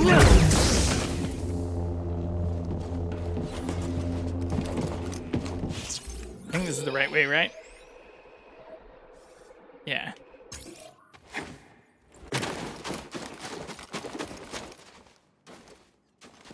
Oh, we just made this exact mistake last time. We're learning, we're learning. I also only used one heal throughout all of that.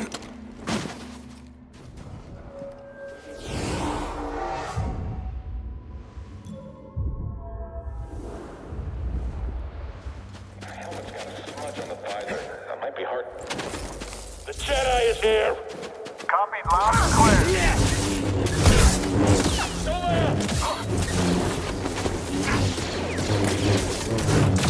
Stay. Watch your aim. What, too much for you?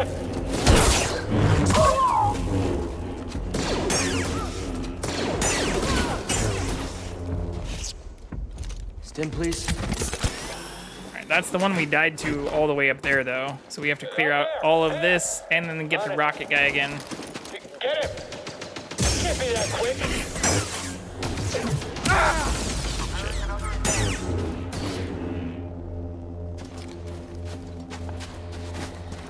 You see him? Behind us, you coward!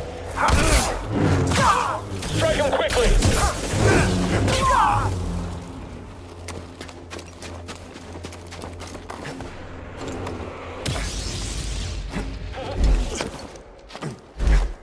Yeah, this is where we died last time. BD, Stim!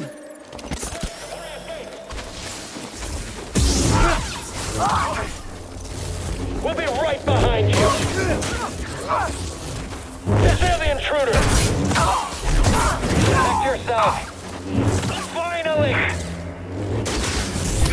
Die, Jedi! I'm right here! Fuck yeah. Little help, BD! Stand still. Kill the Jedi. The Jedi is quick. I want my stuff back. Jedi has been unproductive human.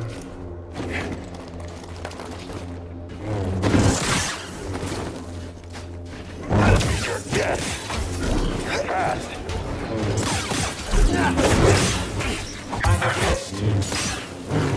My skill is superior.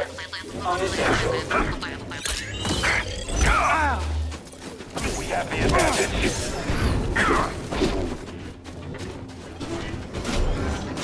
You're an engineer. Injury confirmed. Large damage initiated. You will regret that. Attack the enemy.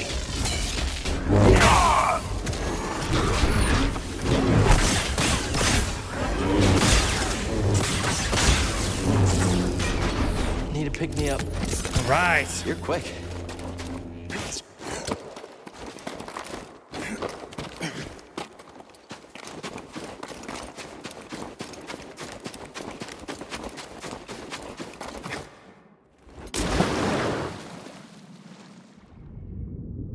Yeah, so this is where I got turned around, or where I thought that the secret was going to be back behind us.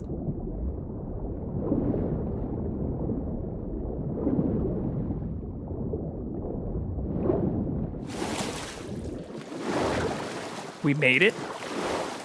I knew we could do it.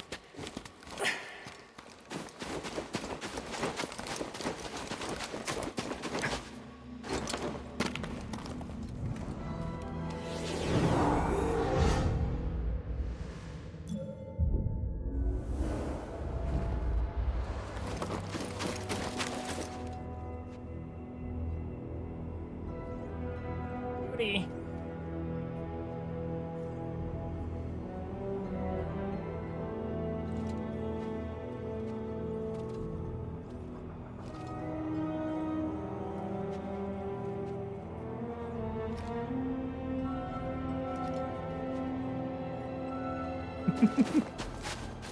Little teddy bear.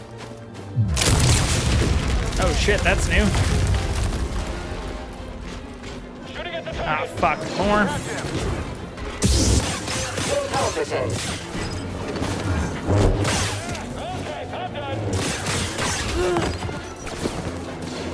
Unproductive, human. He's on the run. Move out. Your odds of surviving are low. Very low. Intruder sidestep stretch.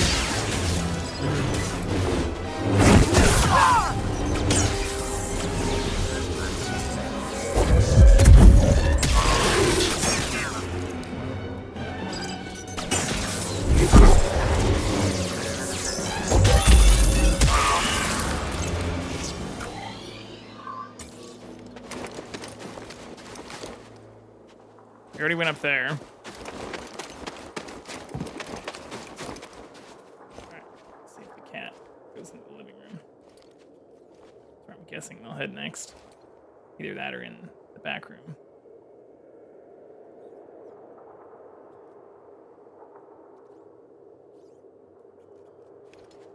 Here, I'll see if I can adjust the living room camera to see him.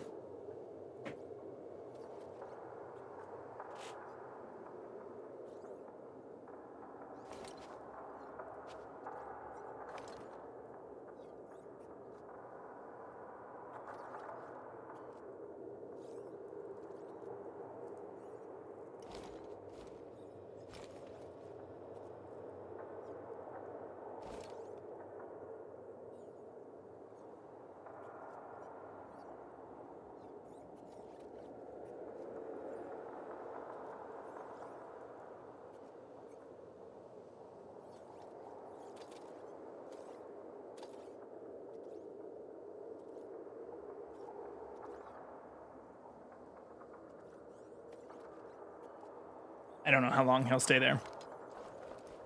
No promises. We'll see, though. Okay, it did say we were missing a chest, though, right? 90% explored? Yeah, we're missing one chest here. Which I'm guessing is that thing. That we scale from this side? I don't actually see a way to get up there, really.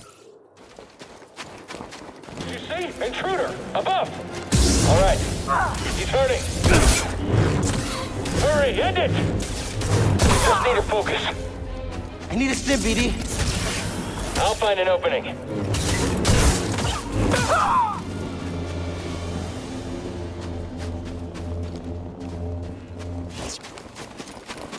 They've broken through and called reinforcements. Every Star Destroyer in the sector is on their way here.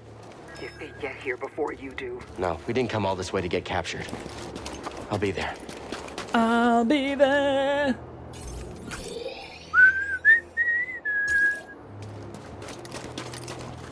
I think we do have to climb all the way to the top there.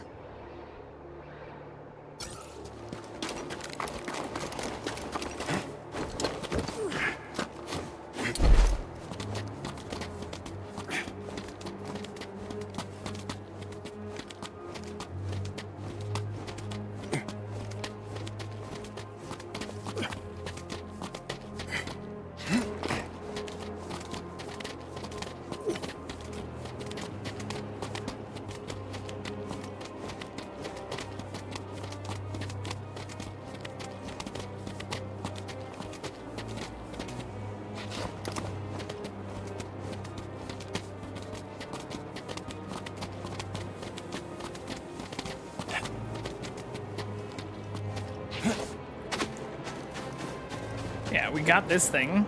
What else can we do up here?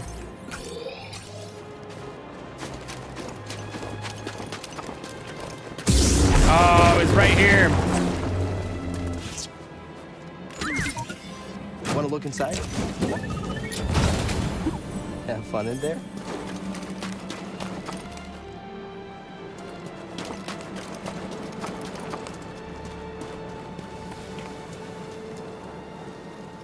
Definitely worth the climb. When I saw it for the first time, I was almost as small as you. Not nearly as brave, though. Aww.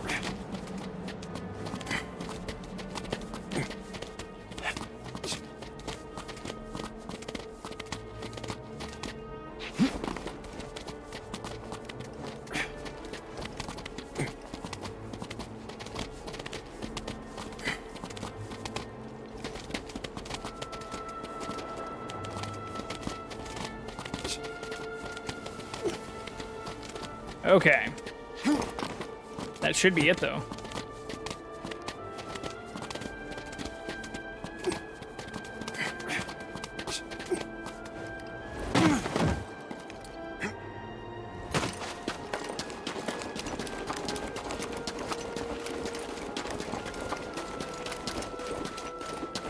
See her. We've got company. Tell Grease to close the Mantis. What? With the Empire on your tail? Are you crazy, kid? Trust me. We do. We'll close the ship. Do I have to take these out? Like 3 of them.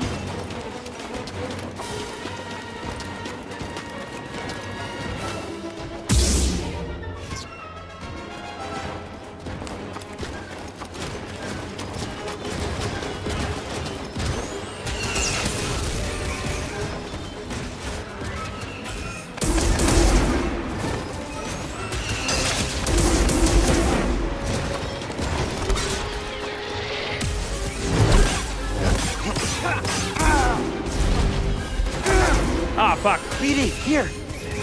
A little help, bud.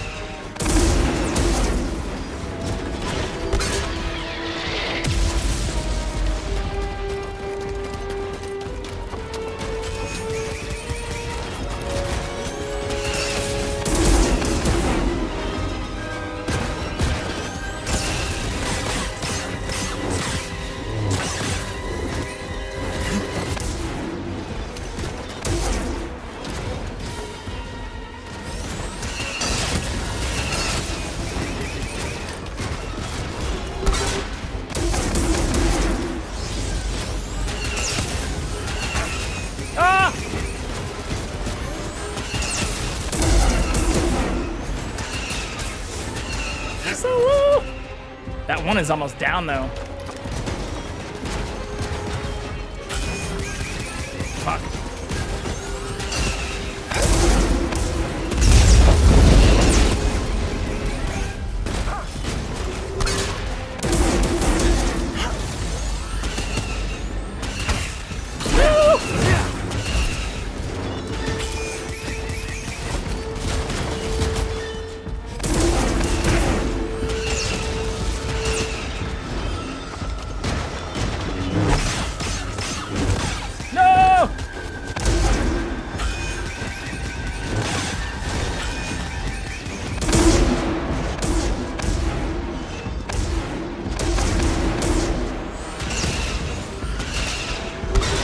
Fuck.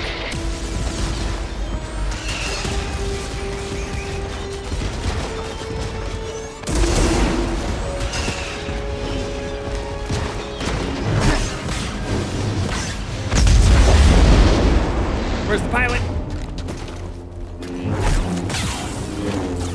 Fuck yeah! Oh man. Yeah, I didn't have any heals that entire fight though, so that was rough.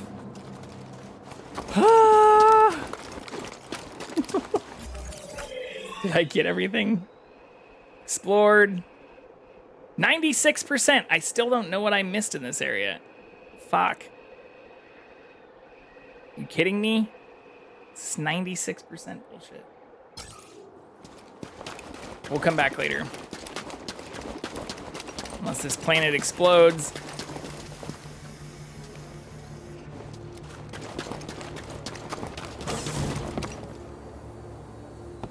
did it.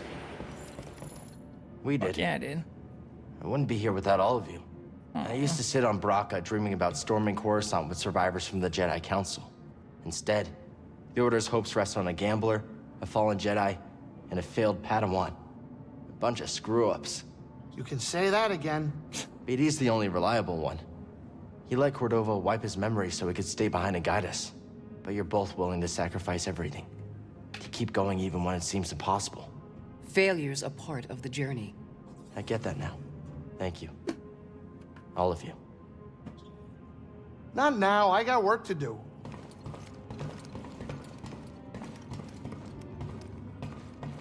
Talk to either of them? We do have more plants though, right? New seed planted. I think we're only missing 2. I think. What's up, Solid? Welcome back in. Hope you've been doing well. Okay, I do think we should put Sears end back on one side.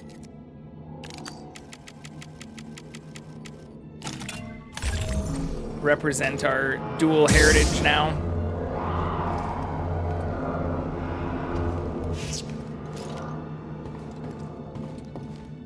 I did, I just crafted the dual saber. Seer gave us hers. I think pretty much everything else requires 2 points, right? Everything besides this.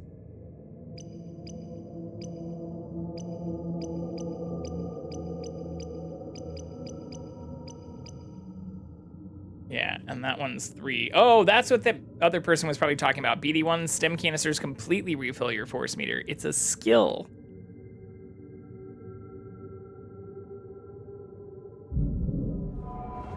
Now I feel like an asshole. I was just assuming it wasn't refilling mine all the way because we were playing on Jedi Master difficulty.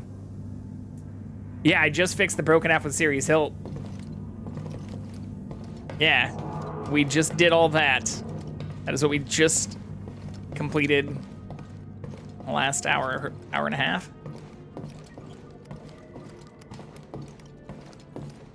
So now I think it said we have to go back to Dathomir. Can't see my quest log now that I'm in the ship. How do I see my fucking quests?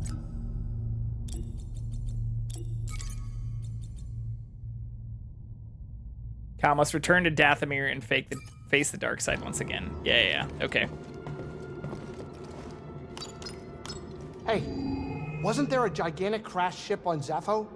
Think there's any good loot in that thing? Ooh, should we do that before we go back to Dathomir? 98% explored. What the fuck is that? How did I miss 4% explored there? Yeah, Zepho and Bogano, we still are missing a lot of stuff, but this one has the most chests. We are Zepho bound. We can see what's there. Anyone else hear that weird noise earlier? No, I didn't hear anything. But my meditation helps me focus out many distractions. I don't know. It's not a normal sound the Mantis makes. Sounded like it came from inside, too. Uh-oh. Like a stowaway? They'd have to be pretty small, Grease. This ship isn't that big. Maybe. Could be. I have been missing some food lately. Smells. Uh-oh. Oh, do droids smell? Not that I'm aware of. And they definitely don't eat. All right, I'll do more investigating. If I find something, I'll let you know. Sounds ominous. All right, we're here. Get in your chair.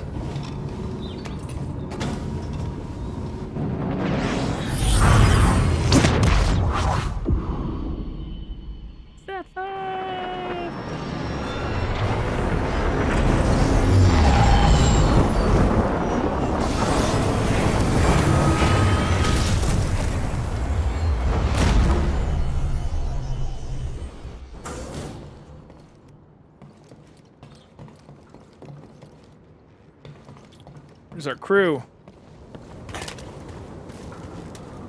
Looks so good, but I can't eat. We know the Empire is here. Whatever information you intercept is not going to change our mission. That doesn't mean we can't be prepared, Cal. I know what's out there. I faced them. I can do this. I'll find the holocron. Trilla will be watching. Just have to get to it first. I thought Grease jeopardized this mission with his Bagana's my reckless favorite gambling. planet we visited so far. Here I've made the same So mistakes. untouched and peaceful. Zen vibes. Looks so Bagano is good, pretty but, nice. I can't eat. I got that feeling in the pit of my stomach that, I don't know what's going on. I make some really good chow, I'm on my ship. Sounds like this job is taking a toll on you. Yeah, maybe. When Seer first picked me up for this thing, I wasn't quite sure what I was getting myself into. Yeah, well, she's not one to tell you everything. I didn't even ask. I never wanted to know. That was my mantra. The less I know, the better. At least that's what I thought. Some things might be worth knowing. That's okay. It'll all work out. That's what my great-grandma used to say. Taking a break from placing a few bets? Taking a long break, Cal. It's a struggle. But I'm dealing with it. I put us at risk, I get that. I'm owning up to it. But I'm not the only one with problems to deal with. I guess so. I've been through struggles like this before. Well, not exactly like this. I mean, no force or a quest to save the galaxy. But my old crew back on Lateran, we all had differences about the Empire, about our homes. In the end, we always helped each other through it, somehow. Where are they now? They didn't make it. That ain't the point, though. Joy, keep an eye on the kid for us. Nothing else. Any new activity? We must tread carefully. Imperial troopers are still on Zepho. I'm more concerned about the second sister than the troopers. I'd be lying if I said I didn't feel the same. Even at a young age, Trilla was very smart. That's one of the reasons I took her on as my Padawan. She must have learned a lot from you. Back when I was a Seeker, I traveled from planet to planet in the galaxy, searching for Jedi. I saw a lot of fascinating places, met some ridiculous people, and I learned a lot. Much of which I taught Sorry Trilla. if that made anyone Sounds like dizzy. the perfect inquisitor. Unfortunately, yes. The Emperor gave her this mission for a reason. Grease is the best. That one uncle from every 90s show has a New York accent. Calls everyone kid. Grease nuts, baby! Okay, what could we not access here, though? I feel like it wasn't that much. Apparently it was. That's all still red. Oh, I guess that's green. It's like the only thing that's green. Those two things. Everything else is still blocked.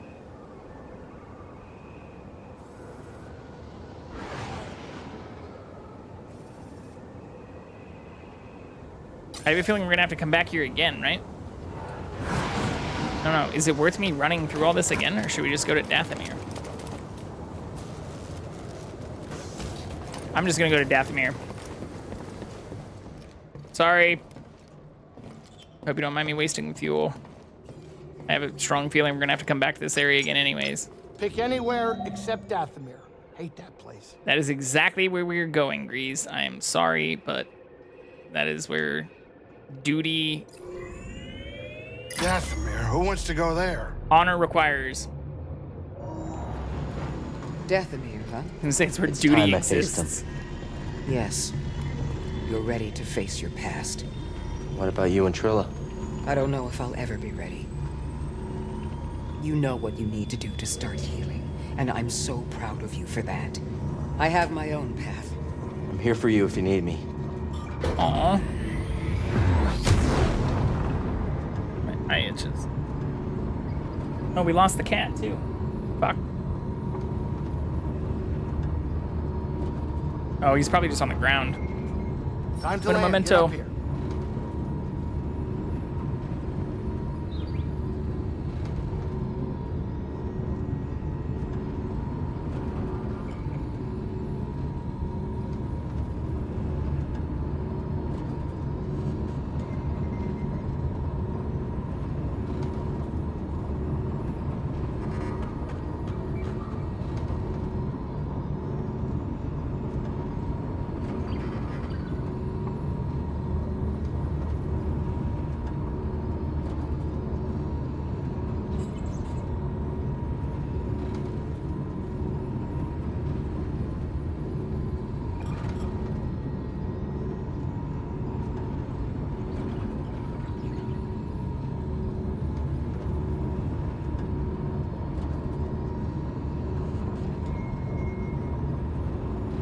love Cal and Siri Master and Apprentice dynamic. Reminds me of Auntie and Nephew. It is great.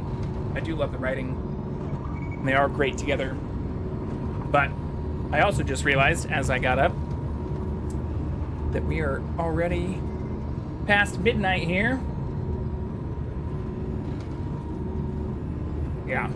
I'm just checking and confirming what time I need to be up. Yeah, I do need to get up fairly early tomorrow. Okay. Well, I think we'll continue the story since this is saved right here. Yeah, we'll continue the story tomorrow. But thank you all so much for spending your evening with me, afternoon, morning, whatever time it is. Also, thank you so much for all of the follows and subs, the gift subs. Panda, that's insane. But thanks for all the chats and everybody else who just been in here regularly, as well as joining in more recently and hanging out. We are going to raid Nurse Huckleberry. It is her birthday, so I hope everybody gives them a very, very big love or big birthday wish. And yeah, I hope you all have a very good rest of your evening. I will be back on tomorrow, and we'll catch you then. Have a good night, you filthy animals.